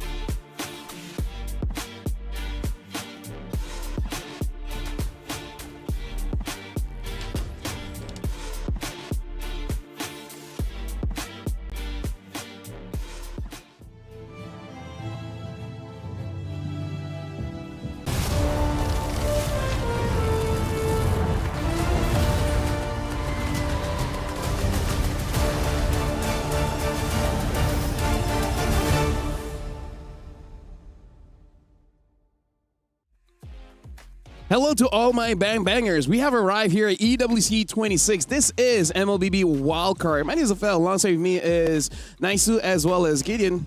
Certified bang bangers as well. We just saw a long game just now between Mongols going up against VSG, which hopefully lessons are learned. But speaking of, we're going on to the next one. What are chances Hans against Falcons that goes for a long time as well? What are the chances? Well, I think honestly the chances are a little bit lower. At least we know from the Falcons side. Like, this team has been to wildcards before. They've done this run. I don't think they're going to be looking as desperate. But keep in mind, both of these teams currently with a score of 1-0, they're looking to be maybe the favorites to actually move on to the next stage. Yep, this is an important game for both of them. I think I'm going to have to go and say too, as we get a good look at still meta here from the Huns, there's something that can be said about Mongolian gameplay like we just saw. Now, for Team Falcons, I think one thing that really stands out for them is they're notoriously known for being really strong in best of ones, which is obviously this matchup. And also, they are probably the team, I want to say, with the most, let's say, chemistry. They played in multiple international tournaments, their own regional tournaments together as a team. And I feel like that could be maybe an advantage against a team like the Huns. Yeah, looking at the Huns and looking at Bankai, we really got to make sure that we look out for his Arlet. He wakes up the Arlet early and looks like he's able to win the lane and honestly make it very easy for still meta on that Hirara, making it so that no matter where you go, Hirara, you will get a kill. And not to mention, it's a synergistic composition, right? Yeah. And I think that draft pattern needs to be attacked. And that's where I'm looking at these Falcons, right? If there's one thing I know about them and what they're really good at, those best of ones. These guys are dangerous. They've taken some big names in our scene just because of a best of one. Now, here's the thing. We still remember back in M7, when Matilda was a meta, they were using it, right? So, Hans, does this mean that they have one less ban because they have to ban out at Matilda? I think and imagine if they don't, and Falcons just, whew. They just get it. Yeah. I think we're going to see it banned out, just like we did in the previous match. You don't want to give it over to a team like Team Falcons, and the way that they kind of play, the way they maneuver around the jungle, I think is. Troll already got so many kills on the Atlas. If he gets the Matilda, at that point, even the junglers be like, you know what? Do you want to use the retreat? I mean, like, do you want to use the Sky Piercer? Sure. We trust you, Troll. We trust you. You'll do anything for us. It's tough to say who's going to come up on top of this, especially with the level of play that we've seen from either one of these teams. Yeah. Speak. Okay. I was distracted by you, man. You sounded like Gideon for a second. He's great at mimicking my voice. We worked for way too long. But speaking of, do you think that, maybe they've got a couple of words to say next? Hold on. Here's the thing. I want to see Eterna talk right now because looking at it, looks like she is with someone from the Hunt. So let's throw it over to Eterna and see what she can get from this interview. I'm definitely with someone special here, Lafel, because I'm here with Still Meta. Welcome, Still Meta. Hello, everyone. I'm Still Meta from the Hans Esports. Yes, we know you are the jungler of Hans Esports right now, and you're sitting at a 1-0 so far. But I heard that there's something unique about your in-game name. Can we talk about that a little bit? Actually, Still Meta, my IGN came from like a previous a long one. It was before it was Link Still Meta, and I just decided to put away the link part. Okay, so you eliminated the Ling out of the way. Why? Do you not think it's meta anymore, or what's going on? Link wasn't meta anymore. Okay, so Ling's not meta anymore. He has still meta still, but are you gonna change it to Hirara still meta maybe? If I could, maybe I should do it maybe. But I think the maximum character limit is just won't allow me to do it, so. Yeah, okay. Well, technical problems with that Hirara still meta, but I really want to talk about Hirara for a bit because we've seen it twice, and from both teams, and from both times we've seen it from a Mongolian team. So is it currently meta, or is it just region-based on Mongolia? I think Nivero is kind of meta because she has very few counter picks. And she can snowball very quickly if left alone or in the right situation. Okay, so you still think that it can be strong in this meta despite it being more maybe tank-centric? Yeah, I think her can be a meta pick. Okay. Now, still Meta, I'm hearing that this is your first debut on an international stage alongside with 3 of your counterparts. So, can you talk to us about how that's been for you so far? The experience has been great so far. First time in Paris too, and love the atmosphere, love the people, love the staffs. Thank you, everyone. And we love to hear it. So good luck for your next match, and we'll see you maybe after for a post-game interview, maybe if you win this. Thank you. All right. I love it. I love it. You know, Rachel, All right. we love you, man. We really love you. Hey, can I ask you guys a question? Sure. Who would your hero still meta be? I would say, for me, Grok. Grok? I would put Grok still meta. He's been meta though. Yeah, but you know. Hey. How many Groks have you seen in the past 3 months? I saw one today. Hey. 1. Yeah.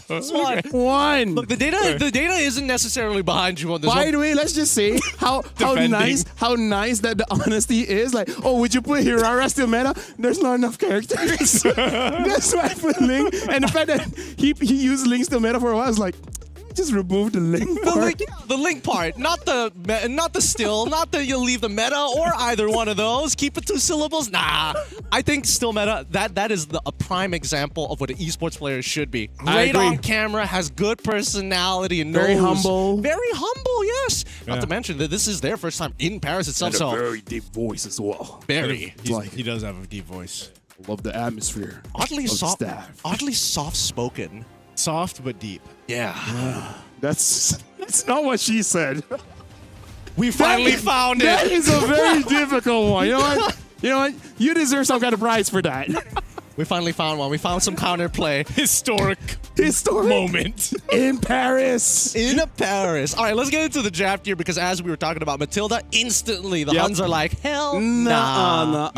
Huns first pick and then Falcon second pick. We're playing on Broken Walls, which I believe we haven't played a lot of Broken Walls. They might even be the first time for this day. Oh, yeah? Yeah. Man, eventually we're going to There's have been to a lot of dangerous grass. Yeah, we're going to have to get a stat for that, you know, by the time we get towards the last couple days of Wild Card. I just use my brain and my intuition. Both can be wrong, but with confidence, people don't care. Liquipedia editors just like, God damn it, I gotta actually look at the games now. I can't just listen to Hirara bad, them. by the way. Very good. It does not scream meta, which, by the way, it looks like Paquito or Freya might be left open. And I think that Paquito's gotta go. Actually, right? You might be onto something here. I'm more afraid of the Freya just because of that constant pressure. Paquito, it deletes you, but you don't stress about it too much, too long. I think it only gets worse at this point if we do see the Phoveus end up getting banned out here, but it's looking really, really scary. This is one of the few times that we're seeing quite an open draft overall just because of this Hirara and Matilda ban. Yeah. That's respect, basically, and that's... You know, imagine in day one, it's like you've already got this amount of kind of stats and knowledge for these teams competing today that is going to dictate the draft here, that Jushin will be banned out. So that's going to be taken care of. And now for this next portion, let's see where we end up going here. Last ban will be the Freya that Team Mena wants to take out Team Falcons. Now first pick priority on the blue side. Where are we going here? Atlas as your first pick, what a different opener. Okay, it's been picked 4 times so far here at the Wildcards, but it is a big game changer, especially... Now, here's what I find very interesting. During our regular season, prior to the patches, we saw Atlas starting to come up and resurge into this meta. And it's only because the Jushin was such a big problem. And then I think, you know, most people started to figure out, hey, Jushin is actually more situational than she is a must pick. Is this... the world we're in now, where Atlas first priority blue pick? I think not. I think this is just an outlier. Because I feel like maybe it really is just because there's not a lot of roam picks for the Huns, right? I mean, like, there's a lot of roam picks in general, right? We got the Cho, we got, say, Gata, we got Belric and everything like that. But specifically for them, maybe they do have a bit of an issue in the roam pick. In the sense, like you said, nice, not everyone can use the Cho. You really need that precision. Yeah. Here we go. The Paquito gets locked in. We already see Valentina alongside Claude. A very strong opener here coming down from Falcons Mina. But that Paquito, there are answers to it right now. Okay. up against this too. We'll see if the Huns want to go ahead and lock in their favorable jungle pick if they can for still meta, or they just kind of want to hold on to that. XP could be an option too. I think Fredrin and Paquito would be nice, no? Fredrin and Paquito. And, you know, you can catch the Claude with the Fredrin. Yeah. Or just be yeah, there you go. Just one shot him with Paquito. That's all you need. Yeah. There's Paquito. And have two just very good-looking guys with a squid machine. Yeah. Fair enough. Yep, Fair enough. I thank had to you. think about that for a moment. I was like, should I give this to you? Yep, you're pretty accurate on this. And overall, when we look on the opposite side, I think this is the best response that they have. Oh, you're going with this big counter engages. Oh, you're looking for these big engages. Heavy spin, always going to be a good answer. And you even have counter engagement when you see that Valentina start stealing some big ults. Yeah, I miss the days when it was Hurricane Dance, but you know what? That's neither here nor there. Really, you want to say 1,000-pounder every single time you see body Dude, slam? no, I do like that. I do like that. 1,000-pounder is great. 1,000-pounder was great. Yeah, what do you mean? That is like at least top 10. Yeah. Top 10? Yeah. Skilled it, yeah. Okay, all right. We'll go back to the worldy days. Worldy! That's also not bad. Yeah, That's also not bad. I was going to say it was fun to shout Hey, Worldy. It wasn't. Bro, Netherrealm. Okay, I think that one's fair. All right? Yes. NetherRealm. Cult Cult Altar. Altar. Imagine how sad every caster in the world would be Yeah. when they change What do they the way change? of the dragon. Oh. That cannot be changed. Yeah, that's too much. That's too Blazing much. Duet cannot be changed. I was going to say Blazing Duet and Way of the Dragon are probably the two. You can't change it. Yeah. You can't change it. For sure. But look at the second half of the bands, right? You know what they can change? What? Incandescence. Incandescence? You can't change that. I'm okay with changing that. I think incandescence is fine. No, you know but- what I would change it? What? Dash again. I think that's what they should change Arlet's Vengeance. They should literally call it Dash again. I'm not even joking about this. Like, it's already conflicting with the battle spell. That was great because I messed that in play. I'm always like, incandescence. There he goes. Yeah, in Malay, Yeah. it sounds like ikan dances, which means a dancing fish. Because ikan means fish, Yeah. dances is dances. Well, Gushin's not that, so. Either way, right now, fourth pick for Falcons here with the Arle as well as Fovia's been banned by the Huns, and then Gord as well as the Hire being banned by Falcons. By the way, the carry is still open if that is something that the Huns want, and I feel like they got enough lockdown to give space for that carry. Yeah, oof. The Hylos. Makes the carry look a bit more juicier. Yeah, it does. Or Obsidia. It does, but at the same time, I think that the Glorious Pathway is just a means to kind of slow down the Huns, right? It's. I feel like this is more of a battle of tempo than anything else because there's very clear indicator on who's holding the gun and who needs to pull the trigger. Yeah, the Team Falcons knows that the Huns like to play that. That's why I was saying, you know, this chaotic kind of play style that Mongolian teams show, the Huns thrive in that too. And based on the first three picks, they would like to fight. So if you want to slow them down, whether that's with the Glorious Pathway or any of the other tools that you have, for Team Falcons, it works great. Last two picks, though, it's not going to be the carry. The Mozkov comes through. They'll take some utility themselves working with that real-world manipulation as the Eve is also picked up. I kind of want to see the Yu Zong. However, I'm not sure whether Falcons has enough practice on that. Yeah, that might be a difficult matchup to actually go for. I think safest is Or probably Uranus. like Lapu, you know, just, or Yuzhong. any way to kind of get into the back line, just to make sure that you can disrupt the Yve. Let me just say, whenever I make all the predictions, whether the game ends fast, early, the picks, I'm not smart. I really am just that lucky. Which, by the way, fun fact, my name means lucky. Speaking of, we're going to jump into the game with Getting Q as well as Naisu. Have some of my luck. Maybe the game won't be that long. Thank you, LaFell. I wish my name had meaning like that, but it doesn't. I swear, he probably cursed this already. He's saying like, I hope you have luck. He's looking back. He's like, it doesn't actually mean lucky. We're just taking for his word. We don't know if he's just lying to us. Yeah, but I trust you guys, you know, so I'm going to trust LaFell too here. All right, maybe I gotta have more faith in humanity in that case. Can we trust the drafts here on both these ends here? Because we know, like we mentioned, both teams sitting at 1-0, right? This win for either of them is going to solidify a better time for them in the wild cards, right? They're still going to move forward with a much more confidence into day. Well, we'll see them in tomorrow, right? Yeah. There's 8 matches tomorrow as well. So, You know, but we get a good mix of both groups. Now for this one, again, the drafts look great on both sides, Gideon. I think as we jump into the Land of Dawn here for this one, for the Huns, I think it's still the same thing you mentioned. They have the locked and loaded lineup to get things started up. And it looks like we're not going for any kind of cheese tactics here. We see everybody's going into their lanes just fine.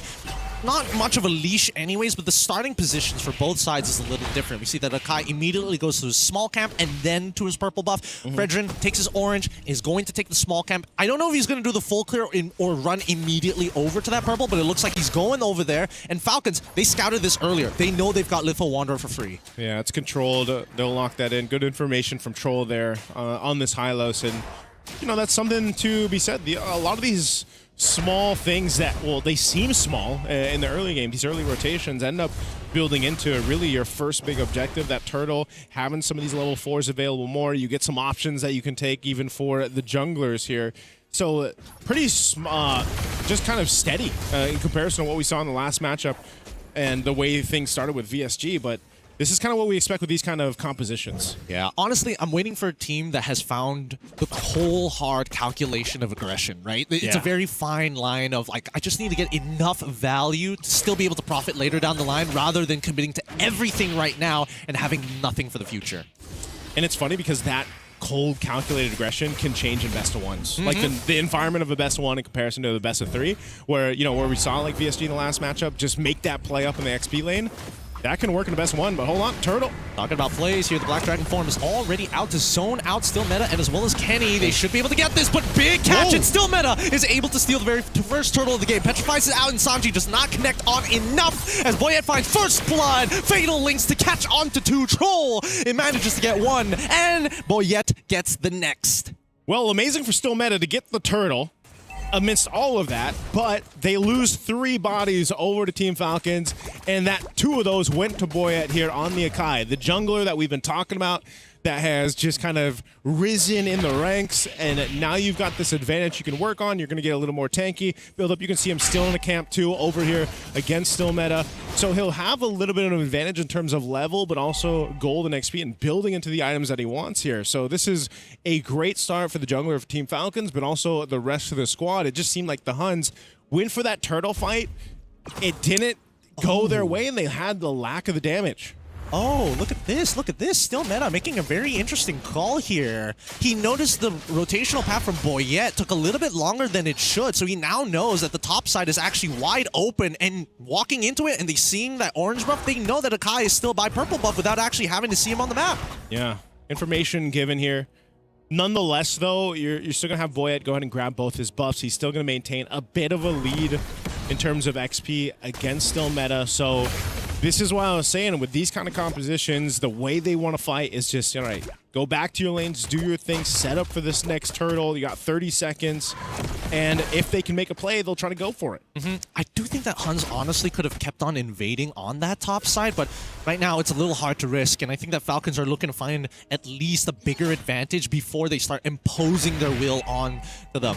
For now, Huns, despite being 0-3, need to see them actually find that pick. Okay, Still Meta still behind a bit. Oh, Troll is in position. Where's Pathway? Right, the stun already lands, and now the heavy spin as well. There should be a free pickup for the side of Falcons. Instantly, that's the pick that at least for the Falcons they're looking for, and now Sanji looking to extend that lead just a little bit longer. Unfortunately, the passive coming out from Atlas, going to find that stun up, but now it does mean the Black Dragon Tail is going to be jumping back in. Sanji, can he finish this off? Ah, unfortunate, but Cuffin is the one who finds it. Here comes Paquito in the middle of 3 men. Really thought that he was going to make a difference there. Yeah, that's unfortunately he couldn't use up his Bunkai. His Bunkai falls. He even burned the Flicker, man, and the turtle goes over to Team Falcons. They're looking to take more from the jungle of Still Meta. Glorious Pathway for Troll to get on out, disengage, and there's no buff there for Still Meta. And look at that, Boyette really taking advantage of every little opportunity. He knows that it's too difficult for Huns to 100 to 0 him, so now he's really playing with these timers. This is the cold calculated aggression that I like to see from Falcons. We're going in, we're taking everything. And they can do just that. Lockdown here.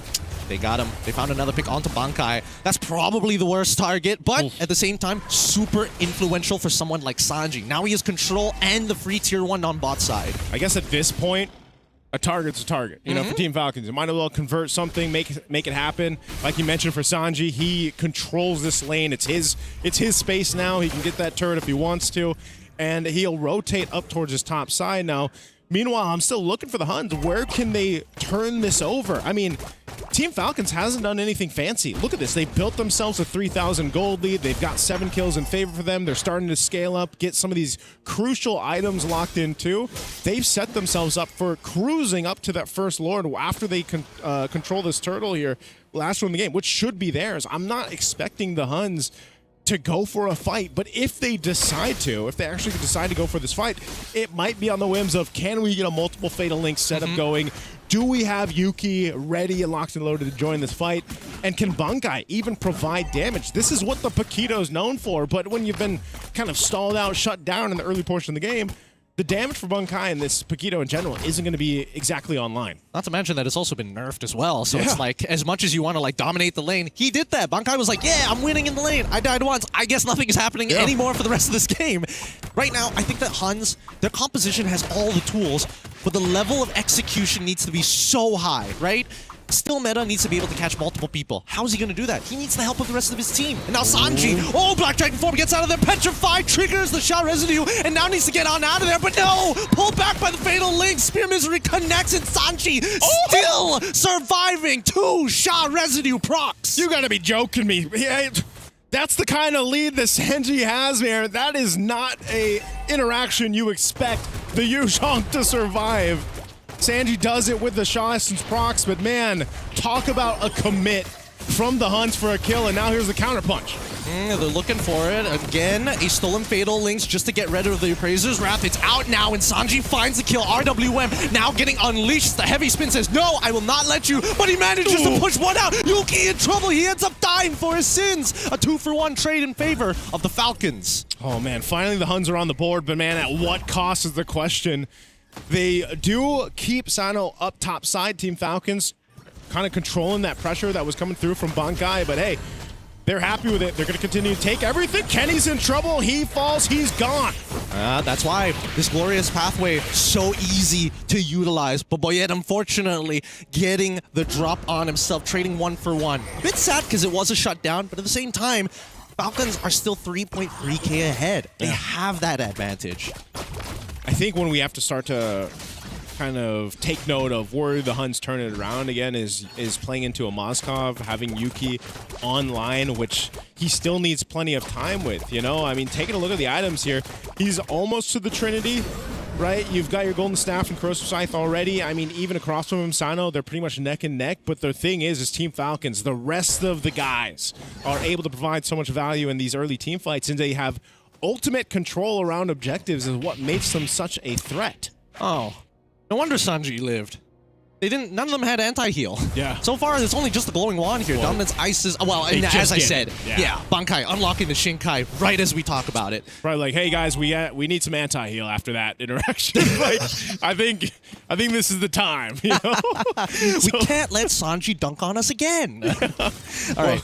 With the Lord in play, I think right now Falcons have a mega advantage on this. But really, what ult does Cuffin have? He's got the Fatal Links, and here, the glorious pathway to slow them down. And here it comes. Oyu tries to pull in the middle. The spear connects. Are they going to do anything about it? No. They disengaged. They understood. This is not the angle. Moskov will get a T2 on the top side, or at least attempt to in the meantime. Not enough time to actually get the turret down. It seemed like the Huns had that setup in play, but again, I think they lack the damage and they know it. This could be a little risky to stay on this side of the map. They know that Lord was already secured for Team Falcons. Right now, they're looking for a pick. Gonna make this attempt, Troll. He can tank all the damage. Look at him. He's actually gaining more health as he's walking forward with the glorious pathway. He's able to take out Kenny, no problem. The rest of the Falcons going to start chasing them through. Sano just absorbing the damage. But now they actually go forward, flickering forward with the help of Cuffin to pull into a double kill. Sanji gets him underneath the tier 2. Or you in trouble. The Shot Residue allows a triple for Sanji. As I said, I don't know. Oh, what? Spear thrown out? Okay, you don't jump into that. You don't do the thing. You don't jump into that. Come on. Okay, he's got to deal with the Lord there, but I was saying, I think they overstayed in the mid lane, and then you see them lose 4 guys to Team Falcons collapsing down on them. So the Huns get caught in a bad situation after the Lord was secured, and now they're going to have to hold on to this base push from Team Falcons, who's locked and loaded and has everything that they pretty much need to take down potentially some of the base turrets. They might not get a game win here just yet, unless they completely decimate the Huns for a wipeout. That could happen with the amount of power that this lineup has. Lord is at half health. It was done some damage by Yuki earlier on. Shields are still up, so this should clear it out. Does get the charge in, though.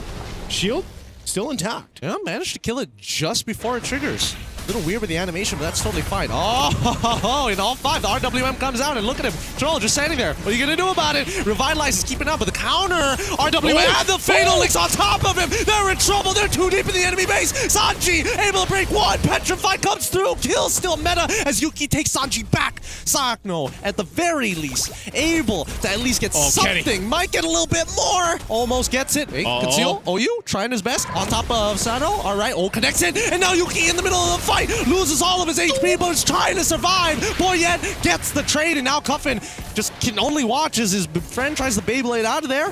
Are they going to punish this? OU, he's going to try, manages to headbutt his way out of there. And now we're back to square one. That was a very weird interaction. I mean, from Team Falcons deciding to say, hey, you know what? Let's just lock down this turret. Sano was just knocking down the turret, seeing 2 of his teammates get Fatal Linked in the base.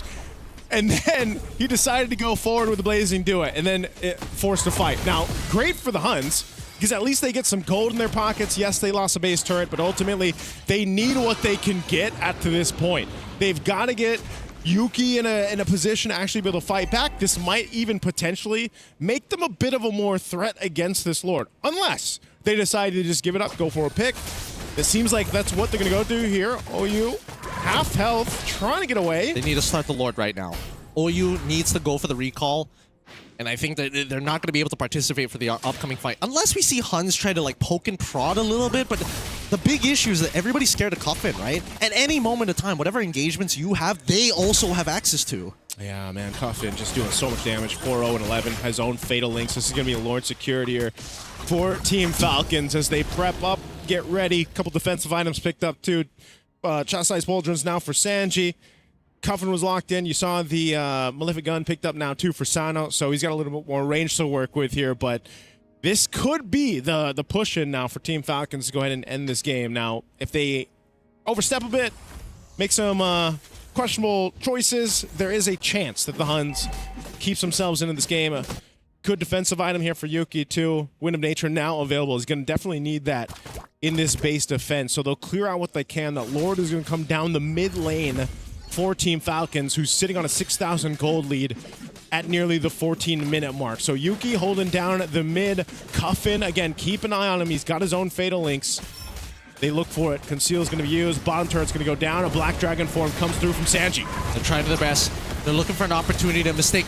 Glorious Pathway is already down, revitalized as well. RWM is being unleashed. Purify coming in for Genny. Just make sure he lives. Cuffin in trouble. He dies. Yuki now might have an opportunity, but the turnaround is just a little good as well. Sanji ends up losing his life. Still meta peels perfectly. Kenny and now Yuki with the frontliners will have to work together as I get one more in Boyet. A flop coming in from Falcons Mina. The Huns will make it happen on the base defense.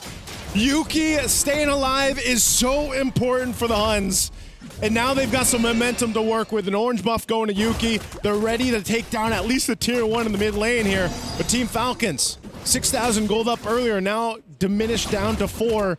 But it's the threat of Yuki and still meta. They're looking to potentially take some more from Team Falcons. Isn't this exactly what the Huns needed to turn this game in their favor? Yeah, unfortunately for Falcons, with the lead that they had, they needed to force scenarios underneath enemy turrets. They needed to force scenarios by the inhibitors if they want to get some real value. Whether they lose or win, the reward is so much more worth it than the risk. But they're doing it so late in the game now that the Huns, they don't mind. They can basically fight forever. Their whole composition is designed to fight for long periods of time. Falcons are heavily ult dependent. Obviously, there's some who can sustain the fights a little bit longer. stronger than others, but the key players have the big ults. Yeah, looking at this again, you know, it's just... This is also in territory, as you see how much damage OU has taken. This is something that the Atlas does so well.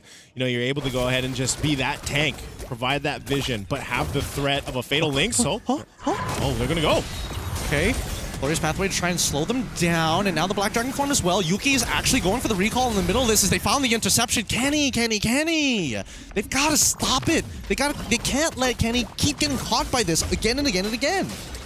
He killed Kenny.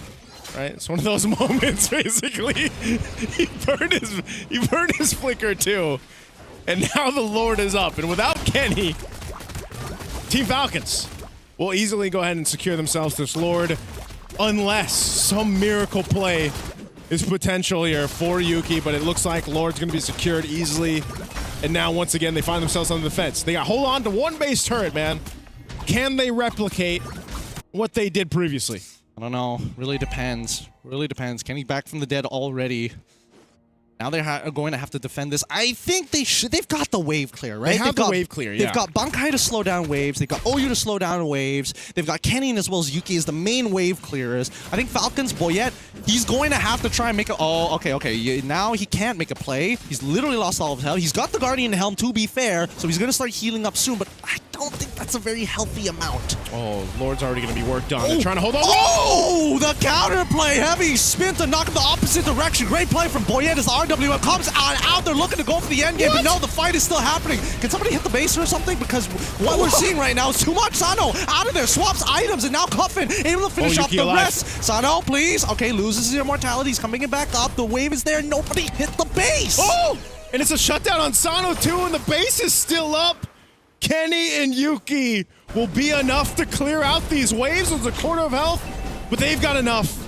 And they hold on by a sliver. But man, Team Falcons, what's going on here? Bro, I don't know.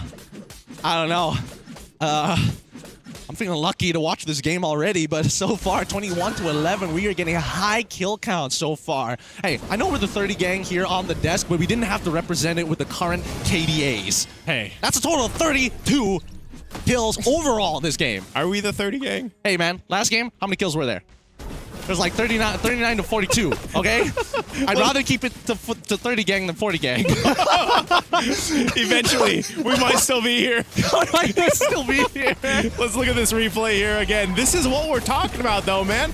Bankai goes down here. Team Falcons has a Lord at a quarter of the health. They could try to lock on the space, but they get Fatal Linked. They have their own Fatal Links, and it was just a mess to try to push into that base to get the win. Dude, Sano could have just walked to the left a little bit, hit the base, and it would have been over. Yeah. It would have been over, but they wanted to extend this. They wanted to extend this. And now, let's see at the current state of events, because so far, despite everything that has happened, and despite a little bit of a throw from Falcons, it's not the end of the world. Some teams don't have inhibitors. Other teams still have all their inhibitors. Yeah, that's the advantage they have, man. You know, but the Huns, the way that they're playing, I think even without their base turrets, Gideon, they might surprise us still. Team Falcons, they have a clear advantage from this. Lord's going to come up in 20. They should have a clear green light to the Lord to secure it. But I'm wondering up to this point, too, as long as Kenny is able to stay alive here, he's so integral to the Huns' fighting potential. Because everything we've seen so far hasn't been this clear-cut team fight from the Huns. Yes. It's just been this, oh my goodness, everything is happening. Let's make use of what we have and also punish the mistakes that Team Falcons have been making. This might be the first time that we actually see this team fight break out. Team fight might not... Well, should it be forced just yet? Paquito's a little late to this fight, and Falcons are going to go for the reset. However, top side has already been set up for a bit of a slow push. So it's kind of a 50-50 here because the position from Falcons is on the southern side. Oh, they're there. Conceal's coming through on the back side. They're going for Kenny. It might be a big pick here. Oh my goodness, they cut the escape routes off, and Troll has an insane path. Still man against the Lord! And now the rest of the team is going to lock them out. Bankai in trouble. He goes down, loses his immortality, and Troll holding on to 3 members as Kenny is looking for Sanji, who manages to get back out. No, it hits, but they want to continue. They don't go for it. They're going to kite backwards towards their base. Oh man, still meta. Getting that Lord is the clutch moment of this game so far. They secure that. Team Falcons lost Troll. Mind you, he tanked so much damage. And the Huns did everything they could to protect Kenny this time. But I'll tell you what, with this Lord, this Evolved Lord marching towards the base of Team Falcons, the Huns are in a position to go ahead and knock down some of the turrets. We'll see how they play this out. Team Falcons want them out of this side of the map, out of the jungle here. This tier 2 turret mid lane, though. Yuki's got it. He's going to go try to knock this down. RWM! Oh, the Blaze Duet coming up to Sano might just be good enough here. Oh, still not enough. Yuki able to push him back just in time. Kenny in trouble losing his immortality. But the Blaze route is good. Yuki finds Cuffin. RWM coming out from Kenny to take down Sanji. So close, but unfortunately not enough, as the base might just be in some trouble here. Huns, they are backing wait, actually Falcons, they're backing off. This entire time, the Lord has been pushing. The Lord has just been slow pushing himself, walking his way to the base of Team Falcons while that team fight broke out that they decided to go for. And now the mid turret, it's going to be knocked down here. They're trying to hold it down. Retribution used to clear it out, but now Lord will charge up top. Yeah, but now Revitalize coming out of Troll. They need, Yuki is dangerous. They cannot take the piercing damage here. Boyette's going to have to try. Slow things down. They should be able to clear out this Lord. No issues, but now Heavy Spin comes on through. Focus on that Lord. They lose out on Boyette. Blazing Duet is already out. They're trying to clear those waves, but Yuki says, no, I will not make the same mistake. The Huns turn this around. Yuki won't make the same mistake. Just dashes on forward, locks on the base. The Huns, again, just like from the last game, they were in the depths, and they crawled out of it in this one to get a big win for them, setting themselves apart against Team Falcons in this one. What a game from the Huns. This was a very interesting BO1 between the Falcons and as well as the Huns. If they decide to give up on their professional careers, they can become scriptwriters because they could have made one hell of a movie with just that game. Dude, that was a game, right? It looks like the first batch, it was all just stomps. Now with the 30 gang here, it's all about a comeback. What a game. What a game. And let me just say, Yuki, with that kind of performance, usually the follow-up to that is to get an email where it says, are you willing to relocate? Are you right? Yeah, that's right. Hey, I just want to say, too, thank you for getting my reference. Yes, you know, South Park. Hey, they got Kenny, man. They got Kenny. If you guys don't get it, Kenny somehow, some way, he's immortal. Yeah, he's immortal. But he always dies every episode. It's like, oh no, Kenny's dead. Yeah, every single episode. Oh my god. It's great. They really had to, actually, in that one of the last team fights there, though, too, they really had to protect Kenny. Because that's what I was saying. The fighting into the real world manipulation was so important for the Huns. And some of those choke points around the jungle. And that's why you saw them throw everything for it. Troll, at the end of the game, you could see some of the frustration on his face, man, because Troll was trying to make things happen in that last kind of team fight that happened. Also, props to Still Meta for getting the Lord secured. Yeah. That, like you said, that was the clutch moment, right? If he didn't catch that, they might not be able to end the game then and there. And let's talk about the good defense that the Huns had over and over and over again, where again, it just kind of feels like for Falcons, they're forcing, but they're not forcing the right things, right? They're forcing unnecessary attempts. Like you said, Gideon, just move a little bit to the left, attack the crystal, and this game might have been over. Okay, but I feel like that was the point of contact, right? But before that, as they're trying to creep up on them to actually go for the heart strike with the knife, they're losing fingers, right? Like the Boyette is just taking unnecessary damage in these moments. And I feel like the Falcons totally forgot how Moskov works. It's like, oh, maybe we should just stand in one straight line. Oh, no, the penetrative damage. Oh, who would have guessed? Hey, let me stand behind the Lord. I'll be fine. I'll be fine. He will tank it for me. Why am I taking damage? Why is this not being blocked? Dude, Yuki just straight up became John Wick at the end, right? He was finding some really insane tactical angles to somehow hit Sano, forcing him to be in really awkward spots. And Yuki's like, no, I do my own stunts. That's basically it. It's so insane that Huns were able to come back from this game where there are really so many ways for Falcons to actually just say, all right, GG, go next. Yeah, and is that going to be the story for the next two best of ones? One team is going to control 14 minutes of the game, and then all of a sudden a comeback story. I don't know, man. Dude, there has to be some kind of conspiracy if all the other remaining games goes that way, no? We got to talk to Freddy about this. Freddy, we have to, Freddy, is Is this scripted? What's going on? What's going on? Like, how far do we want to push this conspiracy? We going Shadow Illuminati or Lizard People? One or the other. Yeah, it's one or the other. Which one is more popular in Paris? Oh, tough question. Is it the Lizard People? Well, I mean, they're really into SCPs in French. Hey, you know what? SCPs.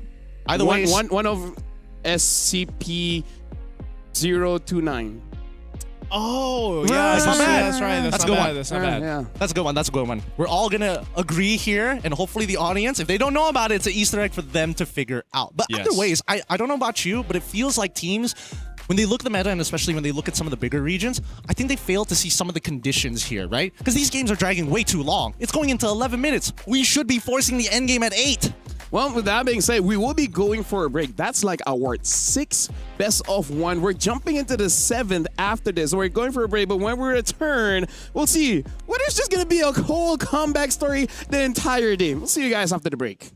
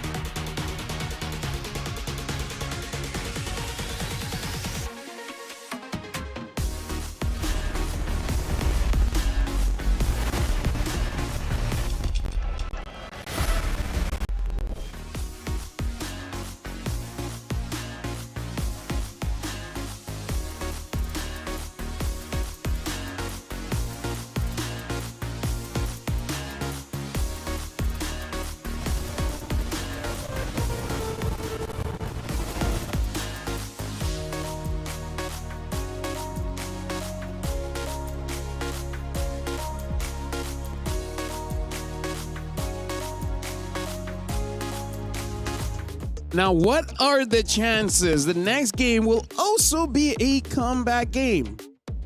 I actually think it's quite high. Welcome to the EWC 26 here in Paris. This is Mobile Legends Bang Bang Wildcard. My name is Afel. Alongside with me is Getting Q as well as Naisu, where you guys started out the shift with a pretty long game. Yeah. And it had Pretty another long. one. And then both games were comeback victories, but this time it's the Mongols going up against KOG. Both are pretty solid teams. Mongols hasn't had good luck so far. They were okay. They were okay, but I would say this is my highlight for the day. Really? I think Yeah. this was my highlight match for the day. Okay, I think that's fair. You're my highlight for today. Thank you. You're also. And you, Gideon. The other guys, they're like, Yeah, they're just like, okay. they're all right. Yeah. Athletic fingers. Is that really what she said? Yeah. And then she quickly goes like, flickers. I'll just say yes, because over in the Philippines, in MPL Philippines, I say the athletic flicker. Yeah. So I don't know where the finger came from. No, because she was keep touching the cough button. Oh, because she kept hitting the cough button. I'm buzzing with it. No. She plenty of times. Late. It was late, wasn't it? But then she got the timing at the fourth game. Hey. Honestly, speaking about these timings, I think that so far, as much as this is your highlight match for KOG, I'm pretty excited for Thailand actually like coming back to the international stage. And yes, you know, 30 gang plus 30 gang over on the opposite side. 32 represent. 32 represent. It's just, I think that KOG is coming in more of the favorites despite their region re-entering the scene once more compared to the Mongols who've tried multiple times. They're very strong, man. They are. I think a KOG lot of very people were strong. excited when they first announced MSL Thailand, and then they had their first event, first season, MSL, yeah. MSL, and then I think also with this, just in general, like they've always been very strong in competitive games, and I think if you go back, what is that, 9? That's like 9 years since we saw one of the winners from Thailand for the first MSC. Oh my God. Yeah, we're that old, man. Here's in 2017, now it's 2026. Yes. It's almost a decade, It's my almost guy. a decade. That's why when you said maybe by 40, like it will still be here. Maybe another 10 years, Lafell, you got it. I hope, but if it goes either way, live, die, I accepted it. Yeah. It's fair. It's a fair argument to have, especially when like you have veterans trying to kind of garner this newer generation of Thai superstars coming out from the MSL Thailand. And I think that 33 has always been a natural leader, and I think most people don't tend to they miss that fact. He is an incredible teacher. I mean, like, here's the thing. Experience teaches you a lot. Like, for example, don't stand in a straight line against a Moskov. Maybe 33 can let them know. Yeah. It's like, maybe one of you is to the left, the other one is to the right. I wonder if he's like, back in my day, we didn't have these mechanics. Bro. Like the old MLBB, when first MLBB was released. Hey, back in my day, Lorita can block turret shots. Back in my day, the only counterplay to Harith was Lunox. Yeah. Back in my day, we had no Turtle junglers. wasn't there. That's so true. Oh my God. I think, by the way, we all stick with the back of my day because we all started playing at the same time. We did. And I think that we're oldie but goodie. Yeah. It's oldie but goodie, but at the same time, it really just goes to show that like people can get into this game and not have like a lot of experience, not only in MOBAs, but just like the in-depth side of the game and still perform well. That's actually a thing, though, because I think what he stands for, because there's always a lot of talk in competitive play, like, oh, older players will fall off. Yeah, the mechanics isn't there. Yeah, they can't keep up with, the median age of our players out there. But I think this is something to be said. Like, yeah, it can happen. I mean, they're a very strong team. 33 is a strong player himself. And we got to give shout outs to Mundan. They create a lot of heroes that you don't have to be good with your fingers. Like CC, you press your first ability and then you walk. High loss, you press your second ability. That's true. Who would be the easiest and then hero? You walk. Who's the easiest hero? How can it not be high loss? No, I mean, like, let me tell you. How many clips online where Bellary can go AFK and he get kills? Ooh. Because of his passive? I think, yeah. I think it's subjective, like, in terms of no skill, like high loss, CC, some would argue Zushin. Yeah, but all the mains of those heroes are going to argue and say, no, there is definite skill here. Fine, let's talk about the hard ones. Argus. Yeah. Till they changed his ultimate. Then you don't even have to press you don't even have to press it anymore. I don't know. I feel Argus like has AI installed. He does. Honestly, Jarvis. Honestly, that might be the next generation of the of MOBAs in the future, where you just teach AIs to battle each other, right? But either way, I still think that right now in the current game state, it's just the entry level is good enough for a lot of these younger players, but it's great to have these veterans to kind of solidify good fundamentals. And that's what we need right now in a meta that's so aggressively fast. Imagine one day they made Ling. Yeah. After you use your ult, you press one ability, say the second skill, and you do all 4 dashes. I knew it. I already knew this was going. And he'll change his name back to Ling Stillman. Anyways, right now KOG is going to be the first pick, batting out the Arlet instantly. Mongols batting out that Matilda. And it looks like both teams are taking their time a bit, discussing on what to ban out. Especially because we've seen quite a few games already coming in from both. KOG, if they still continue banning out all the EXP laners, maybe it's not specific against VSG. It's just like 33 needs a bit of help. Is he somebody who needs that little bit of, I mean, possibly. I think there's definitely an angle there. But also, like, Arlet, I kind of get, right? The way that the Mongols have been playing, and especially with so many picks up, not only the Boxy alongside with the Fredrin, it just feels like Arlet is kind of a no-brainer in these senses. KOG ban like they're from red side. You know what? That's true. Yeah. Oh. Right, it makes you think. Oh, yeah, I'm Makes sitting you here think. thinking about that now. Does that mean that they only have one linear line of play? Let me just say this. Every time I think 33 will pick up the CC, he does. Is it so it's first pickable? No. Let's see if it gets banned here. If it gets banned. That's smart. Well, one step further. Gotta go one step further every single time here. It might get banned, it might not. But I mean, even though, like, we've seen what the Mongols are capable of doing in a turnaround. You think about how much they were able to go ahead and hold tight, even after being pressured in the early game against VSG. Yep. That's one thing that is a threat in. Wait, this has to be first pick Akai. It has to be. Fredrin was the last man. Wait until they lock it CC again. CC first pick. Nah. I mean, like, you already banned out the Boxy as well as the Fredrin. If you first pick the Akai here, yeah. Perfect. So they find their angle. 5 times picked already, and this might just want to be the first few times that we're seeing, hey, some side is going to get a tank jungler. You're going to have to figure out a way around it.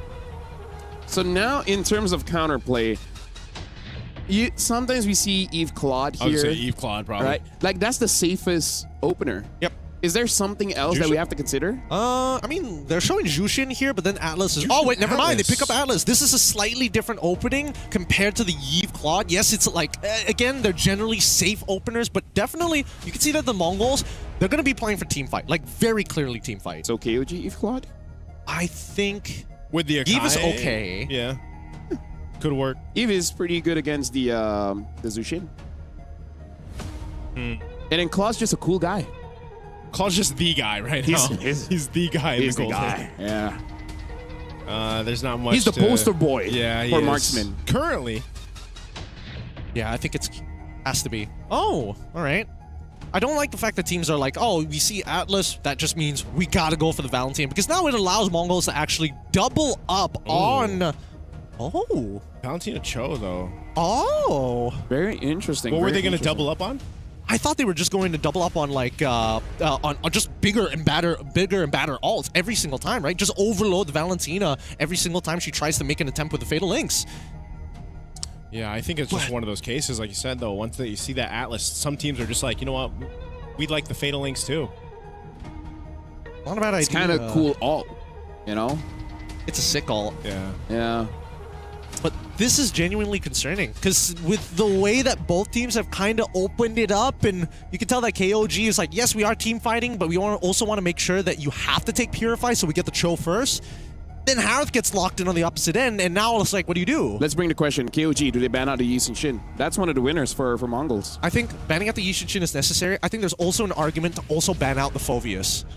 Phoveus. But then I'm wondering, too, what does ZXOR end up playing if the because the Baksha and Fredrin are already out, and we're most likely expecting the YSS ban. Yeah, so it's like, what is EXOR going to play here? Are we going to potentially see him pick up a Amon?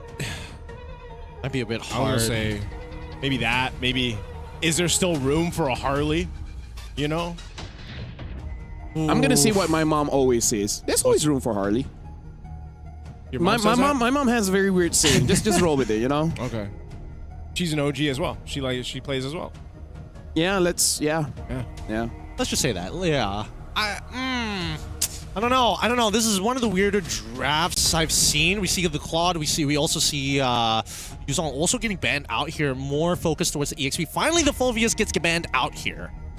Yeah, Phoveus narrowing down some of the XP options still. I mean, Could have been Lapu? This is a lot, yeah. If you think about the amount of XP bans going out, left open, what They are we going love to see the 33. XPs?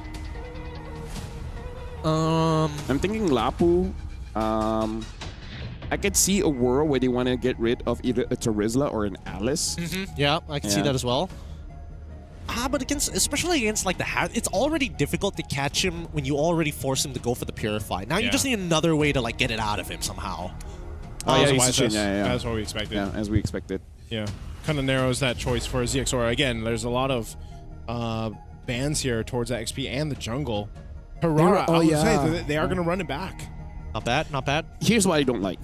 What do you They not like to pair Hirara with skill-based damage dealers. Yes. Like, before this was Granger, now it's Harvey. Harvey is stronger than Granger, yes. But I would always prefer Carry or Moskov, anything so that you're just buying enough time for the basic attacks to come in. I agree, but also I think that in this particular circumstance, they needed. I feel like their mid laner, if it was Yves, it might have been a little bit better because then you can proactively set up a scenario Maybe where Hirara could go for a clear, or even. I don't know so much about the Kimmy. The Kimmy has to take Purify in these cases.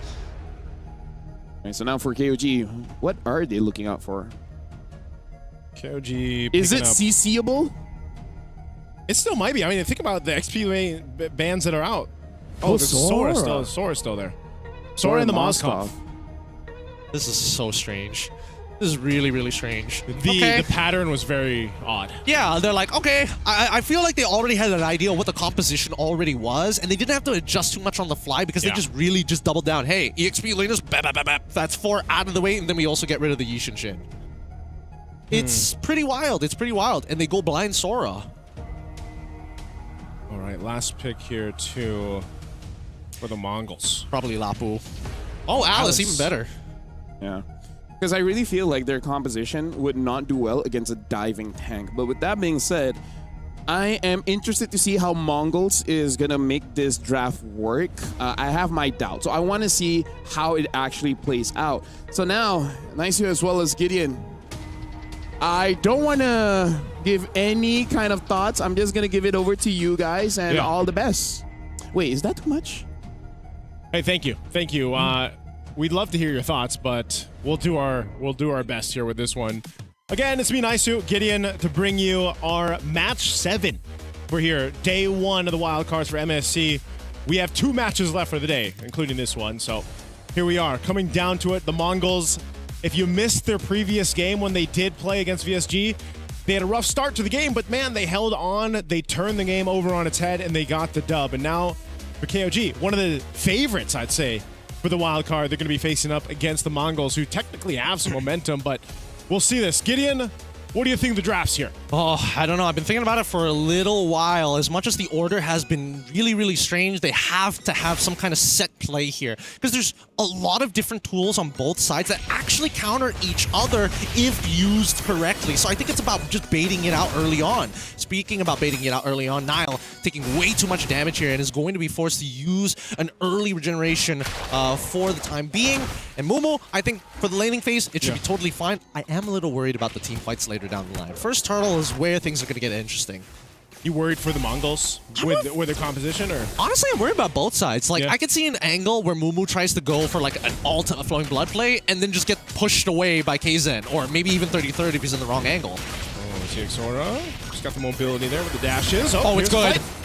Might be good, might be good. Zexora should be able to get the damage down. He's got more abilities than most people can actually deal with and is able to lock down too. They can't catch up to Nile, but they also successfully go for the invade. So things, first blood going over to the Mongols, everything that could have gone right for them just went right. That's one of the things about the Hirara, right? Like the way that we're seeing it played and executed by some of the teams already at day one is this kind of finesse. It's kind of like this maneuverability that the hero provides. You of course have your damage, you have that little bit of interaction with the iframes and everything, but it's one of those things where if you're the opposing team against a Hirara, especially early on, it's like you kind of have to be really cautious of the moving in and out of the team fight, and it's just kind of elusive in a way. And I think that's one of the big things about Hirara, the way that she approaches the early game. Now, eventually, when we get to mid to late game, it kind of struggles a bit, right? You need a little more support from the team. You need a little bit more finesse on the way you go into these fights. But now that this turtle's up,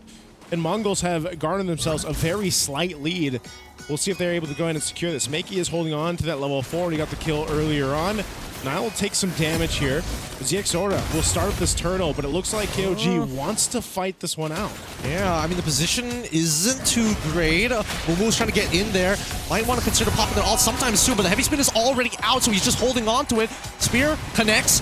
Looking for an opportunity again from now, but Zexora is going to find the first turtle of this game. If they're able to take out Nile, that'd be great, but it looks like Nile really overestimating the passive coming in from this Atlas, forced to flicker away, and Mumu says, no, you're not moving. You are not going to escape from me. Good usage of the Gleam there. Mumu didn't even have to flicker to go ahead and capitalize a kill on Nile. So they get themselves the turtle. Mongols also get themselves another kill on the board.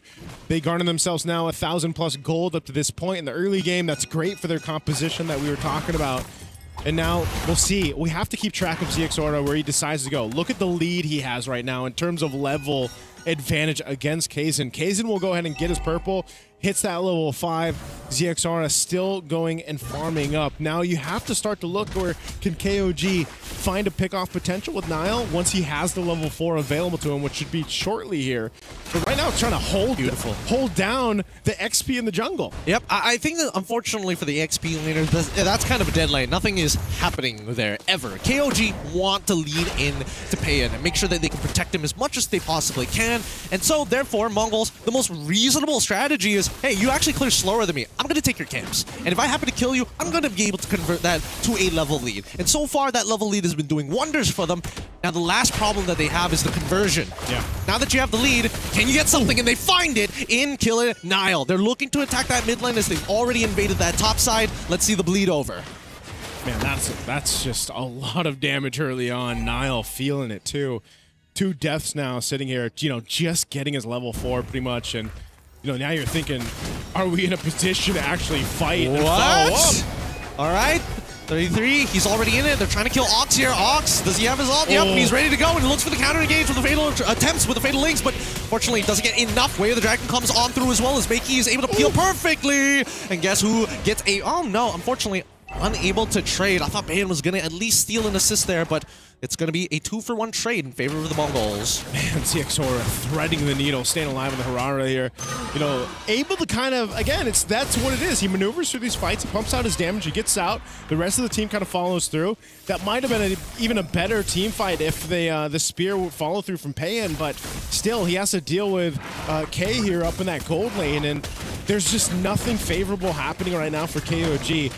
This turtle is going to be secured by the Mongols. ZXORA hasn't even gone back to base. He's just got control of things and will make it happen mid lane. Oh, the Fatal Links pulls in Kaizen, forced to use the heavy spin. Makey almost getting about 5 stacks, but doesn't get the pull. And now we see that Nile has to take the damage from it. KS Ox is going for the Pan, knocks him away by some time, but he still loses his support. He missed out that tempo, and now that should be technically tier 1 breaking if Mongols keep committing to this top side. Man, Gideon, ZXORA has figured out to make Hirara work the best, I would say, so far that we've seen today. It seems to be very clean with the way the team is supporting him as well. And they're just winning across the board. I mean, that lane up top, gold lane is going to be favored now. 4K gets the turret knocked down, so Payan delayed more on this Moskov to scale up to that Trinity that he needs. right now, Mongols, I mean, this is a very strong lead that we haven't seen too much of. Niall goes for the kick. Okay, Way of the Dragon on towards K's side. All right, Xamenforce, and now they're committing to the heavy spin, and Sora unfortunately can't do much about that, but now they're looking for trades. Makey, he's thinking about it. He could ult over the wall here, but instead he's going to take his time as they lock one down. Sora takes out KZ. Now looking for Niall. Zed, he needs to peel. Unfortunately, loses his boy in the process, and now the Fatal Link stolen away as they get 33 into the middle of it. And now, with one back into Ox, he wants to go a little bit further, pops the off of the iframes, forced the flicker away so he doesn't get traded back, and Momo, he's done enough. They walk away 2 for 1 in favor of the Mongols again. Oh man, good response from KOG to try to get something out of that, but man, they might lose more as this purple buff is going to be taken. ZX sort of grabs that, and you know, it's one of those things where sometimes KOG doesn't have a choice. They're almost in these situations where they've already expended some of the resources, especially battle spells or ultimates, and they just kind of have to force this fight against Mongols, and it's just not favoring them right now. Niall feeling the brunt of it, you know, sitting there. He doesn't have a full item yet, right? He's got to go ahead and build up into that. He's got a little bit of magic resist, a little bit of physical resist, but he's died 5 times. He really hasn't been able to capitalize on the Way of the Dragon kicks, and they're just desperately trying to hold on to their jungle XP and buffs. Yep. Getting very involved here. Oh, so close on that. Very close, but not enough. So far, the snowball continues for Mongols. They have full control of basically everything across the map, and more importantly, the fact that Xixora 2 items in. He's got the War Axe. Oh, hold on. Underneath the turret, they're not Zed. Zed in trouble. Makey takes Zed out, no problem. But now in the back line, we see that now trying his best to turn things around. As you can see, Xixora sustaining through the pain, sustaining through the power. What are you gonna do when it comes for you? Makey pulls one back as Ox looking for an opportunity to actually follow up on this, gets his assist, and Mumu says, hi, goodbye. Ox secures the kill. That is a wipeout at the 8-minute mark. The Mongols come in swinging. Harara comes through for ZXora, and they take everything off of that wipeout. They'll take a tier 2 down bottom. They're looking to take another in the mid. Man, the Mongols are on something different in this game against KOG. Right now, unfortunately, the backliners are a little too weak to deal with the raw snowball damage coming in from Xixora, especially when he's got stacks from the War Axe. In the meantime, at least K, he's having the time of his life. He's only died once. He's got 5 assists. He would have liked to turn those 5 assists into 5 kills, but hey, you only get so much. And I don't know, being able to fight. Oh man, look at Zed. Oh! Dodges it with the iframes, and now Flicker from Momo gets Zed once again. The counter engage is beautiful as he sustains through 2 waves in the middle of their base. Makey there to watch, and K very happy with their performance. Bayen, he's out of there. He's like, nah, I don't want to be part of this. The finale. Oh, and into the base they go. 33rd. 33 will go down. ZXora's godlike. Give him a double. Oh my goodness, he's 8-0-8. This man, he's making some hard beats here against KOG. He's gonna go again. Yep, he's gonna find Zed. Unfortunately, Zed able to dodge out of that now. Way of the Dragon. Unfortunately, Xixora using the iframes just a little too soon. They've had enough. They're done. They're like, we're sick of it. You only have 4 abilities. I'm sure we can make a hard read on one of them. Oh man, they've had enough. Now they're going to be looking for more here. They're trying. They're absolutely trying here, but K now terrified. Ooh, has to use the Purify to get on out of there. Can't get the angle, and K Zen. Beautiful heavy spin covering the perfect angles. Okay, the Mongols are massively ahead, but they don't want to take too many mistakes off of that. I mean, this is now a couple big shutdowns, big amounts of gold going over to the members of KOG, and they could use this to get themselves slowly back into this game. The problem is, with the Lord being up, and now the Mongols kind of going into this kind of force reset after really threading through that base push. They've got a clear light for this Lord, but they want to go ahead and continue to punish. Fully itemized here. Trinity not done yet, unfortunately, for Payan. But K, he's ready to ball. He's got the Holy Crystal. He's down to clown with the rest of his team at this point. Oh man, let's see if they do it here. Centered up around. That looks good. Wait, the engagement? What? Momo, he was already on top of Payan, and now they're getting into intercept Ox. He needs to find something to terrify his good, but unfortunately, he buffered in the Fatal Links and gets nothing. Niall goes down, but they're not done just yet. 33 down as well for the count as K is just a little too strong to deal with it. Kzen unleashes the heavy spin a little too late, and now gets pulled into this. Minions pushing into the base. Fatal Links already through. Zed can't do it. Xixora says no with a double to close out this game. right at the 10-minute mark. They get it done. 10 minutes, 58 seconds. One of the best games so far we've seen here from a Hirara, if not the best. What a clinical performance from ZXOR and the rest of the Mongols here in this game against KOG. I thought this was going to be a lot more closer than it was, man. But hey, the Mongols, they had their eyes set on the prize and they got it in this one. ZXOR 10-1-10, 10K gold lead. Yeah, that was not a comeback. It looks like Hirara just needs some time to warm up. Mongols, they had their warm-up time. And this is where we see them, I wouldn't say peak, but this is the form that they wanted to show in the start of the day. I'm so happy for ZXOR because coming into this Hirara game, if he didn't dodge those abilities, he would have been in a lot of trouble. So much trouble, as a matter of fact. A whole lot of trouble, man. Yeah, we got to talk about how in this game, it does look like KOG, they were uncomfortable. They were like, I don't want to say, autopiloting is like, wait, what do we do again? It's like everyone's just a little bit lost. I think you got to remember too, in those team fights, I know we'll see the highlights there in a bit. Dude, they were fighting them between tier 1, tier 2, and ZXOR was between tier 2 and tier 3. No, that's why I kind of feel like having 2 CC heroes in mid, just to give Hirara the time and space to deal damage. Because level 2 having 4 skills, you eventually have enough to kill someone. Yeah, no, it was pretty crazy because again, it's like you're comparing base damages to accessibility of skills. 4 skills compared to like the 50% extra base damage you see from people like KZen in the early stages of the game. But then you start to recognize that when you start adding people like Meiki, who makes it a lot more difficult and throws in more disruptions in your CC combo, it becomes a lot harder to execute. Yeah, looking at this too, it's just, they knew the game plan from start to finish. The Mongols were all over the map. They were able to go ahead and really punish Nile. And this is one of those games where it's like, this is what I was saying when we saw the Cho picked up earlier on. It was like, Cho usually struggles, right? It's really difficult for teams to make it work in the current meta. This was one of those examples. A lot of these fights happened in between these turrets. The Mongols could choose to fight wherever they wanted to. And so when you don't have when you don't have the space that you want to work with your team composition, because one of the biggest threats is ZXORA, but then on top of that you have Ox on the Atlas, the Fatal Links are there. There's so much. And then when you're thinking about, oh, we've handled them, here comes Mumu with the Gleam, with the Alice, able to go ahead and even put more pressure.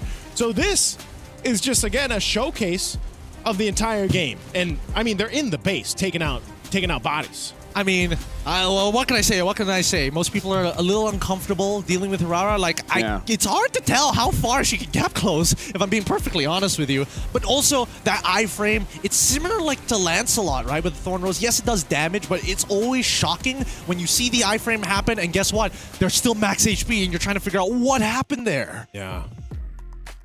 I don't know, man. It's just, you know, at least they're up in spirits here. KOG knows that, hey, we messed up. We got to go next. No, maybe they're like, hey, maybe we could use her on. That was fun. Because here's the thing. I feel like everyone is right and wrong at the same time. Yeah. You know, like for example, people say not enough damage. I kind of feel like that is correct.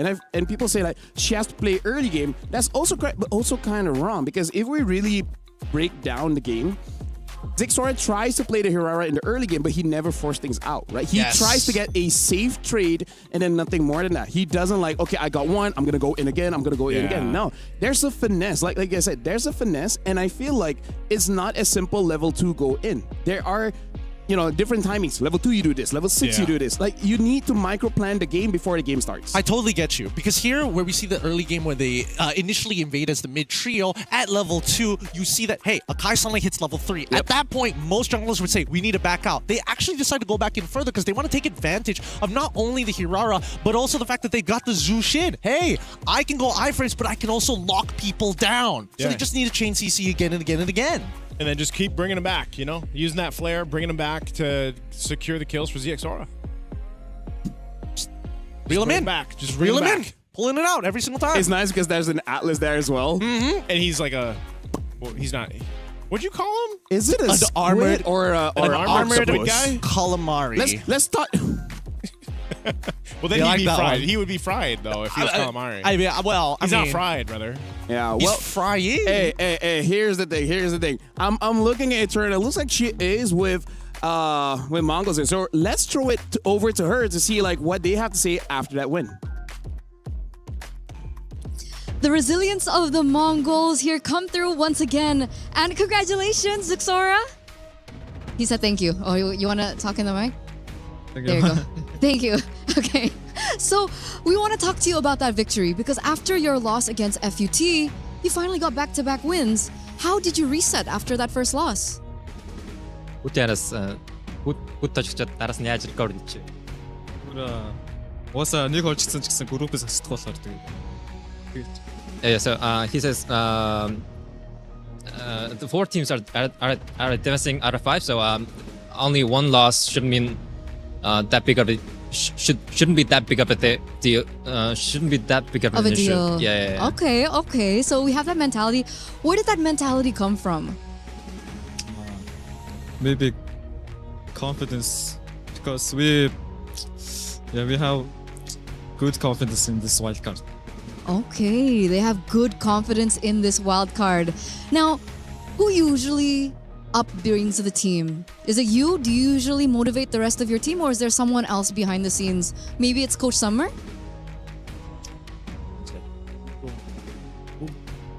Яг тэгдэг хүн байхгүй тэгээд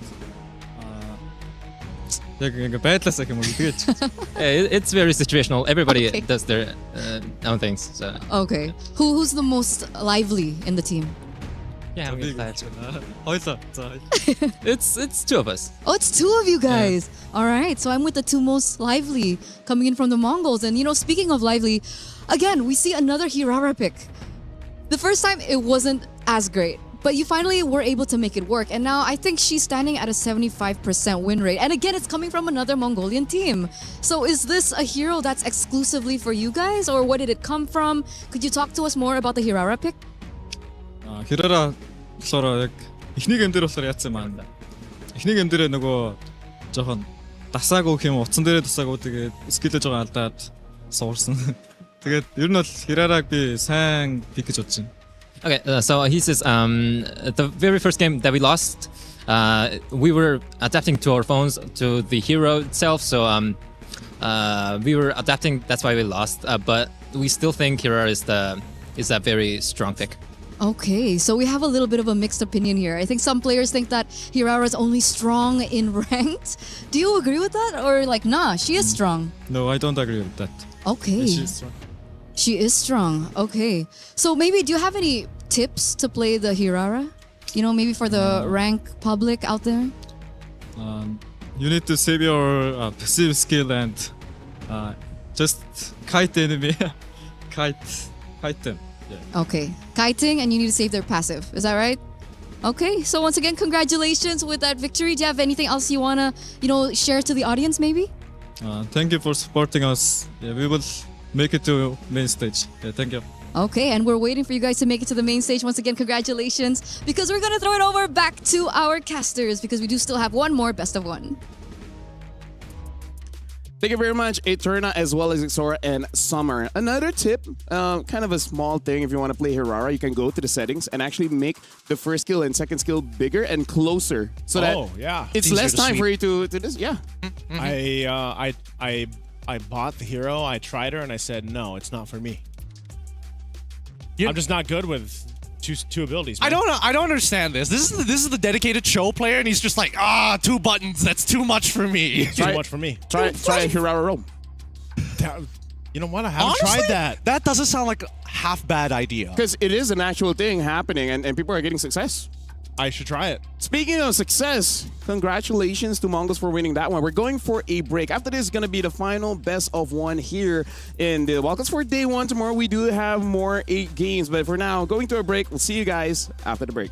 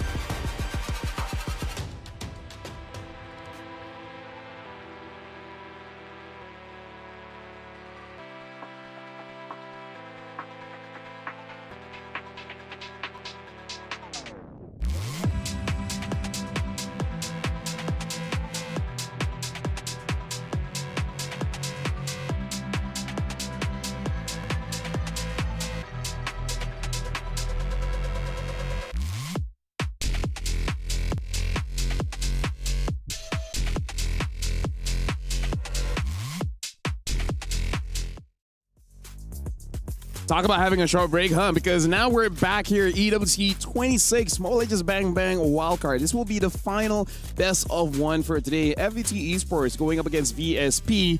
Hopefully they recovered from the unfortunate loss we had earlier. My name is Fel. Alongside with me is Gideon as well as Naisu. And I hope no football gets over to my face. Hey, don't worry. It's not going to connect. But so far, based on what we've seen in today's games, I don't know. Some people come in with a bicycle kick and take the game out from under people's feet. I had to take a look at what you're talking about with the football, man. Yep. Hey, I used to be a football player. I used to call it soccer, too. Yeah. I don't anymore. Thank God. All Asians out there. Yeah. Woo! We win. Finally. So, let's talk about how JM should be super excited just because he sees an opportunity. You know, he's a good player. But again, a motto that we live by, just because you can doesn't mean you should. Well, true, but at the same time, somebody's got to, it's going to sound bad, but somebody's got to leash him a little bit. They're going to be like, attack now. JM? Yeah, because it's not like JM is making bad plays. It's just that the coordination isn't there. So he needs somebody to be like, talk to his team. Yeah, signal hey, them. Do you have enough stacks on the clock to get the damage done? It's like, you know those games when you're using the manual communication buttons? Yeah. Maybe even that. Well, technically, MLBB has that too, Maybe we need to get more specific. What are they called? Command lines or something like that? Communication wheel. Maybe change the language from like Japanese to actually English, because isn't there Japanese ones? Yeah, there are. They're actually, I would say, arguably the best voice pack that we have. That's the ones I use. You know what will be interesting? Instead of separating by language only, separate it by your generation. What do you mean? Like, for example, yes. Instead of attack the Lord. How would it sound like if it's like Gen Z?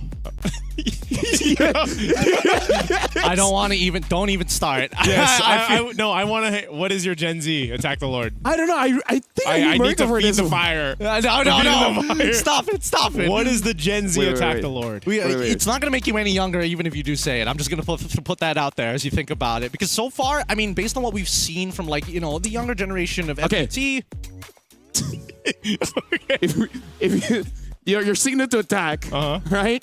Put it right in the bag, y'all. Dude, I might use that the wrong way. That's a millennial thing. Yeah, that's millennials. You're one generation off. Yeah. Well, good try. We'll workshop it. We'll workshop it. As Gideon was saying. Yeah, no. I think we're not the right generation to do this. I think that, a couple of millennials here on the side of VSG and even FPT both are kind of understanding the scenario that they're starting to put themselves in, right? Both of which have gotten decently close at actually securing some pretty good games for themselves. However, I think that VSG right now is probably the ones who is like, let's end today good. We need that strong force coming into day number 2.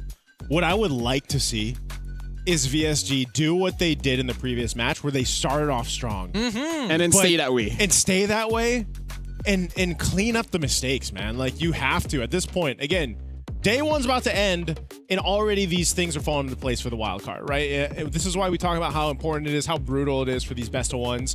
And I like the way that they controlled the early game. I like the way that they went through the mid game. But then it was just like, man, what's going on late game for them? I think that is the cornerstone of making VSG have this winning moment against this matchup here specifically. Yeah.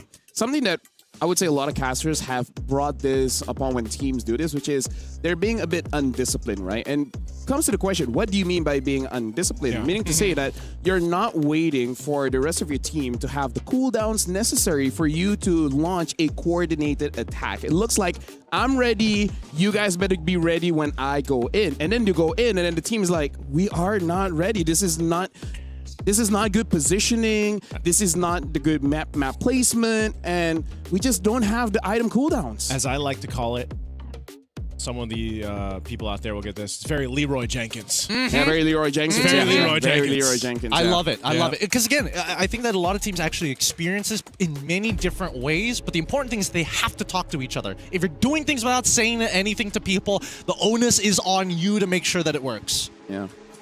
And I feel like start with lore dances, right? Like, yes, please, dear God. Like try to establish a simple game plan. Like, Do we want to bait things out first? Do we want to pick off someone first? Does that work for the Turtles though too? Like early on, or I feel like early on VSP has got it quite well. Yeah. It's during those lower takes that they start. This might sound harsh, but maybe they underestimate their opponents. You know what's kind of weird is so far, you don't see too many fights for the Turtle. It's like something happened before where a team clearly has the clear take on the Turtle. It is more so of the Lords right now, at least. Because I think, again, as we get through the wild cards, as we eventually get to the main stage, the meta and the way that it develops and the way that specific teams handle the current meta, I think is really the highlight of these international tournaments, seeing how they take their playstyles from all the regionals that we watch, all the qualifiers, to what's eventually showcased to us on the international stage is what is so fun to watch. I think not even just as casters, but also the viewers out there, they like to see the different playstyles. It's like a different personality pretty much showcased each time. And then we go to the main stage where everyone just does the same thing. Yeah. It all comes back. Okay, this is why wildcard and MWI is so fun. Yeah, this is what we want. It's what we want. Exactly. And again, this really comes down to the simple elements of high-level gameplay, right? You got to have the micro, pretty obvious. You got to have the macro, a bit of brains. But the most important thing that most people don't realize is your attention. Attention and the visuals that you have on the map. If somebody's able to pull your attention for even 0.5 seconds, that means, hey, you're not looking at your own character when it gets one shot in that exact same amount of time. Wait, that's what they need to play with. Is this Fredrin? Because it's probably Boxia Akai ban. That's gotta be. Like, I think that honestly, out of both of these jungles, Fredrin is the most manageable only because there's very clear counter picks in the gold lane. Like Gord and stuff as well. Gord as well, carry an obvious one in these cases. Yeah, again, too, you can see that Jushin was banned out. Psyche getting the first Savage of Wildcard in the first match today, if you guys had missed that one. And, that was, again, Foot Esports they have the potential to go ahead and win this game based on the draft they pick up, based on the way that they've played and showcased that. And so, again, even for VSG, we talked about the struggles that they've had and the adjustments that they need. But Foot Esports, a team that has showcased a lot of strengths as well, they'll pick up a strong pick in itself. The Matilda, first pick priority. This is interesting. It's not a bad idea. It's just that you got to make sure you pair it with the right jungler. Right? If they're open to use something like, I don't know, a Balman, a Barats, stuff like that, hey, maybe it can work. I don't think it's a bad idea, but at the same time, I feel like this could be a potential bait, right? Because I think that FUT doesn't mind giving over VSG all the big tanks, right? Because I know Kazue, for a fact, is a dedicated assassin player. It's just he has to adapt to the meta. And look at his VSG pick up the Paquito. Adapt to the meta. And look at his VSG pick up the Paquito where the Freya is open as well. I wonder if they want to double down, pick up Freya as well as Paquito. That's not a bad idea. Yeah, or, try to fight it and let Freya go. Actually, now that I think about it, maybe not necessary. Because again, you're already having to deal with a Matilda. There's no guaranteed way to keep people in that fight yet. So unless they pair it up with in this case, going to be Gord, I would have liked the Yve, but at the same time, it's a give and take. This is interesting, too, that they decided to actually pick up the Gord this early on. I mean, I get the Paquito, but they could probably waited on the Gord a bit here. Maybe they also just didn't want to go in the hands of Psyche, so this was the response. You threw it out earlier, the Fredrin, that's going to be the pick. This is something that we saw so much of before in previous internationals and even the meta, right? The Fredrin paired up with a Matilda. You get so much mobility. You're able to go ahead and engage on fights or disengage if you need to. Gives you good control around objectives. And then you also get a Freya, who's just a fighter in itself, who can hold her own and even be enough of a threat to kind of dissect teams on approaching things. So this is a good answer. I was waiting for this pick to come up. We mentioned the carry earlier on. Well, now we finally get it in this matchup. Okay, now here's the risk here with the carry here on Red 3. Carry can be counterpicked in the lane itself. There are a couple of bad matchups, of course, but she will inevitably scale to the very end. The only other issue is whether or not they're going to find the single target lockdown, right? I think that's what they're missing here to make VSG's composition really come together. Cho, Kalia comes to mind straight away, but there's only 2 bans. So where do you lead them to go? By the way, just something to put out there. FUT, they can flex this just a little bit because Freya can go gold, can go EXP. Yep. I prefer her in the EXP, but especially because you already have a Fredrin, right? Yeah. You can't just change and have a Yi and Shin for one reason or the other. But yeah, I agree with Gideon. Get rid of the Cho as well as the Kalia and not give the carry an easy time. That's what they're looking for. Something big.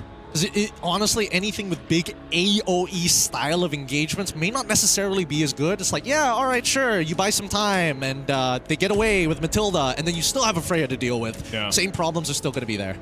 Yeah, they're going to have to figure that out here. We'll see what they end up going. Kimmy was a ban for that 4th ban from VSG because that's usually what we see with the Fredrin, especially right now, and then you also pair up all that utility that a Matilda brings. You definitely want to take that out. So we might just see for the mid lane option, at least for Foot Esports, is maybe they do just go with, well, the Eve is actually already banned out. You have no Valentina. The Jushin's gone. Gord was picked up early on. So the choices is Lilia.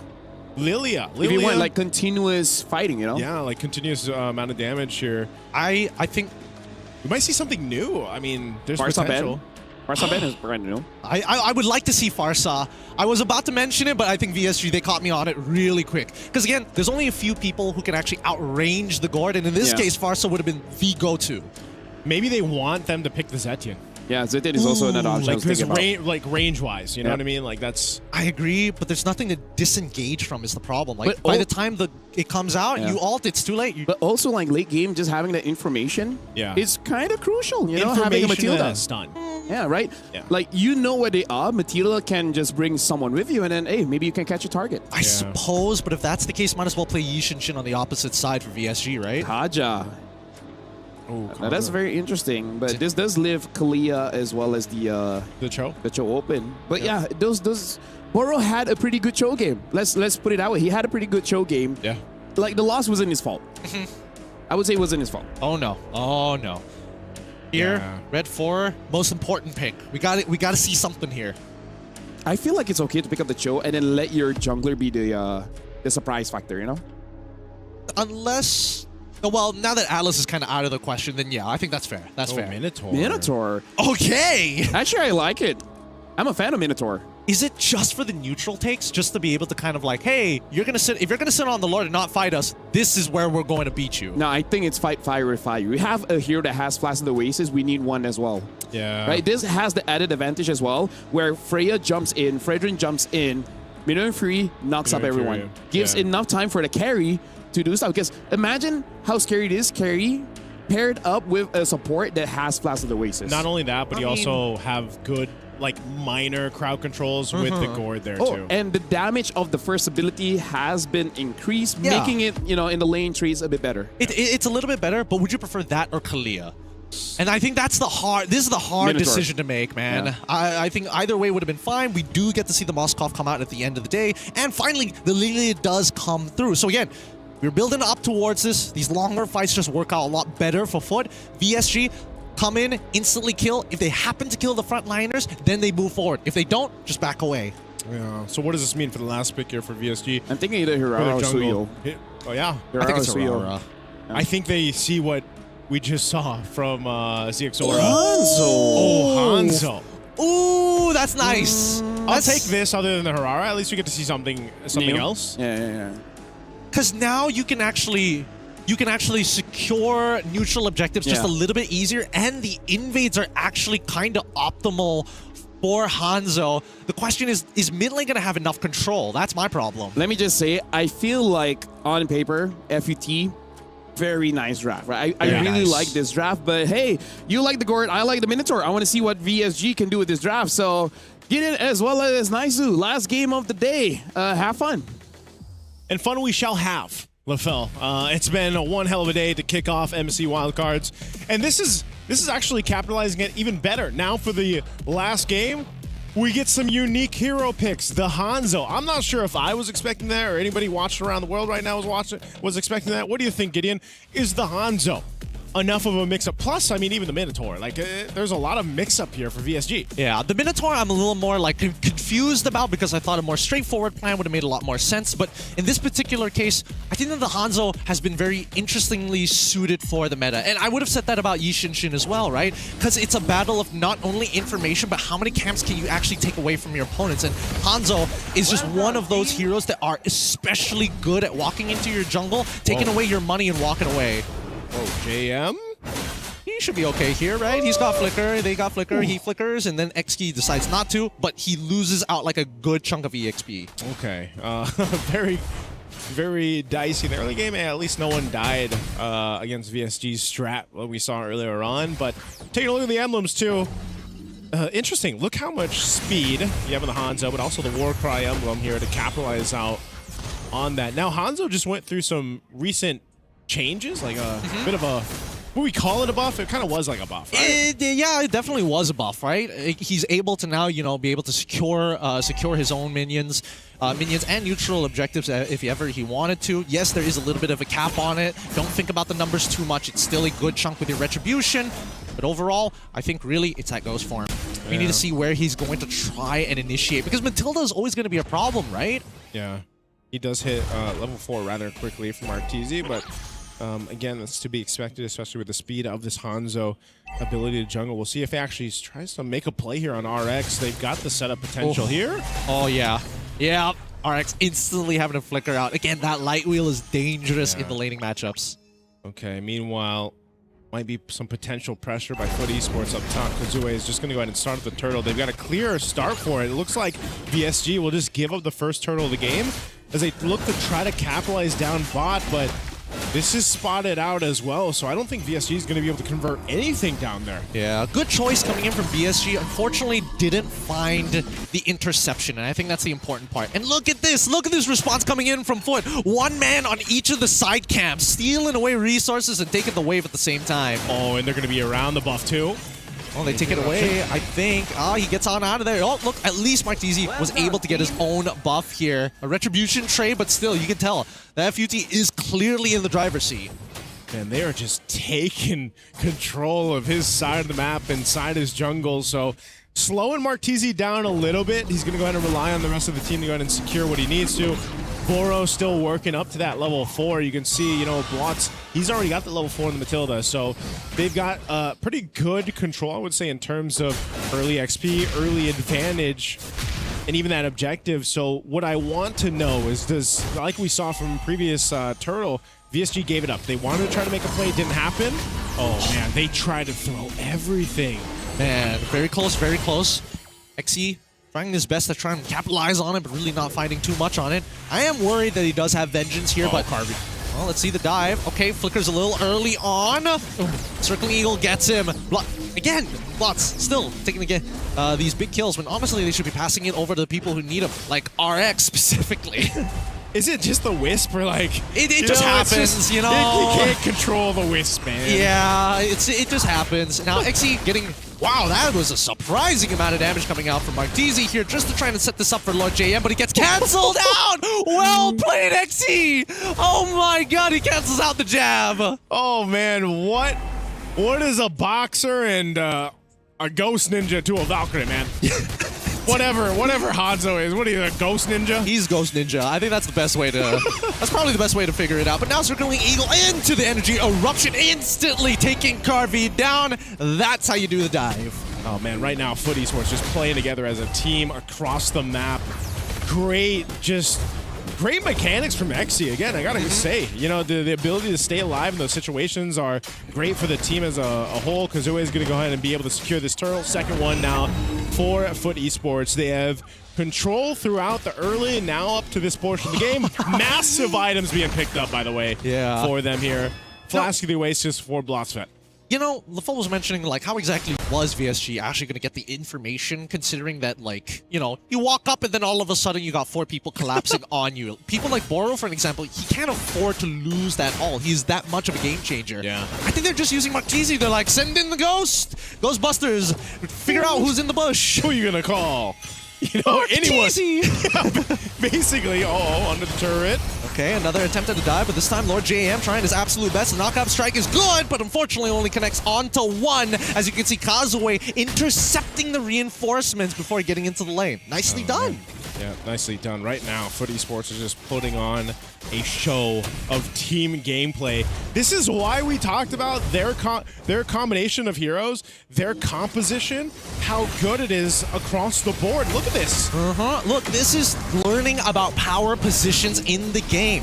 It's a 2.7k, and now they're looking for the tier 1. And Hanzo, unfortunately, Ghost Boy can't do much here as the Gush comes through. JM, he can't find an angle to push them back into the Gush because he doesn't have his flicker, which came out right now. Yeah, That's unfortunate. Again, Foot Esports, with the advantage that they have, they're able to take down Tier 1 even under the Mystic Gush. And you can see across the board the goal difference that is built up here.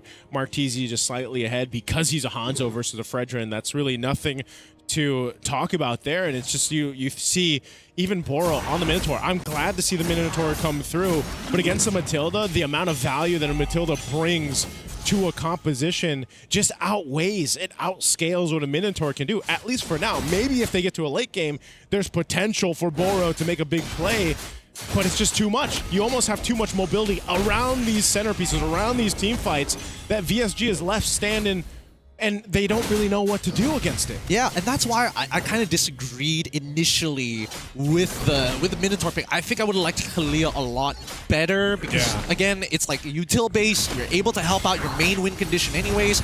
Now, let's see how this plays out because so far, Foot has been walking into enemy territory and planting that flag saying, this is ours, thank you very much. Yeah, this is, right now for VSG, Foot Esports, it's like the people you can't get out of your house, man. You know, you're ready for bed. You know, you're ready to get out, and they just won't leave. Yeah. Gosh, these homeless somehow keep getting in here somehow. I don't know how they get in my house. Why but, is my door open? Why is my door open? That's the jungle, man. It's not even broken walls. Yeah, it's true. Oh, it is broken walls. I have multiple doors open. Hey, guys. This window is not protecting me from the elements. Well, maybe if you get the walls around the windows, that'd be great. So far, Foot has been doing whatever they want. In these past 7 minutes, BSG has just been taking belt to bare bottom, and now they're dropping down their ult too just to make sure that they can't get over to the holy shielding. Psyche in trouble. Black Shoes out of there. Yeah, Black Shoes keeping alive through that gush.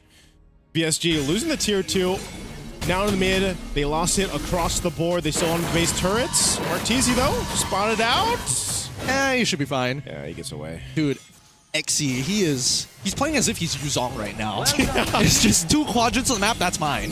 Yep, he's controlled so much of this map. The shield's gonna pop here, the holy defense now for VSG, so... And, you know, you still got 30 seconds for this Lord to come up, and I feel like Foot Esports is like, yeah, we can get these shields. We might as well get them down before we go for this Lord here. You know, surprisingly, that it's been 8 minutes. Whoa, excellent. Whoa, okay. Does he die here? Does he turn it into a 4? Oh, nope, still 3-0. It is a... Oh, wait. Yeah. This is the moment.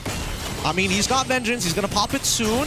But again, the damage here... Oh! Oh, my goodness. He needed to wait just a little bit longer. If the Vengeance timed out, I think he would have gotten the kill there. Dude, at this point, VSG needs like a God of War to go against this Valkyrie because it's just too much. Lord is up. Oh, JM. Good flicker coming in from RX. Good respect. JM tried to go for the assassination, doesn't find it. On top of Psyche, but again, Martese, like nobody can give him the space to auto-attack except for Boro. Yeah, Lord easily going to go over the hands of Foot Esports. They've controlled this game up to this point throughout it all. VSG scrambling across the map to see what they can take. Again, when you look at their composition, what they're capable of doing, let's think about the base defense here now for VSG because that's where they're going to find themselves. You know, utilizing a Minotaur, plus you got the Gourd. There is potential there to stall out this game, stall out that push from Foot Esports where you're allowed to give Carvey that time to build up. You're allowed to go ahead and shred through some of these members of Foot Esports. The problem about that is, where does JM come into this picture? I think even for the Paquito, you still have to start to think, is he actually going to be able to be enough of a threat, towards that backline? Who's he even go for? Because the problem, again, having Matilda, and this was picked up early on in the draft, it was priority, you have so much ways to get in and out of the fights. And that is a big obstacle that VSG has to overcome when they approach these, even on a base defense, because it's like you can expend so much, you can commit so much of your kit, your resources, but if it doesn't capitalize kills, then you're just left there, you know, footing around the base here against Foot Esports. I agree. I think right now, Lord JM, especially since now we're getting past like the mid game here, he does like good damage to Psyche. He forces out that Black Shoes early on, and now he has to play D, right? He's got to make sure to use that knock-up strike to peel for Carvey. And again, somebody's got to deal with that Lord now rather than later. Okay, they want this push down the mid. Kazue is just there with Lord. That's illegal. Kazue should not be able to walk here. Yeah, finally, they start to capitalize on this situation, realizing that they're out of position and forcing them back with only one missing inhibitor on the long lane. It's a little sad for VSG, but honestly, not the end of the world. Yeah, it's not. This is what we were talking about. The composition does allow them to play good defense in the base. They want to hold on to this base turret. Oh, okay. XE trying his best, forces out a flicker here. Martese going to lose his ghost form. Get back to the main body here, but I don't know. VSG, they're waiting for Boro, but he doesn't have his ult either. Ooh. Now they're going to use the Gush, but it gets canceled out straight away. Bloodfett making the play of his life, and now opening an opportunity for Foot to walk into enemy territory, converting into 2 inhibitors. Oh, RX picks up a win in nature. They're going to go for this last base turret. VSG down a member. Can they stay in this game? They don't have any waves aside this cannon minion. Boro, though, taking a brunt of the damage. They want to stay and keep things intact. They've got a mid-wave push of these minions. They got to sell this. They got to force Boro to ult, and he's going to make an attempt. Boro, motivational shout, Martese as well. Already oh, you going to the ghost form, getting into Psyche. Somebody's not stopping him. Black Shoes gets him out of there. Praises Wrath already through as XE able to cover the right side. Lord JM needs to push these minions out of here with his knock-up strike. He gets it. Unfortunately, focuses on the heroes, and this should be it. FUT able to take the game 6-1. FUT Esports dominant throughout the game here for this one against VSG. VSG brought an interesting draft, a unique draft and unique heroes to this one, and it just did not work out. The Hanzo, the Minotaur, it's just a little bit too late to build up and scale up. And so for this one, FUT Esports, a clear comp that works, that we've seen work time and time. Even shades of old meta brought back here for this one. And it was executed perfectly for them. Yep. Something that we can say is that just like M6, when we start with best of ones and then eventually move on, is that some teams, especially when they lose 2 games or even like a crazy comeback, they start to overthink, right? They start to overthink, they start to get too creative, and then it just ends up like betraying themselves. A little bit. I'm not going to lie, a little bit. But I also think that right now, the biggest thing we are seeing from a lot of these teams here at the wild card is the awareness of the jungle path. Sometimes there's a little bit of scrutiny. Oh, I don't want to completely clear my bottom side. Where are those camps? Why are they not being stolen? I feel there's still a lot of gold in EXP being wasted on the map.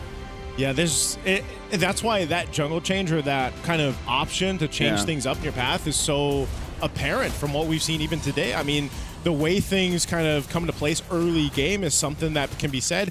Even if you get something like the Hanzo, who usually has an advantage in terms of what you can take from camps, scaling up a little bit faster. You could see, because of they were so focused on allowing that to happen, Carvy's lane himself was just kind of taken care of. Carvy, think about it, he had 2 early deaths. XE is a big part of that. Again, the fact that he was able to go ahead and go 1v2 in a lot of scenarios and hold his own, put pressure in his lane, was a big part of why this all came together for FUT Esports. Plus, again, the Matilda, man, is so good. But here's the thing, again, this is my personal opinion, but this is one of those things where I will die on that hill, right? What? Which hill?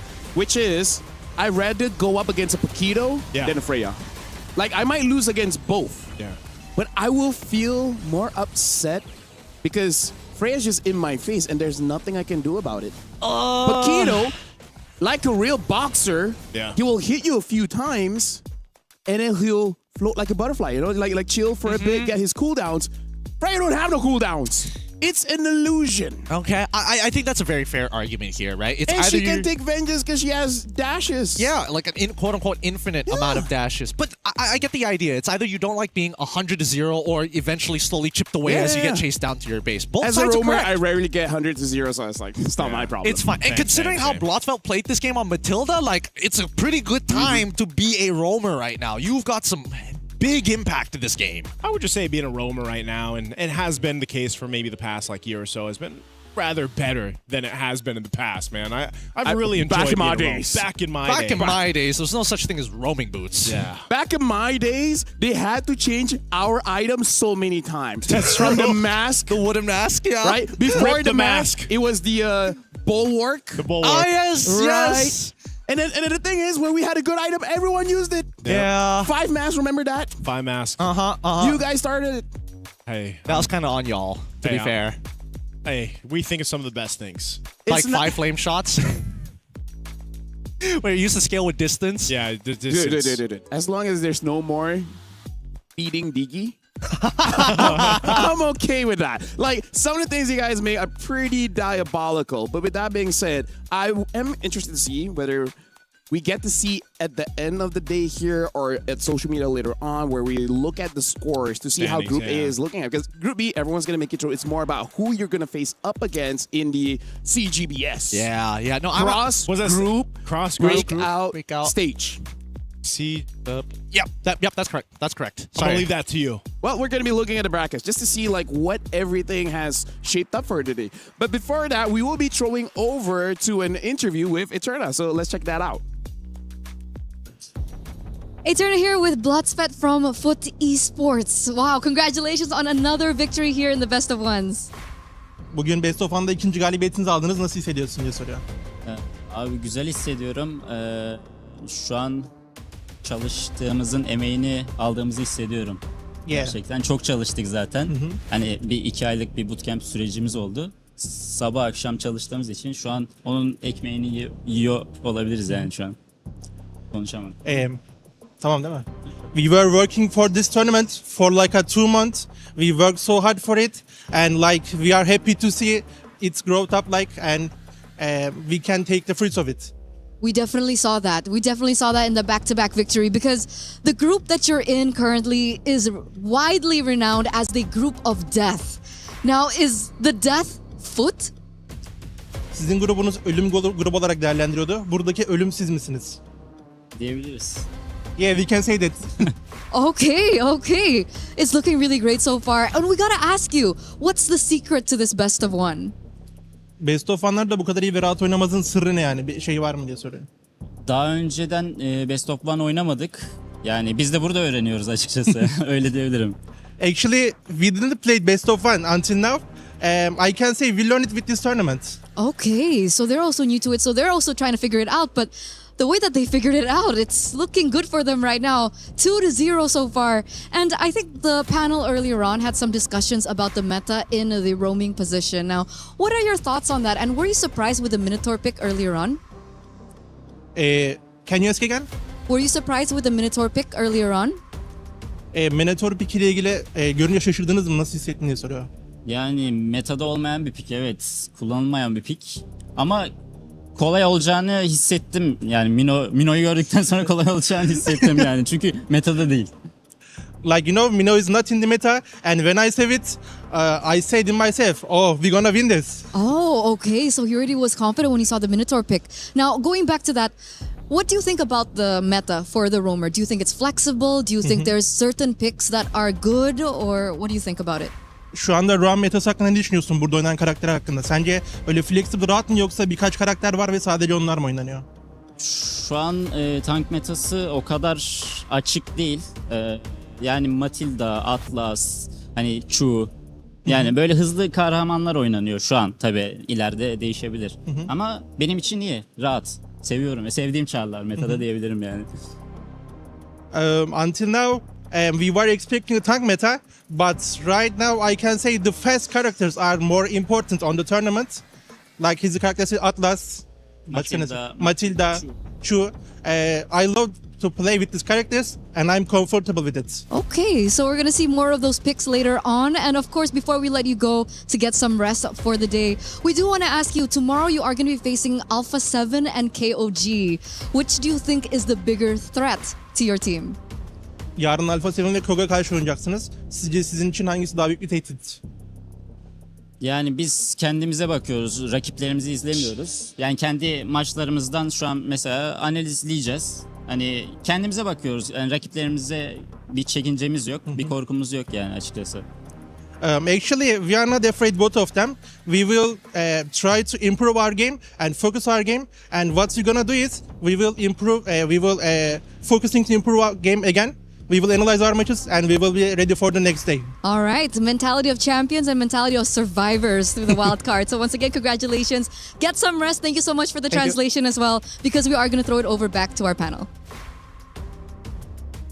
Thank you very much. And yeah, roaming position is good as long as the hero is fast. As a roamer, I do agree, especially with the mid duo. Both the roamer as well as the mid laner, they're fast, they're good. So here's my suggestion for Gord. Yeah. Add a fourth ability where you have a bar under your mana, right? So you can only use the fourth ability until that bar is depleted. And what that does, it's kind of like Farsa. You get on your board where you can free travel. Yeah. Added movement speed. You don't care about obstacles. Once the thing is done, you get off your board. I approve. And then as you move, just like Elite, you just feel the bar. That's and true. then when your skill hits, it feels the bar. Feels the bar. I approve. Mobility. You like that idea? I need mobility. Right? I think that's only going to happen when Moonton decides to do a collaboration with Marvel. I think that's like the only time that's like a Silver Surfer type nonsense. Yeah. I'm down for it, but at the same time, like, do I need another character that goes through walls? Yeah. That's my only problem. But also that's why, like, throughout MLBB history, we've seen picks like Grok, Cho, like all of these heroes that has one way or the other to make themselves faster. Like even Kalia, right? The second skill dash, not a shortcut, it's pretty long, but it's a long distance, right? So we need more of that. I think we do. But I will say that I'm glad to see some of these unique hero picks come up. I hope we get to see more in day 2 and even once we get to inevitably the main stage of MSC because, you know, the Hanzo didn't work. The Minotaur didn't work here. But I hope there's room for more unique heroes to come through this meta because I think there is a lot of room for flexibility. When Eterna asked the question there, you know, I think we are in a good position, not just for the roam right now, but also just as a whole. There's a lot of this testing going on, I feel like, for a lot of the teams. I think it's more on the gold and jungle, a bit more restricted. Everyone else, there's still a bit more options, right? I don't know. I feel like mid lane is the only one that's like, all right, you got like 4 picks. That's it. You kind of can't do anything other than those 4. So I would like to see maybe just a little bit more in that position. But other than that, I think that right now, the meta is dangerous. Like really, really dangerous. I feel like we're one hidden pick away from actually opening a new can of worms. Who would it be? I feel like Urara is one of them. Right? Because I feel like she demands her own type of draft. Personally for me, right? So Urara is one. I think, unironically, Ruby might just be the pairing that Urara needs. With her extra damage now. I mean, that one's like a... I mean, that part is like a, oh, that's nice to have, you know? Just the crowd control that she gives. Exactly. Like, for the whole, you know, iframe movement to work even more. You have damage. You have a way to sustain naturally in the early stages of the game. You can control waves. There's basically no quote-unquote bad matchup for you because you don't lose the lane. You just sandbag it. That's true. Unfortunately, I feel like some cool heroes, we tried like the Ling. You know? I feel like quite a lot of people were hoping for Alpha. But in the testing, it looks like his clear speed is slow to the point where going up against an Akai, a Fedri, you know, they can steal your camps. Were you doing this pre-Mythic Glory? Yeah, because it changes for Mythic Glory. Oh, yeah. That comes into effect. That's so annoying, isn't it? I don't know. I don't know. It's been very frustrating to do homework because like now I actually have to like legit efficiently grind just so that I have access to the new changes. Like you can't speak for it unless you are Mythical Glory. Yeah. Exactly. Really frustrating. And then it gets frustrating when it doesn't matter. Right? It's like, these are all the changes. Let me just start. It's like, it doesn't matter. It doesn't matter. It doesn't matter. It doesn't help enough. It doesn't help enough. It is an Excel sheet. It's bad. It's so many of them where it's like I have a quality of calculator. life. You have a calculator? On my phone. It better be a Mobile Legends calculator. Hey, he's got a phone now too. You better watch out. I'm making the big bucks now. Well, we'll be looking at the schedule, right? We're going to see for tomorrow. We do have 8 best of ones, and we'll see who'll be playing for tomorrow. We're starting off with Mongols going up against Alpha 7. Alpha 7 hasn't played today, so they will be starting off tomorrow against Mongols. Mongols started both days, by the way, and then Sunset Ravens against Nightmare Esports. Also hasn't played today. King of Gamers Clouds, KOG, Alpha 7, and then Huns Esports against Nightmare. So we're immediately like, okay, you guys missed day 1. Yeah. So how about we wrap it up very quickly? I mean, that's only the first set of games, right? We can look at the second set of games here, and it only gets worse. It's the same. Oh my goodness. They're going to have to play so many. Alpha 7, poor guys. So many games to play in one day. Well, everything against Alpha 7, and then Nightmare Esports against Team Falcons Mena. BSG against Alpha 7, and KOG going up against FUT. I feel like he said Alpha 7 about almost 7 times. I think he said it about 4 times if we're being really picky. I'm just happy it's not Alpha 6-7. I want to walk into Grown traffic man, by now. the way. 30s. What are we? 30s group, by the way? 30 gang. 30 gang. by 30 the way. gang. Yeah. Well, I know a lot of people were looking forward to seeing Alpha 7 play. They were actually looking for them today when the day kicked off. Well, now you get to see a whole bunch of them tomorrow. Yeah. Well, honestly, with that being said, today's games have been amazing, especially the first 2 that you guys handled. Amazing comeback victories coming in from the teams. But that's the end of the day. Thank you very much, Gideon, as well as Naisu, for handling the harder part of the casting job for today. You guys are the OGs. And with that being said, we're ending day 1. So make sure you guys come back for tomorrow. We have more best of 1s, 8 best of 1 actions. After that, it's going to be best of 3. So enjoy the highlights as we go to the end of the show. We'll see you guys tomorrow.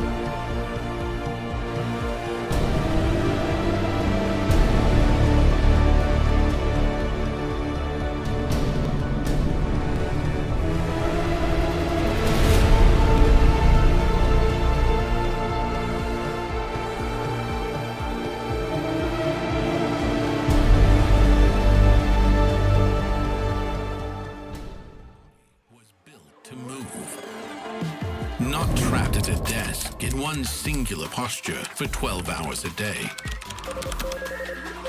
It's time your chair evolved. This is Secret Lab Titan Evo. Ergonomically engineered for you, gamers, hybrid workers, artists, backing your every move.